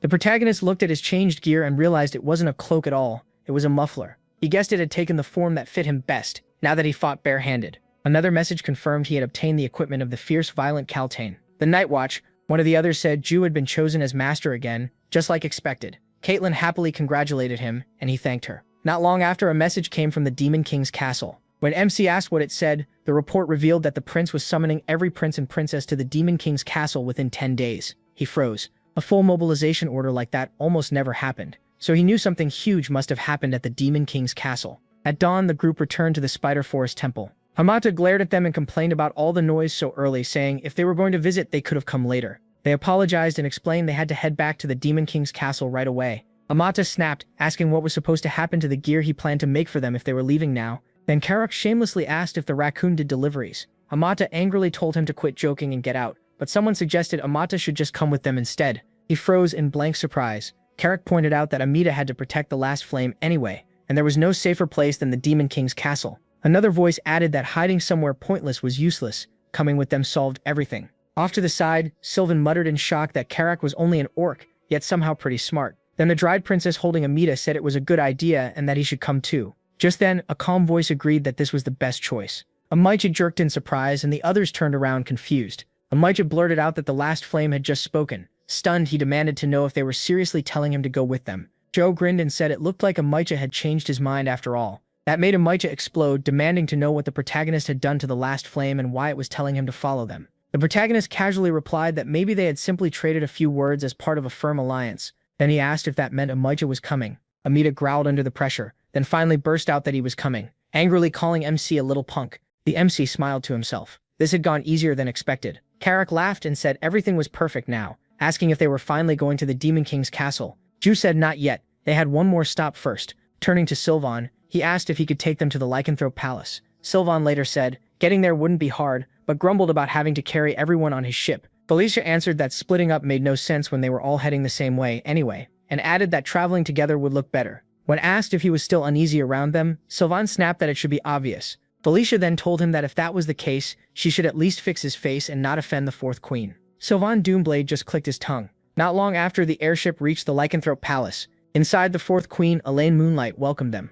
Smiling warmly, she asked if their trip to the Spider Forest had gone well. Ju answered politely that they made it back safely, thanks to her concern. Relieved, Elaine said she had heard about trouble in the Spider Forest and had been worried. Then her eyes shifted to Amita. With playful curiosity, she asked if he was a pet and said he looked cute, especially with that bag on him. Amita instantly got mad. Ju quickly explained that the bag did not hold snacks, it held the last flame. Then he properly introduced Amita as part of their group. Elaine apologized at once, admitting that was rude. Amita grumbled that he would overlook it this one time. She thanked him sweetly, then told the whole group they had done enough for one day and should rest. Everyone accepted her kindness and thanked her. Just as they started to leave, Elaine called out again. She addressed the ninth prince. He turned back and asked what she needed. Elaine told him to stay a moment, then leaned in with a knowing smile and said they needed to talk in private. As they walked through the palace grounds, instead of heading straight to the Demon King's castle, Elaine looked at him and said that coming here first already gave her his answer to the question she asked before. She urged him to say it clearly. Once they were alone, Elaine faced him fully and asked if he truly planned to become the Demon King.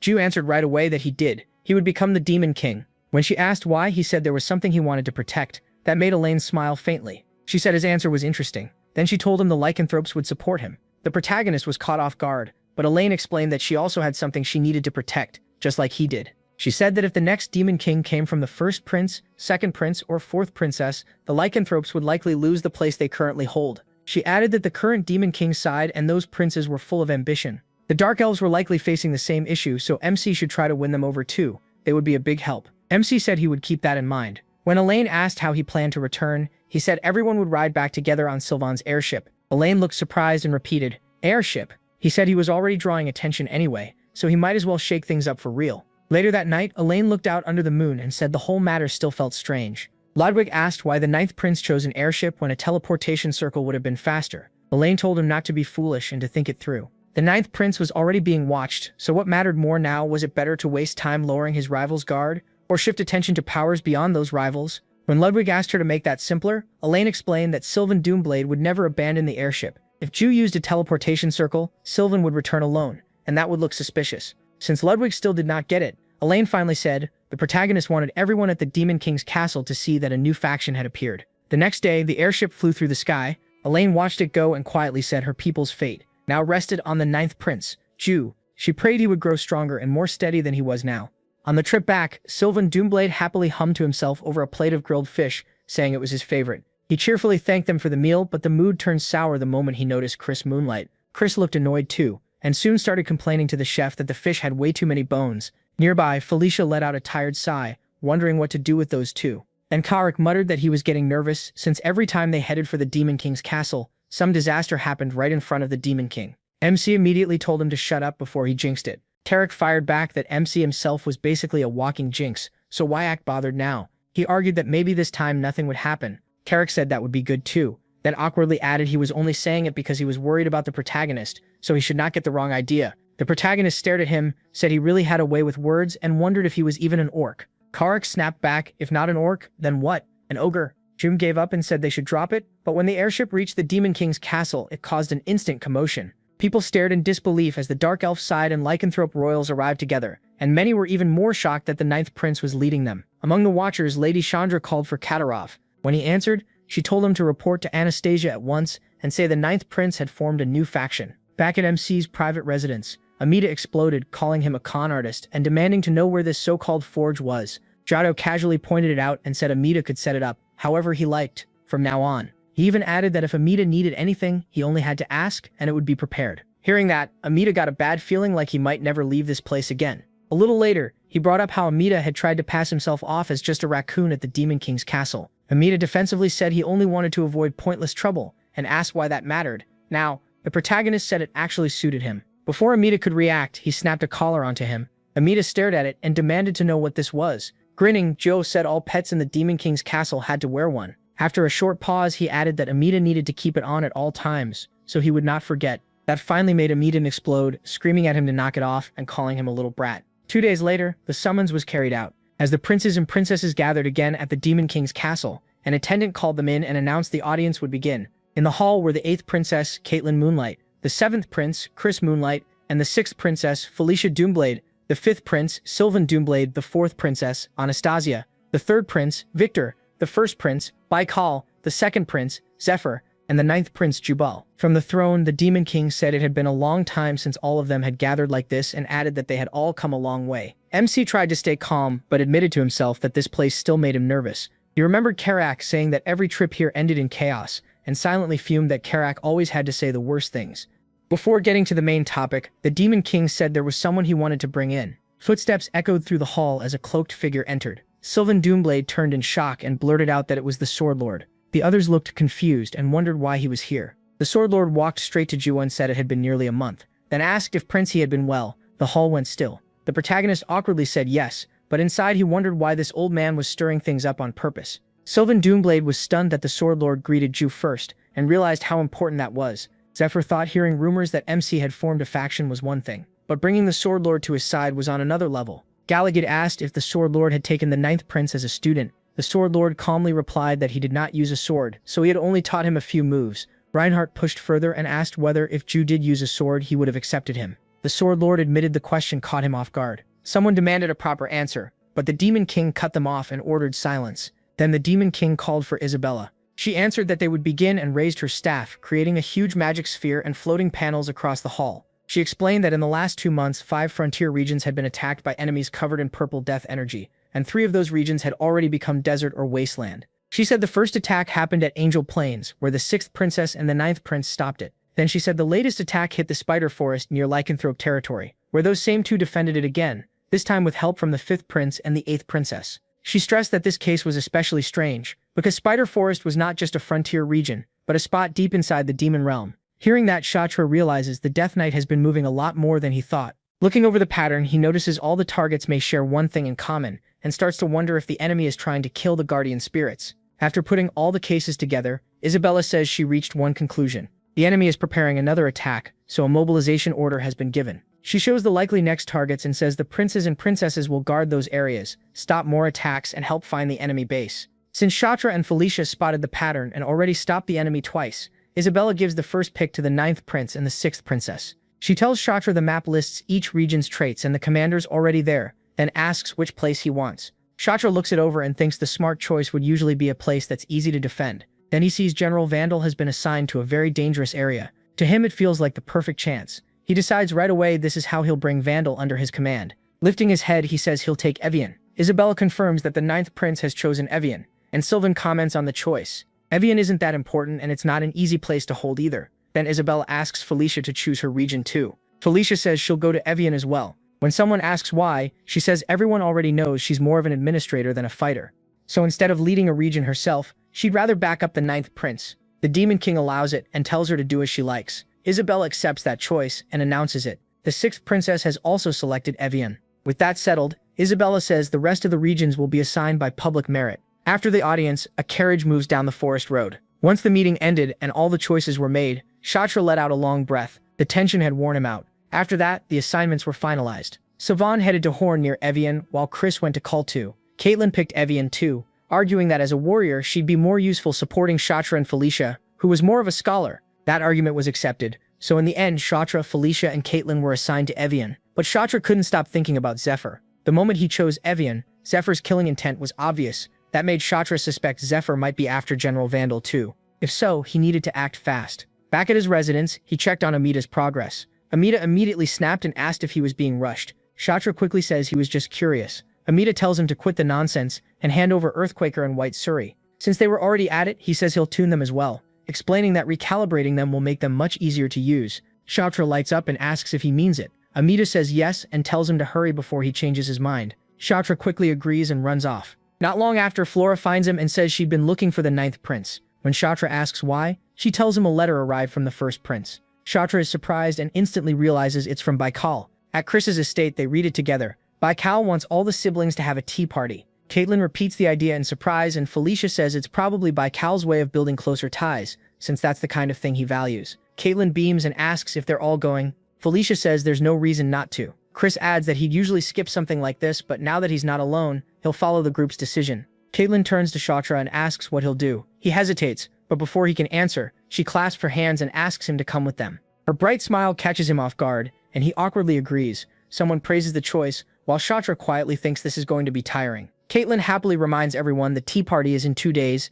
and no one can miss it. Later, Shatra goes to the Grand Library to look into the Death Knight, but his public merit is still too low, so he can only use the outer section. As he searches, he grows frustrated and thinks he may need access to the deeper levels to find anything useful. There was barely anything on what he needed. Still, a few clues stick in his head. The Death Knight's reason for killing a guardian spirit, the water called Enkel that was destroyed 1,000 years ago, the fierce love-hate bond death and famine showed toward conquest, and the ruined precursor race. Shatra feels those clues must connect somehow, but he still can't see the answer. As he sighs, Felicia shows up. He asks why she's there, and she says the Grand Library is her favorite place in the castle. She adds that she had something she wanted to ask anyway, then directly wonders if he picked Evian because of General Vandal. Shatra says that since he's met Vandal before, it seemed like the more comfortable choice. Felicia says that's reasonable and also a good chance to get closer to the general. Then Shatra admits there's another reason. There's a place near Evian he wants to visit. When Felicia asks where, he asks if she knows Takker's slave auction house. Felicia goes silent. Shatra explains that Takker is the Demon Realm's entertainment city, basically its pleasure district. Then he reveals that one of the subordinates he valued most in Night Saga is there. Nitra, a succubus escort knight. He thinks he needs to secure her before Zephyr does, just in case something unexpected happens. Felicia stares at him, then dryly says he really is a man after all. Shatra looks confused, and she bluntly says it sounds like there's something he wants to buy there. He instantly protests, saying she's got the wrong idea. Felicia coldly says she's disappointed, while he keeps trying to explain. The next day, Shatra heads to the tea party. As he approaches the estate, he looks around at the huge grounds and thinks it fits the first prince perfectly. Then he reflects that it's been a long time since he and Baikal faced each other like this. Before he can think more, Baikal steps forward and warmly greets him. Shatra meets him calmly and says it's good to see him too, calling him by name. With every sibling there, the tea party hosted by the first prince Baikal begins. Everyone smiles politely and keeps their manners in place. Shatra remembers that in Night Saga, tea parties were never just about eating. They were for making connections, trading information, finding and recruiting talent,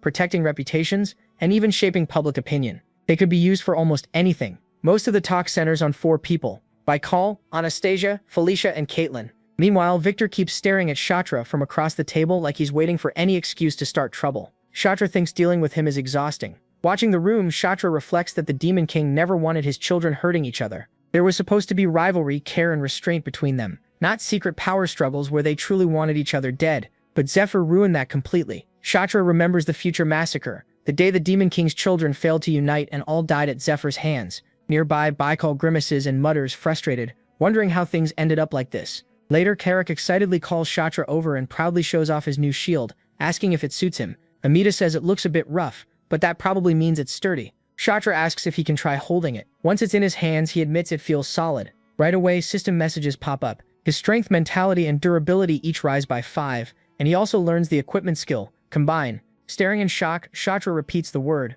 Amita says he figured it out. He explains that the shield has extra parts and a trick that lets it merge with armor as well. Then he tells Karak to lift the shield and say, Cultus. Karak awkwardly repeats it, and the shield suddenly opens up. Hidden parts shoot out and start locking onto his body. Even Karak panics for a second, but when it finishes, everyone is left staring. Shatra can only mutter that it's incredible. Karak shouts that it's amazing, and Amita proudly explains that it now reflects magic and greatly boosts physical defense, making real combat much easier. Then Shatra nervously asks about his own gear. Amita tells him not to worry, because his is done too. Shatra perks up at once. Amita reveals the finished white suri, now changed into something completely different, darker, sharper, and glowing green. The next day, before the faction's tea party starts, Felicia tells Shatra he's the main focus today. She explains this gathering is for introductions and for making it clear who stands with them, so everyone needs to understand that he's the leader of their faction. Shatra says he understands. The meeting turns out just as they hoped. He spends the time speaking directly with the faction members, building ties and making a strong impression on the people who used to follow Felicia and Chris. It lasts a little over 2 hours, but by the end he feels they achieved everything they wanted. At last, the day to leave arrives. Before they depart, Sylvain swings the sword Amita made and loudly declares it's the finest blade, called it the best weapon he'd seen. He thanked Amita and promised to make good use of it. Amita snorted that Sylvain was at least smart enough to know quality when he saw it. Then he asked if they were really leaving for Evian that day. Shatra said yes, and Amita asked for half a day to finish Earthquaker's final tweaks. Shatra agreed right away, then casually added that Amita was coming with them. Amita started to answer like it was normal, then froze and yelled, asking what Shatra had just said. Shatra told him he heard right, and that Last had already approved it. When Amita refused to accept that, Shatra told him to check himself and walked off. Behind him, Amita let out a miserable scream. When the teleportation circle was ready, everyone gathered around it. Chris looked at Shatra and told him to watch over Felicia and Caitlin. Behind him, Sylvain held up a ridiculous sign confessing his love for Felicia. That made the farewell even weirder, but Shatra confidently told them they could trust him. Amita, meanwhile, kept yelling that Last would never do this to him and that something had to be wrong. As the circle lit up, Shatra smiled, thinking it had been a while since he last traveled this way. The pillar of light swallowed them. Amita howled in misery, while Shatra focused on what was ahead. They were headed to Evian, and he wondered how things would play out this time. During the trip, Shatra thought back to what he learned in the Grand Library. From what he found there, the only Elder Dragon who might know the lair's location was Cruel Talia. His access had been limited, but the trip still wasn't a waste. A few books on the Elder Dragons said they started disappearing about 1,000 years ago. One guardian tied to the human world was the only exception, showing up a few times during that span. The rest had vanished completely. Shatra connected that to Ankle's death and Kalteen's dungeon being destroyed,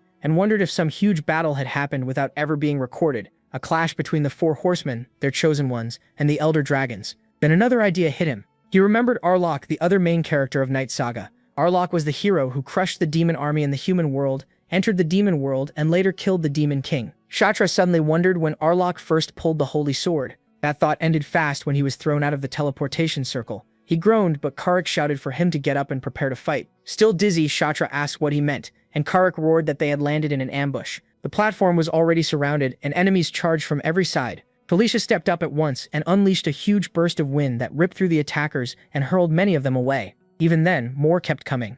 Green warned Shutra there were too many of them. Gritting his teeth, he demanded to know what was going on. The enemy commander shouted that they must not be given even a second to recover, and ordered the attack to keep going. Hearing that voice, Shutra recognized it. He knew he had seen that man before. A second later, he remembered. The commander was Mad Dog Jix. Right away, Shutra realized the one behind this had finally made his move. Grimly, he said it was about time that bastard acted. Without wasting a second, he told Green to clear out the weak ones first. She said she understood. Then Shutra decided to test Amita's upgrades. He lifted the new shield and called for White Suri. The weapon shot out in green light, split apart, and moved like it was alive, smashing through the enemy line and cutting down the front ranks in a flash. One of the people watching gasped, and Amita proudly said a trick like this was easy for him. He added that he named them White Suri and Black Suri, then asked if they weren't amazing. Green eagerly said she could now protect her master twice as well. Shutra admitted it was impressive, though he asked if she could really control both. She confidently said yes and promised to show him. Furious at the sudden shift, Jix bellowed that those little brats were dead and rushed in himself. He swore he would kill Shutra with his own hands. Shutra braced himself and said that would not be easy. White Suri and Black Suri moved to block him, but Jix tore right through them. He snarled that a cheap trick like that would never work, then used draconian dragon fighting arts and lunged straight at Shutra. His speed exploded, and before Shutra could fully dodge, Jix landed a heavy hit that sent him flying. Green cried out for her lord as Jix laughed and said it was a perfect strike, but when the dust cleared, Shutra stood back up with a grin and calmly thanked him. Jix just stared. Then green energy flared around Shutra as he said Jix had taught him something useful. At that moment, a message appeared. He had learned dragon fighting arts. Jix was shaken and demanded how Shutra knew dragon fighting arts. Shutra only smiled wider, stepped forward, and casually asked if Jix had anything else he could teach him. Jix froze, staring into Shutra's eyes, feeling that something about him was wrong. Realizing things had turned dangerous, he immediately ordered a retreat. Before falling back, Jix spread poisonous mist across the battlefield. Shutra recognized it at once. It was poison. Jix boasted that the fog was made from the venom of every poisonous insect around Avian, and that even one breath would cause unbearable pain. But the moment Shutra inhaled it, a message said his immunity to 100 poisons had activated. Then another message announced that after resisting a rare strong poison, the skill had evolved into immunity to 1,000 poisons, greatly boosting his resistance. Jix could only stare. Shutra mocked him, saying he'd been very generous, teaching dragon fighting arts and even helping him gain immunity to 1,000 poisons. Then he said he'd end this with one hit. With that, he smashed Jix down in a single heavy blow. The raiders panicked. Someone shouted that their captain was dead, and the rest ran. Shutra recognized it right away as the raid on Evian, a forced event from Night Saga, and thought that if Mad Dog Jix had already been sent out, then General Reinhardt had finally made his move. When Felicia asked why the enemies had suddenly fled, Shutra casually said maybe they finally understood they couldn't win.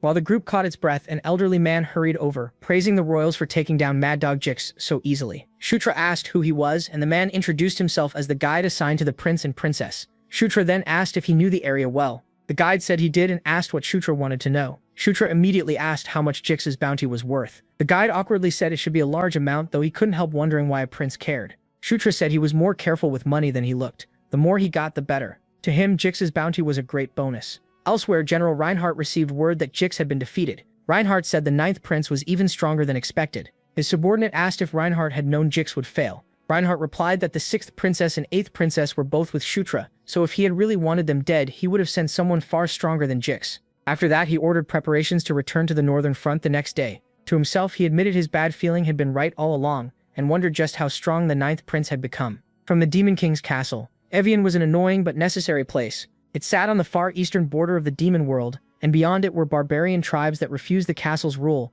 That was why scum like Mad Dog Jix could run wild there. Even so, they couldn't abandon the region. It was the kind of place they couldn't fully hold, but couldn't let go either. There were two ways to reach Evian Fortress, through Takar or straight to Evian. Shutra thought the Takar route was better, so he awkwardly brought up needing supplies and a way to trade the treasure they got from dungeon clearing. Felicia caught on right away and teasingly asked if that was why he wanted to go through Takar. Then she playfully asked if there was some other reason. Flustered, Shutra denied it and said it was nothing weird at all. Felicia laughed and said she was joking, then reminded him the rendezvous point had already been set as Takar anyway. She asked whether the Lycanthrope group would also head there, and Caitlin confirmed they would. Caitlin explained that since this was a military mission, they should bring support troops too, and there was also a large teleportation circle near Takar. Shutra quietly felt relieved. Even so, Caitlin remarked that it had been a while since her last visit and wondered whether the auction house was still the same. By night, they arrived in Takar. Shutra remembered it well, loud, rough, and full of trouble. Korik said it was just like the rumors, a place unlike any other.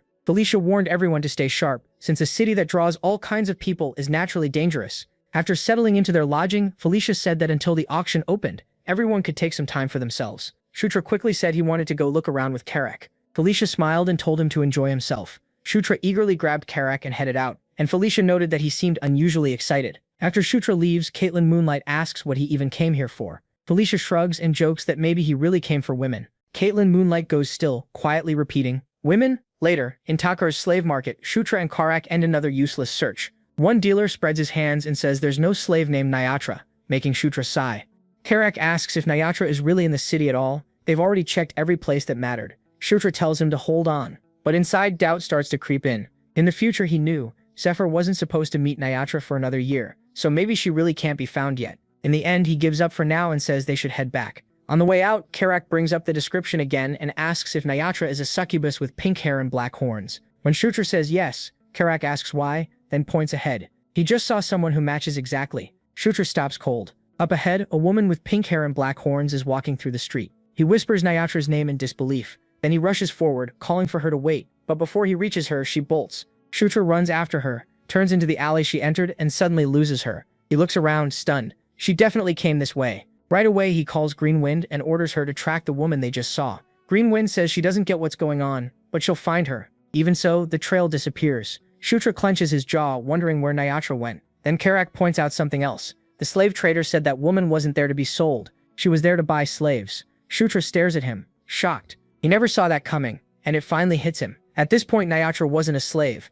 Meanwhile, she watches them from above and he feels it. He looks up but sees nothing. Thinking about the future he knew, he can't understand how she ends up becoming a slave just a year later. When they return, Caitlin Moonlight notices right away that something's off. She asks if something happened since Shutra hasn't said a word, and Korik casually says that's just how he is. Caitlin Moonlight gently asks if he's tired and suggests saving the auction house for tomorrow, but Shutra quickly says no. They don't know when they'll get another chance to come here, so they should go now. She tells him not to overdo it and says they can leave early if needed. Before they head out, Amita stops Shutra and tells him to check this out. He shows off the newly adjusted gear and says it's all tuned now, so it should be much easier to use. Shutra smiles and thanks him. From above, Felicia calls for everyone to stop wasting time and get moving. Korik says they're coming. By the time they reach the auction house, it's already packed. Caitlin Moonlight shows up in an outfit Shutra has never seen on her before, and even Korik says so. She cheerfully explains that she couldn't dress like this before because of Chris Moonlight, then asks if it suits her. Korik says the seventh prince seems more strict than he first thought. Caitlin Moonlight scoffs and says Chris Moonlight isn't strict.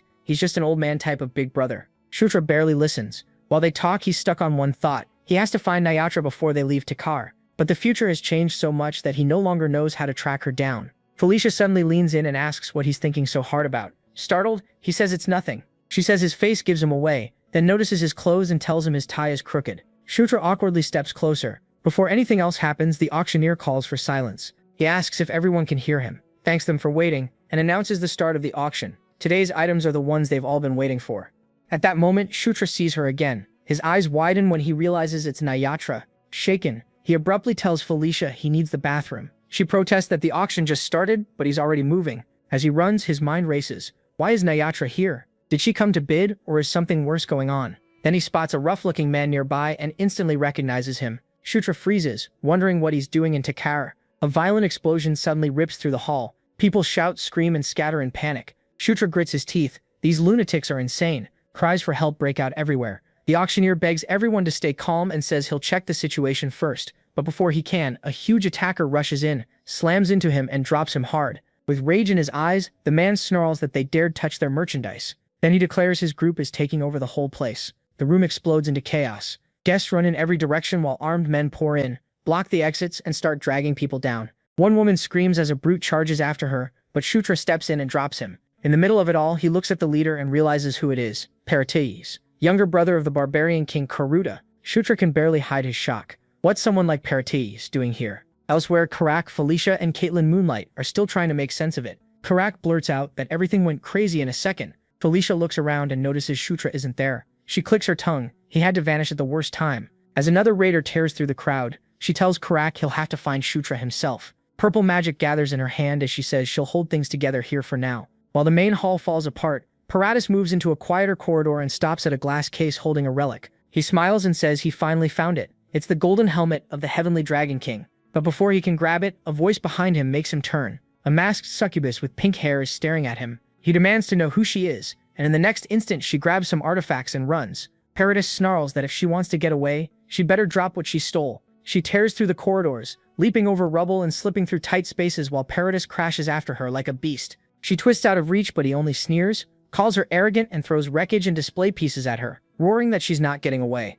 She weaves through the debris as valuables burst around her. Paradis keeps chasing, mocking her to keep running, and calling her a slippery loach. Then everything changes. Just as Paradis is about to catch her, someone cuts between them and blocks the attack. Shutra glances back at the masked succubus and says they've finally met again. Nyatra. She freezes in shock, and Paradis recoils too, demanding to know who Shutra is. Shutra ignores him, raises White Suri, and sends the shield forward. The green weapon splits into several floating pieces that spin around Paradis like living blades. He jerks back as the fragments box him in and slash through the air around him. Furious, he struggles to break out. Without looking away from Paradis, Shutra asks Nyatra if she's okay. She stares at him, confused, and demands to know who he is and how he knows her name. Shutra says that can wait. They need to deal with the musclehead first. Then he summons the king's knights. Green light fills the corridor, and Carrick suddenly appears, completely confused, trying to figure out what's happening. Shutra immediately says there's no time to explain. He orders Karak to take Nyatra and leave now. Karak asks about him, and Shutra calmly says he still has unfinished business. Karak looks at him for a moment, then agrees. He throws Nyatra over his shoulder and says he'll go on ahead. Shutra can catch up when he's done. Nyatra kicks and yells at him to let her go, but Karak keeps moving. Shutra watches them leave, relieved that she's finally out of immediate danger. Then he turns back to the relic case and narrows his eyes. It's the golden helmet of the Heavenly Dragon King. Right then, Paris breaks free and charges. Shutra barely gets White Suri up in time. The hit explodes through the corridor and blasts him backward, shaking the whole area. Dust and broken glass fly everywhere. Through it all, Paris accuses him of mocking him. Dark power spreads over his body and his muscles swell. Shutra recognizes it at once. Body-strengthening art. The barbarian's body-enhancing martial skill. And this confirms it. Paratus isn't some thug. He's Karuta's younger brother, one of the strongest barbarian warriors and an upper intermediate class general. Paratus tells him to try whatever he wants. He's going to rip his body apart. At the same time, Karak charges through the auction house with Nyatra over his shoulder, apologizing as he runs. He promised the prince. Then raiders fill the hall ahead and cut him off. He mutters a curse and rushes straight at them.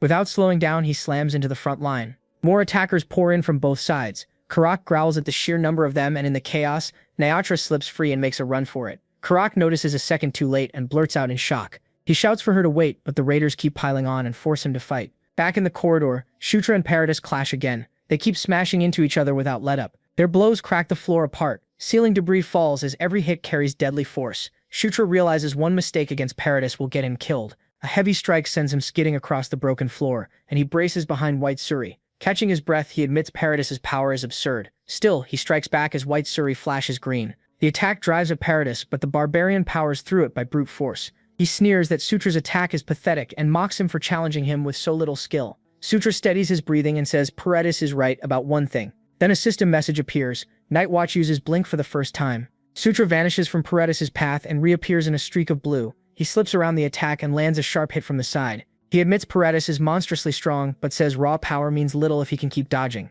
If Paradis can't catch him, he can't do anything. Shutra keeps moving, weaving around him. He strikes whenever an opening appears. Every time Paradis turns, Shutra is already gone, and whenever Paradis attacks, Shutra is somewhere else. Another message flashes as Nightwatch uses blink a second time. Paradis snarls in frustration and yells at him to stop fighting like a coward. He roars for Shutra to quit dodging and face him head-on. Shutra coolly says Paradis is even more impatient than he thought. Paradis bellows that he'll end this with one blow. Shutra says the timing is perfect. He's ready too. Red energy starts building in his gauntlet. Heat and pressure surge as he activates Earthshaker Awakening. Then he unleashes a destruction burst. It slams into Paratus and erupts through the hall in a violent red blast. Paratus groans as the shockwave tears through the room and hurls him away.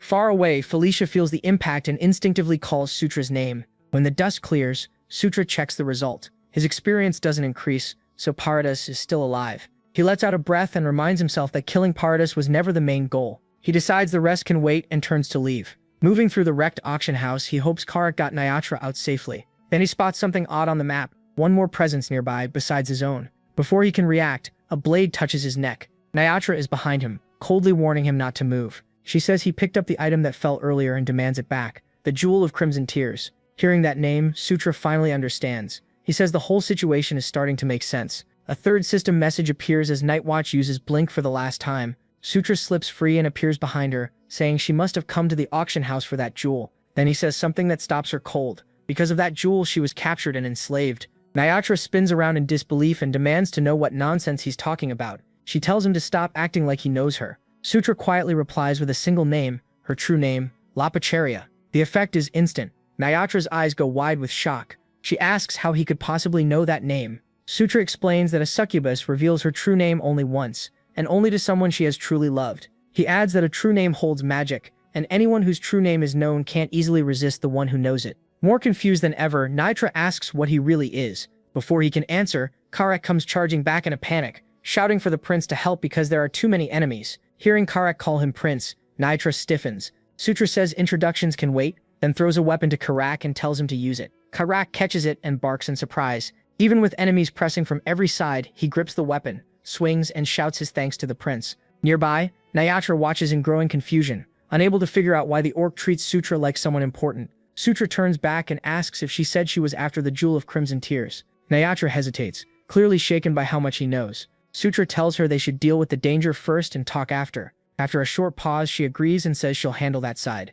The fight spreads through the ruined hall. Nyatra moves fast and cleanly, dropping raiders who get too close while the noise of collapsing stone and shouting echoes through the night. Not long after, Felicia and Caitlin arrive. Felicia looks around, then spots Sutra, Karak, and the masked succubus together. Sutra calls to her, and she immediately asks what happened after that massive blast. He answers that he fought Paradis. Felicia is stunned and asks if he means the barbarian king's younger brother. Then she realizes what that means. The barbarians didn't just hit the auction house, they attacked Takar itself. Sutra says they were definitely after the auction items. Before they can go any further, Felicia notices the pink-haired succubus behind him and asks who she is. Sutra glances back and introduces her as Nayatra, adding that because of complicated circumstances, they'll be traveling together for a while. Felicia repeats succubus in disbelief, caught off guard by how suddenly one has joined them. The moment is cut short when a breathless messenger runs in and shouts that there's trouble. Felicia turns and demands to know what happened. He reports that the barbarian army has crossed the border. The words freeze everyone. Sutra stares in shock while Felicia demands confirmation.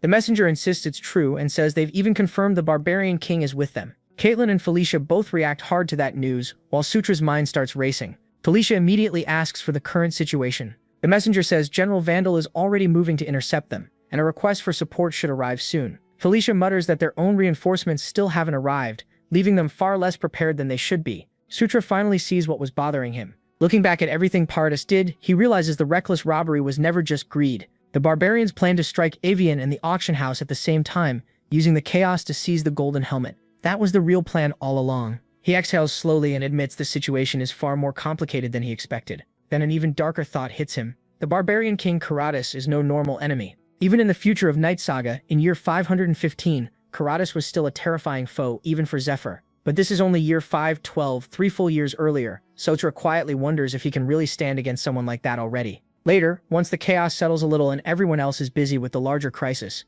Nitra sits alone in a quiet corner, still tense. One hand stays close to her body, and her eyes keep scanning the courtyard. When Sutra finally arrives, he rubs the back of his head and apologizes for keeping her waiting, saying things took a bad turn. Nyatra says it's fine, but doesn't let it go. Looking straight at him, she asks if he'll answer her now. How does he know her real name? Sutra pauses, then admits the truth is tied up in too many complicated things, hard to explain, and even harder to understand. Nyatra asks what he means, but he only apologizes again and says he'll explain someday. For now, he asks her to wait a little longer. She falls silent, clearly unhappy but willing to listen. Then she changes the question. If he won't explain the name, he should at least explain why he brought her there. Sutra leans forward and answers without hesitation. He has a proposal. He wants to hire her as his subordinate. The answer stuns her. She blinks, repeats the question, and struggles to process it, while Sutra stays calm and assures her payment won't be an issue. He says that since he wants Nyatra as a local escort knight, he'll pay her properly. She refuses at once. Rising from her seat, she apologizes and says she has to decline. Her younger sibling is waiting at home, so she can't accept. For a moment, Sutra simply stares at her. Then, with chilling certainty, he says she's lying. She doesn't have a sibling. The color drains from Nyatra's face as Sutra keeps going. He says her parents died when she was little and she grew up alone. No siblings at all. Then he asks if that isn't the truth. Nyatra starts shaking, hugs herself and asks how he knows so much about her. Her voice trembles as she admits she's getting scared. Shatra softens a bit and tells her to stay by his side. One day, he says he'll tell her everything. Nyatra shuts her eyes for a long moment, then slowly exhales. Finally, she says she understands. She agrees to try and to become his royal escort knight. Kshatriya brightens right away and asks if she really means it. Nyatra says if she turns him down now, she still won't feel at ease. He seems to know everything about her, where she lives, and how she has lived. Then she asks how he can hire her as a guard when he doesn't even know her background. Kshatriya says that doesn't bother him because he already knows her well. That only flusters Nyatra more, and she blurts out that she gets it already, so he should stop saying things like that. Satisfied, Kshatriya says that's good. Then he asks if they should do the formal knight appointment now. Nyatra freezes when he suddenly draws his sword. She asks why he's pulling a weapon now and whether this is some kind of magic contract. Kshatriya tells her not to worry. It's just part of the process, and Karak went through it too. Hearing that, Nyatra kneels. Shora calls her name and declares that he appoints her as his knight. The instant the words leave his mouth, pale blue light bursts out around them. It wraps around Nyatra, rises into the night sky, and shoots up like a pillar. Startled, she looks around and asks what the light is. Far away under the same moon, Zephyr stops and looks toward the rising beam. In silence, he realizes fate has changed. He wonders what that change will lead to, and how much fate can really be bent. Elsewhere, the Demon King raises a glass of red wine and asks Sameda Ignis if she sees it too. He wonders how much their child will change the world. At the same time, messages appear before Kshatriya's eyes. One after another, King's Knights leveled up. The max members increased from 3 to 5. King's Knights gained the crest of Conquest level 1. Conquest also leveled up. Shora smiles at the notices and says it's done. Looking at the changed Nyatra, he knows for sure that from now on, she stands on his side. Not long after, Green flies up excitedly and says she wants to become his knight too. Shora stares at her confused and asks what she means. Green quickly explains that even though she already belongs to him, her case isn't like Karak's or that succubus's. She wants to become like them. When Shora hesitates and wonders if that's even needed, she starts begging again and again, stubbornly repeating that she wants it. Shora thinks it over and decides it isn't a big issue. Even if he gives Vandal a knight spot later, one slot will still remain. In the end, he gives in and says fine. Watching this, Green grins and says that now she has nothing left to worry about. Just then, Felicia opens the door and asks Shora to speak with her for a moment. After hearing Green's odd comment, she asks what she meant. Shora says the timing is perfect, because he wanted to talk too. Then, as casually as ever, he announces that Nyatra will start serving as his escort knight today. At his side, Nyatra lowers her eyes and politely says she looks forward to working with him. Felicia is clearly surprised. She asks what caused such a sudden decision, and admits she didn't expect this at all. Still, after thinking for a moment, she tells Shora it's his choice, and since he made it himself, she trusts him to handle it well. Shora thanks her sincerely. Then Felicia remembers something else. She says she heard the auction items vanish during the chaos and asks him directly if he took them. Shora awkwardly admits it and asks why it matters. Felicia says she knew it, then tells him to show her what he got.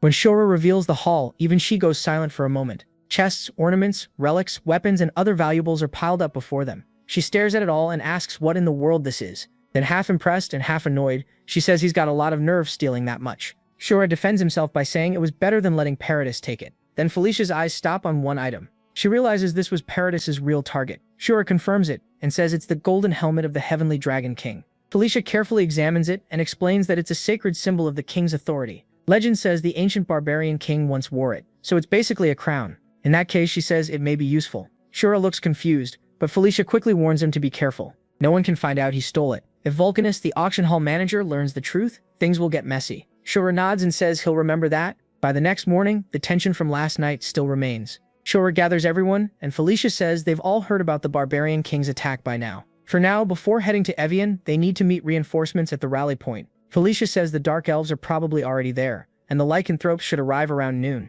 They'll move with the supplies they bought yesterday, leave the rally point in the afternoon, and return to Evian no matter what. After explaining the plan, she tells everyone to get ready. The others agree at once. Karak says he understands, and another voice tells her not to worry. Following Felicia's orders, the group finishes preparing in Takar and leaves the city. They soon reach the rally point where a woman formally greets Felicia and says that she welcomes the 6th princess. The woman is Alita Doomblade.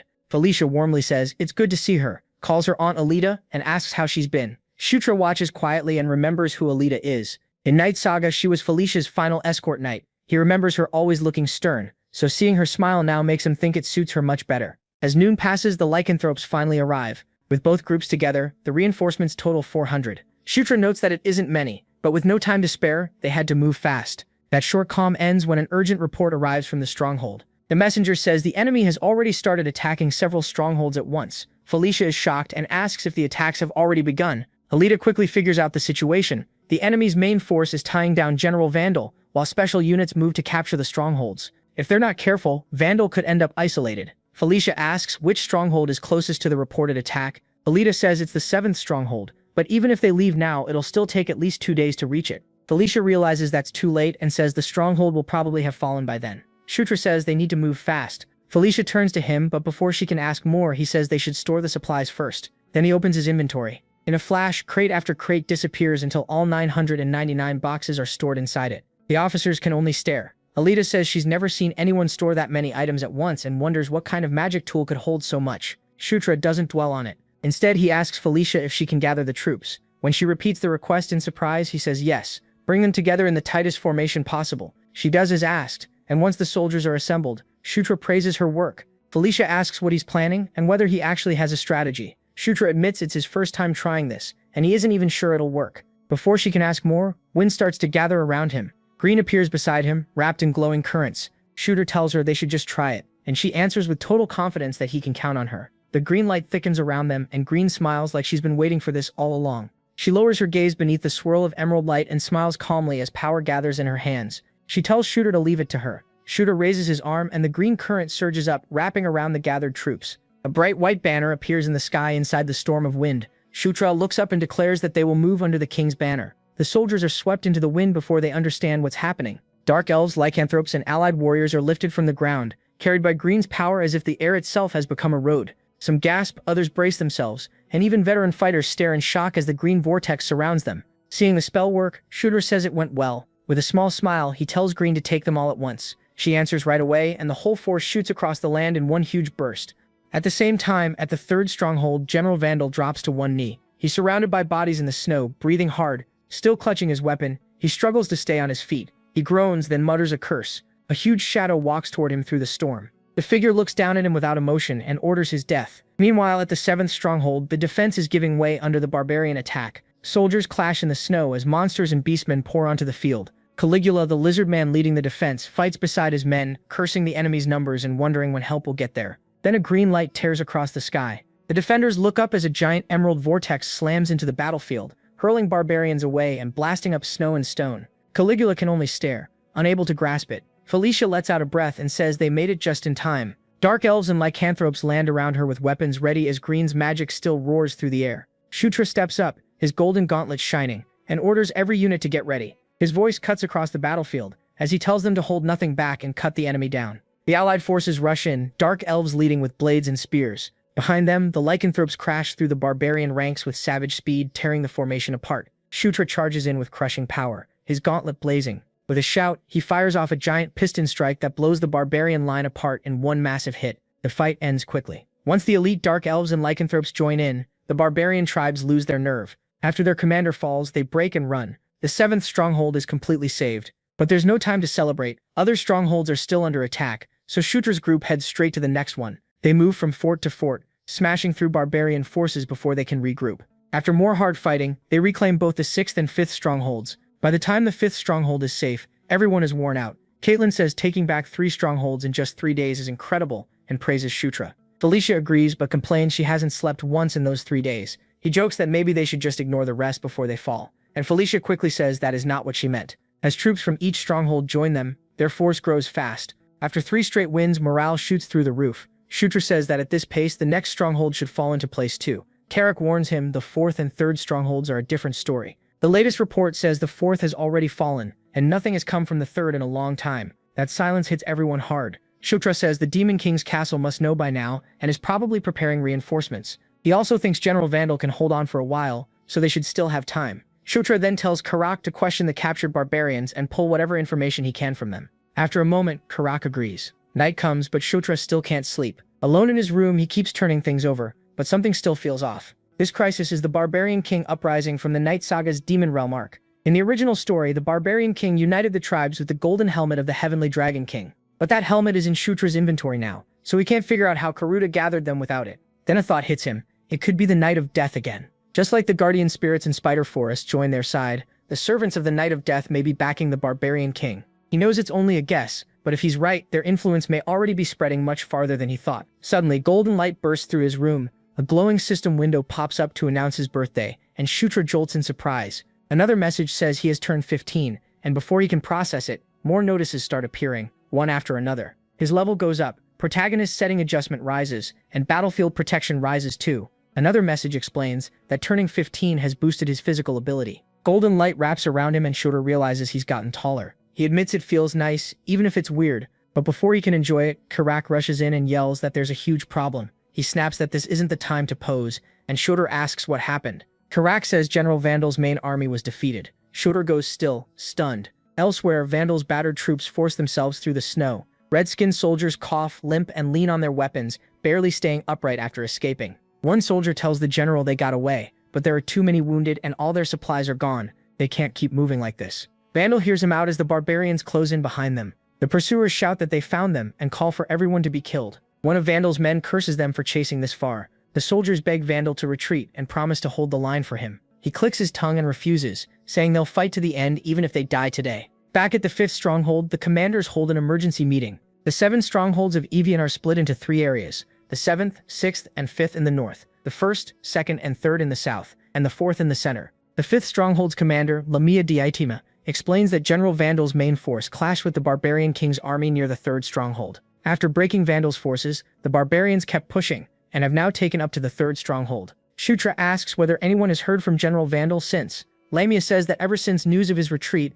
they haven't been able to reach him. Caitlin asks why the barbarian king struck the 3rd stronghold first instead of passing through the 1st and 2nd. Lamia says she believes the real target is Takar. When Caitlin asks why, Lamia explains that the barbarians want loot, not land. They can't rule Evian anyway, so the only plan that makes sense is to break through fast, grab what they can, and leave before the Demon King's side can react. Holding territory near Evian would be too risky, she adds, because the Demon King's castle would crush them. Felicia agrees and says that makes Takar the most likely target, since it is the richest land near Evian. She then points out 2 key facts. General Vandal's broken army is still out of contact, and the barbarian king's force is moving north. Then she turns to Shutra and asks what he thinks. The room goes quiet. Karak stands behind him, looking grim, while Nayatra watches without a word. Felicia and Caitlin wait for his answer, and Shutra lowers his eyes, thinking.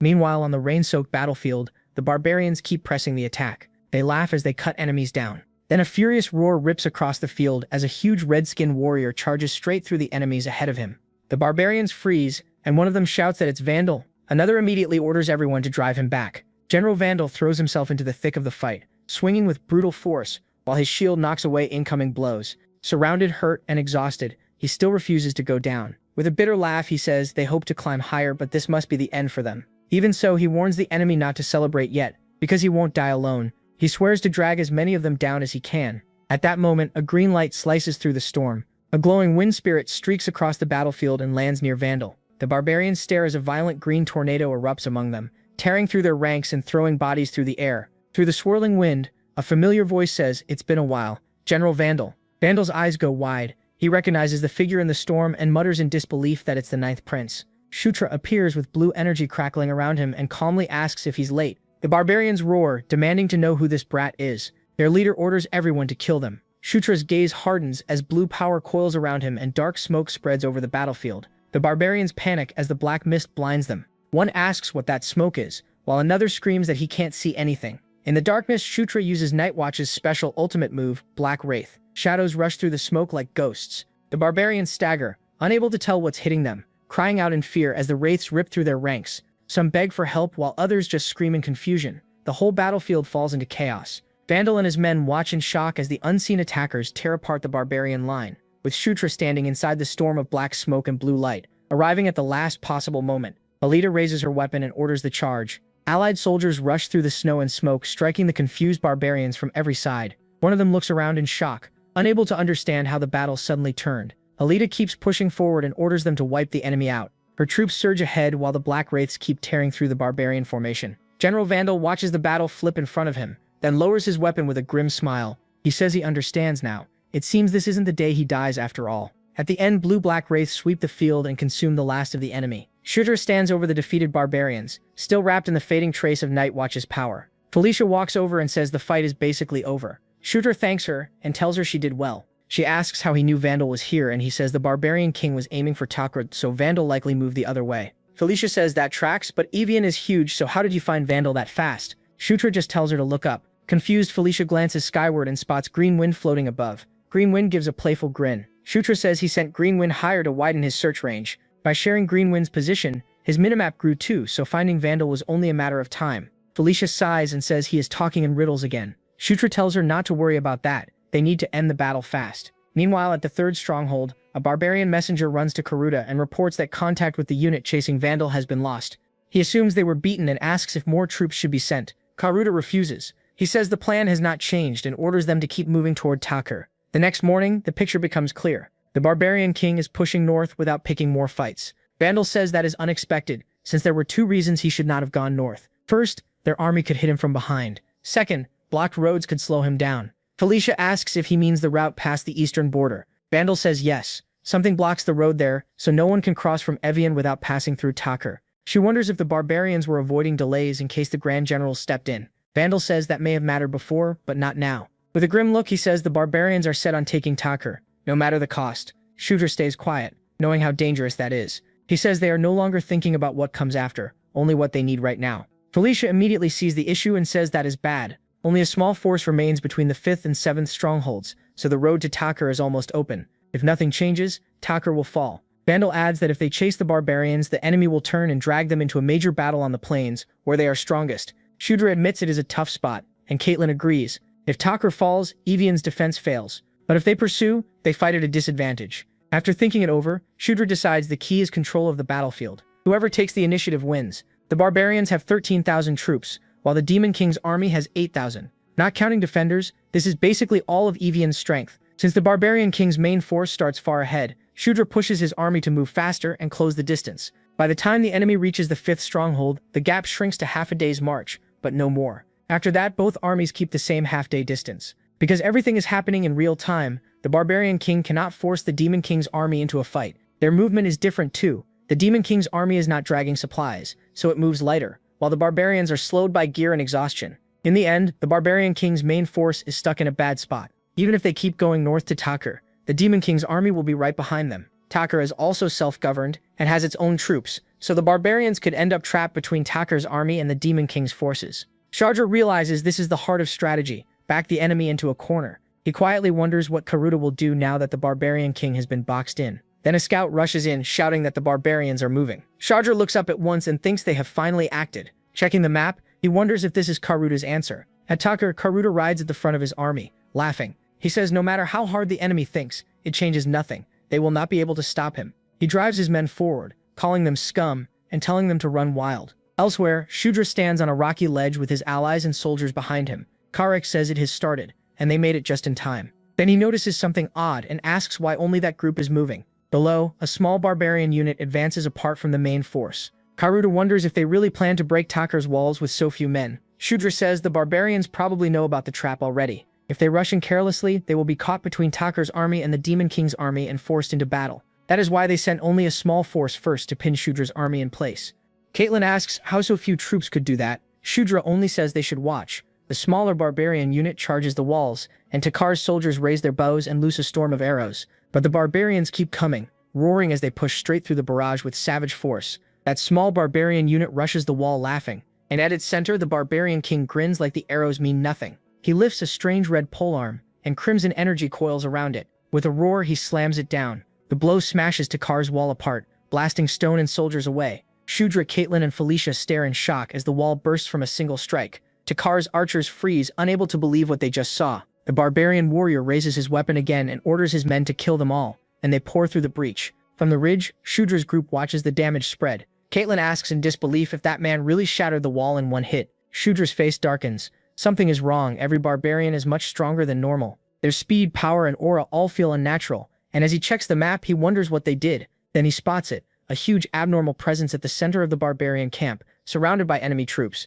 Shudra narrows his eyes, realizing something is hidden in their formation. In the distance, a red flag glows from the middle of the army. Crimson energy pours from it into the nearby warriors. Shudra wonders what that flag is. As the aura spreads, the barbarians' eyes glow and their bodies surge with violent power. One warrior throws his head back and laughs, drunk on the strength. Shudra grits his teeth and understands the flag is boosting them. Right then, Karek shouts that the enemy's main force is moving. The barbarian army surges toward Takar like a wave. Shudra curses, then orders every unit to get ready. They cannot let the barbarians break into Takar. He gives the charge. Kakark leads the allied troops with a roar, weapons swinging as the Demon King's army slams into the barbarian front line. Soldiers, lycanthropes, and dark elves crash into the enemy head-on. The ground trembles from the impact. Shudra darts through the chaos, cutting enemies down while reading the battle. No wonder Vandal's force lost so easily. If the barbarians were strengthened by that crimson aura, their earlier win makes sense. His eyes lock on the glowing red flag. He decides to end this fast by destroying it first. He breaks from the fight and races toward the barbarian camp. But before he gets there, a massive shadow drops in front of him. A heavy strike crashes down and forces him to stop and jump back. A black-armored barbarian wrapped in crimson energy rises from the crater with far deadlier pressure than before. Burning with rage, he says he finally found Shudra and calls him a thief. Shudra stiffens and recognizes him at once. Paratus, the barbarian king's younger brother. But this is not the same Paratus from the auction house. The red energy around him is thicker, sharper, and far more violent. Shudra realizes the crimson boost is stronger than he thought. Paratus bares his teeth and demands the golden helmet. His aura flares as he raises his weapon and orders Shudra to hand it over or be torn apart. Dust and rock fly as Paratus slams down, wrapped in crimson power. He charges straight at Shudra and smashes his fist into the ground hard enough to rip the field apart. The shockwave throws Shudra back, but he twists in midair and avoids the direct hit. Paratus keeps coming, red aura raging around him. Shudra slips past the attack and counters in one motion, landing a clean strike on his body. But Paratus barely reacts. Shudra's eyes widen. Why is he so tough? Paratus just grins and says it tickled, then blasts Shudra away with a brutal counter. Shudra flips through the air and steadies himself with green wind. A floating green shield forms under his feet and he lands on it. Grimacing, he says, "This is seriously annoying." Paratus roars, calling him a filthy rat and accusing him of running again, but Shudra vanishes from sight. Paratus looks around in confusion and mutters that Shudra is gone. Then a blue flash appears.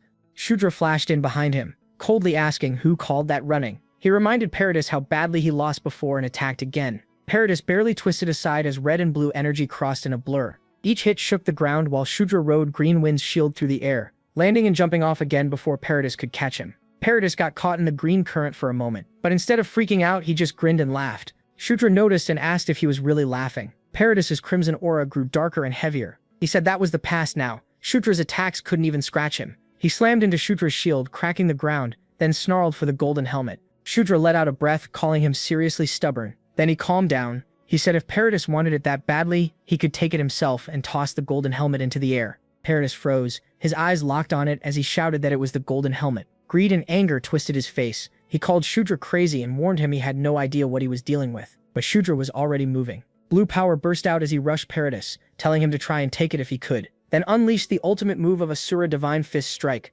Paratus could only stare in shock. The attack hit with a violent crash, sending a shockwave across the battlefield and blasting Paratus back. Shudra blurred again. Night Watch's blink activated. Second use of 3. He vanished from Paratus' sight and reappeared in a better spot. Paratus coughed and stumbled, left open by the sudden blow. Golden energy wrapped around Shudra's fist as he drove it down, activating gigantic piston. The blow crashed down like a pillar, smashing Paratus into the ground and throwing debris everywhere. Nearby barbarians stared in horror and yelled Paratus' name. As the dust cleared, Shudra stood there calmly while the golden helmet still floated untouched above him. He looked down at Paratus and said he was too greedy for someone who couldn't even handle what he'd already been given. The helmet glowed and flew back into Shudra's hand. Lowering it, Shudra coldly told Paratus to quit acting up and stay down. He wasn't a match anymore. Paratus crashed back from the hit, and the nearby barbarians could only stare. One of them shouted his name through the dust. Shudra stood by the crater as the golden helmet floated beside him, and told Paratus he was too greedy for someone who couldn't even handle the power he already got. He lowered his hand and said Paratus should stay down and accept he couldn't win anymore.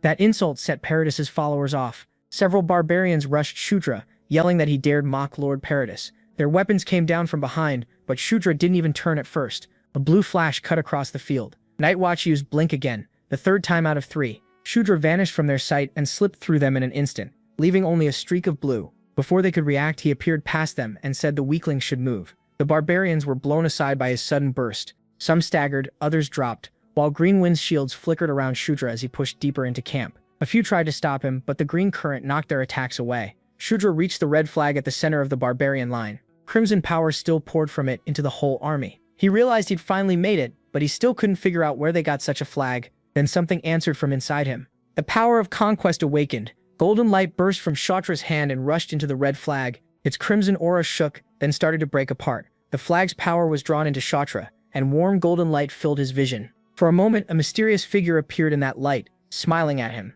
The red flag lost its power, and across the battlefield the barbarians stumbled as their strengthened bodies weakened, and the crimson aura around them vanished. Karik noticed at once, and said the enemies suddenly got weaker. Realizing the crimson aura was gone, he laughed and said the prince must have done something again. Kshatra looked at his glowing hand, unsettled. He wondered if that crimson aura came from the flag or from the power of war. The more he thought about it, the stranger it felt. Before he could sort it out, a huge presence rose behind him. The barbarian king stepped forward, wrapped in crushing pressure, and asked if Kshatriya was the one who touched the flag. Kshatriya turned and said yes, then asked if that was a problem. The barbarian king narrowed his eyes, said no, and told him to die. Then he attacked at once. The blow smashed apart the ground where Kshatriya had just been. Kshatriya barely dodged, but the shock wave still threw him back. He gritted his teeth as debris flew past. The barbarian king kept coming without pause. Every step shook the field, and every swing could crush stone. Kshatriya dodged, blocked, and gave ground, but the pressure was crushing. This was exactly the kind of destructive power the barbarian king should have.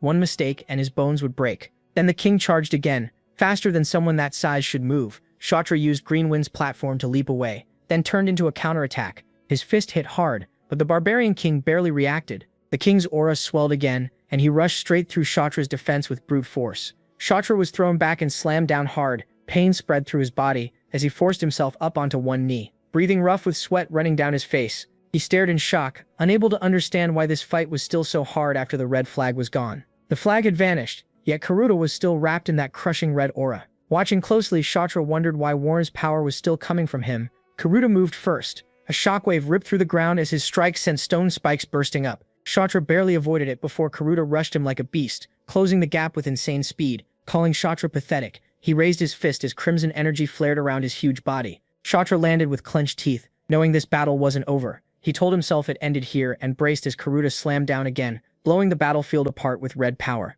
Kshatriya was thrown back through smoke and debris, but he twisted his body in midair and dug a foot into the ground to stop. Groaning, he was frustrated that Karuta could still use that much strength. Karuta stood there with his mace and said, "Kshatriya dodged well, pretty fast actually." A system-like thought identified the weapon as the Skull Crusher mace. Kshatriya stayed silent, eyes locked on Karuta. Grinning, the barbarian king said he wanted to see how long Kshatriya could keep running. He charged again, red aura slicing forward. The blow dropped like a boulder, and Kshatriya used Night Watch's blink for the final time. A blue arc flashed across the battlefield, and he vanished before the strike landed. Karuta's mace smashed into empty ground, leaving a crater. He growled. Surprised, Kshatriya slipped away again. Kshatriya reappeared farther off in blue light. He clicked his tongue. Annoyed, Karuta wouldn't give him a second to breathe. Karuta saw through the trick and called it filthy. Even with his huge body, he moved shockingly fast, rushing Kshatriya again. Kshatriya saw it clearly. Even that massive frame didn't slow Karuta down. The barbarian king's strike crashed down and Kshatriya blocked with his arms, but the force still shoved him back. Karuta kept pressing, leaving him no time to recover. He broke through Kshatriya's guard and sent him flying into a wall. Then the king sensed movement behind him. Caitlin suddenly jumped in and drove a fist into Karfuta's side, cutting him off. Her beast god fist art surged with blue energy, and the hit landed hard, making Karfuta stagger for a moment. Kshatriya dropped to one knee, breathing hard as Greenwind appeared beside him and asked if he was okay. He said he was fine for now, that's why he brought plenty of potions. The real problem was Karfuta being stronger than expected. Greenwind agreed and told him to try that move. Kshatriya looked confused and she explained she meant White Suri's ultimate technique. Karfuta roared and swung again. Greenwind's shield shone in Kshatriya's hands as he got ready. Karfuta asked what he thought he was doing, and Kshatriya told himself he had only one shot. He had to meet the attack at the exact right moment. Karfuta charged straight in, mocking him for trying to stop that blow with only a shield. Kshatriya planted himself behind the glowing green shield. Wind gathered around him and his face turned sharp and focused. He remembered the warning about White Suri's ultimate move: use it wrong and he'd be the one in danger. But if he used it right, nothing was stronger. Karfuta's mace came down. At the last possible instant, Kshatriya released the power. The shield flashed bright green, met the blow head-on, and exploded outward. Karfuta's own power rebounded back at him, throwing him away. The technique was absolute domain. Karfuta's eyes widened as the swirling force locked down his whole body. He wondered what that power was. His muscles tightened, but he couldn't move. Breathing hard, Kshatriya admitted it was tough, but he finally landed a real hit. With Karfuta trapped in the domain, Kshatriya rushed in and struck him with a powered-up blow, slamming his fist into the barbarian king's body. Kshatriya's punch knocks the air out of Karfuta. Green wind tightens around the giant, twisting him into the vortex. Kshatriya sees it land and thinks it finally worked. But the relief is brief. His body rejects the strain, and he gasps. Caitlin Moonlight notices right away and calls out in alarm. Kshatriya coughs, realizing his aura is flowing backward. His power is in reflux. Before he can steady himself, Karfuta starts laughing. Standing inside the storm, Karfuta grins and says, "This is fun, really fun." Then he unleashes Conqueror's Haki and starts moving again through absolute domain. He pushes Kshatriya back with raw strength, and Kshatriya realizes the technique didn't fully stop him. Karfuta smirks, impressed that Kshatriya blocked the blow. He asks if Kshatriya just turned Karfuta's own power back on him. Then he says he wants to see what Kshatriya does next. Behind him, the allied forces charge again with loud roars. Caitlin Moonlight steps in at once. She tells Shutra to recover and says she'll handle Karfuda herself. Without hesitating, she rushes in. Shutra is still struggling to breathe, drinks a potion and thinks this is seriously exhausting. If even absolute domain failed, then what is he supposed to do? Aura recovery has limits. He needs another way. Something only he can use to get even a little stronger. He tells himself he has to find a way to beat Karfuda. Green Wind appears beside him and anxiously asks if he's really okay.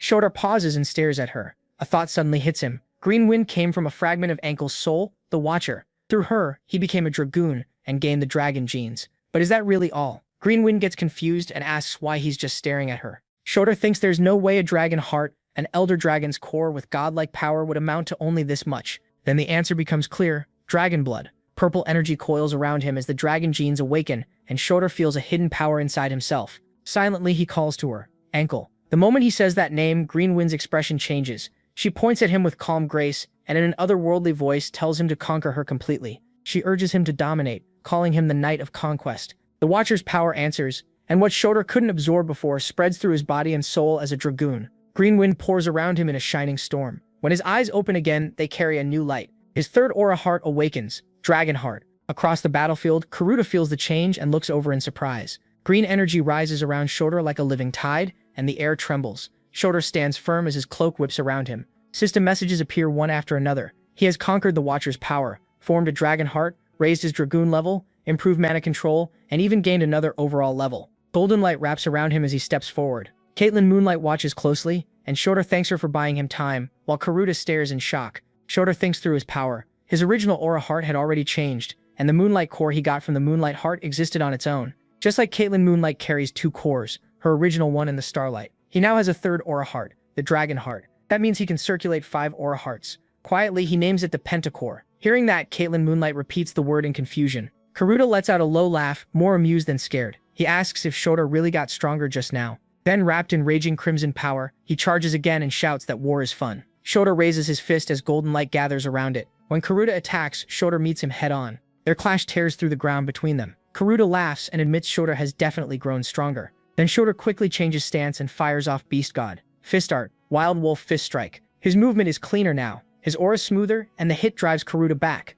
Karuta braces, but Shota extends a hand and feels his power finally settle into place. He smiles faintly and says this is the feeling he was waiting for. It's finally working. Now it's clear, Karuta is stronger than General Vandal. In pure physical strength, he's above anyone. Shota has fought, so there's only one real way to win: overwhelm him with non-stop attacks and numbers. Still covered in crimson aura, Karuta laughs and says Shota's pretty good. Shota knows that if this drags on, their side loses the advantage. So he decides to go all out from the start. He shouts for everyone to never back down and orders a full charge. The demon army surges ahead. Felicia attacks from one side, while Karak and the others push in with the troops. Warriors and barbarians crash together as the battlefield erupts. Karuta swings his mace with monstrous force, but Shota keeps darting in and out before the strikes can crush him. Caitlin Moonlight attacks from another angle, blue aura flaring as she slips past Karuta's guard and lands a heavy hit that forces him to twist away. He tries to counter, but Shudra closes in right after. Caitlin Moonlight sees the opening, even as Karuta starts adjusting. Together, they keep pressing him from both sides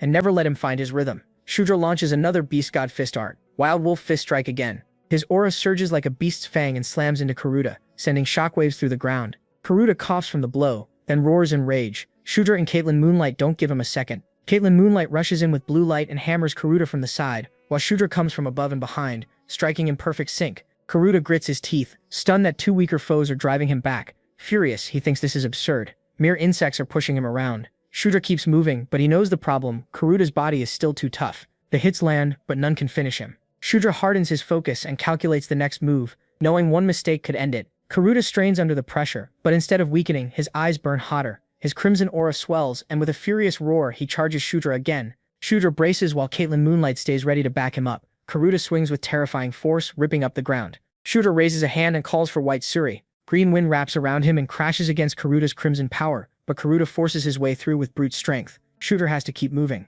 Caitlin Moonlight sees the opening and yells for him to act now. Shudra drops from above, gathering destructive force into his fist. His ultimate move activates Earthquaker's Destruction Burst. Red and black pressure erupts beneath him as he dives at Karuta with everything focused into one point. The impact blasts across the battlefield. The ground shatters. A huge crater opens under Karuta, and nearby fighters are thrown off their feet. Shudra lands hard, breathing heavily. Sure, the hit did major damage, but Karuta is still standing, smoke rising from his battered body. He laughs wildly. Shudra can hardly believe it. Karuta's body is ridiculous. Even after taking Destruction Burst head-on, he can still move. Karuta charges again, forcing Shooter to dodge as Crimson Aura tears across the field. Shooter realizes it still isn't enough. Before he can reset, Caitlin Moonlight shouts his name and tells him to catch. She throws a huge mace toward him. Shooter catches it and instantly knows what it is. It's Skull Crusher, the Barbarian King's weapon, a divine artifact left by the Heavenly Dragon King. Gripping it, Shooter decides this will be enough. Karuta laughs and charges again, but Shooter declares this war ends here and lifts Skull Crusher to meet him.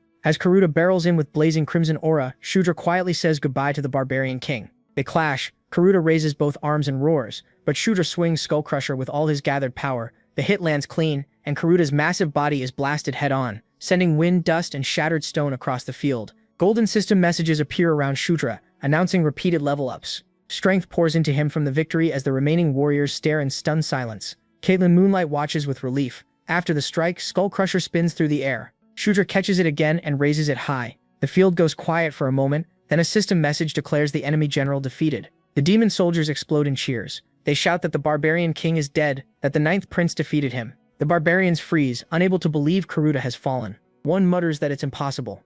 Skull Crusher gleams in Kshatra's hand. He doesn't waste the moment and gives his next order: wipe out the remaining enemies and let none escape. The demon forces surge forward, and the barbarians panic as the tide fully turns. Some try to run, but the demon troops close in from every side. The remaining barbarian army collapses under the sudden assault. At last, the battle with the Barbarian King ends in Kshatra's victory. News of Kshatra's win reaches the Demon King's castle immediately. Soon after, it spreads across the demon realm again. Some celebrate, but others grow uneasy. Several powerful figures sit in silence, disturbed by how fast Kshatra's name is rising. Some can only watch with jealousy as his achievements keep piling up. Far from the Demon King's castle, in a place ordinary news cannot reach, even far from the demon realm, someone feels Kshatra's win, the Death Knight. He stands under the night sky, covered in a cold blue aura, a being who has wanted the world to end for 1,000 years. Lifting his head, he listens as the voice of death calls to him. That same evening, after Karatas falls, the Demon King's camp breaks into celebration after the brutal fight. For once, the mood is light as the demon tribes drink together. From the edge of camp, Kshatra thanks everyone for fighting so hard.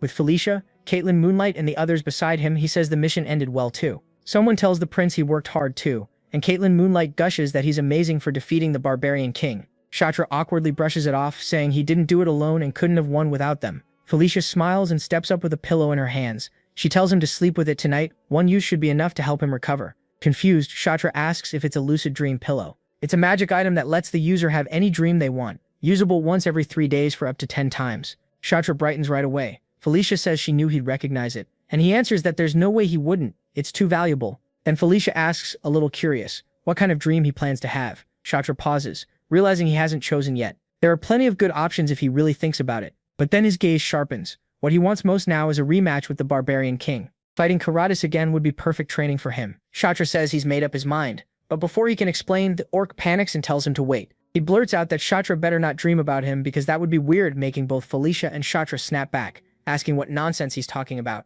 Just then, someone asks to come in, and Caitlin Moonlight turns to see General Vandal. Vandal enters and says he has something to tell the 9th Prince. The group welcomes him. Though someone asks if he's alright, Vandal calmly says a wound like this will heal after one good night's sleep, then explains he came to ask a favor. Kshatra asks what kind of favor. Vandal looks him straight in the eye and asks if in 5 days Kshatra will fight him. The request catches Kshatra off guard. He realizes this is the first time Vandal has asked him for a duel. In Night Saga, Zephyr was always the first one to do that. Whether it was bringing in Vandal or welcoming Yakra, Vandal had always been the one approached first. He had never been the one to test if someone was worthy to lead him. But now that same Vandal is the first to challenge Kshatra, and Kshatra can feel his competitive fire. A grin spreads across Kshtra's face as he accepts the duel. Vandal smiles too and the match is set. They'll face each other in 5 days at full strength.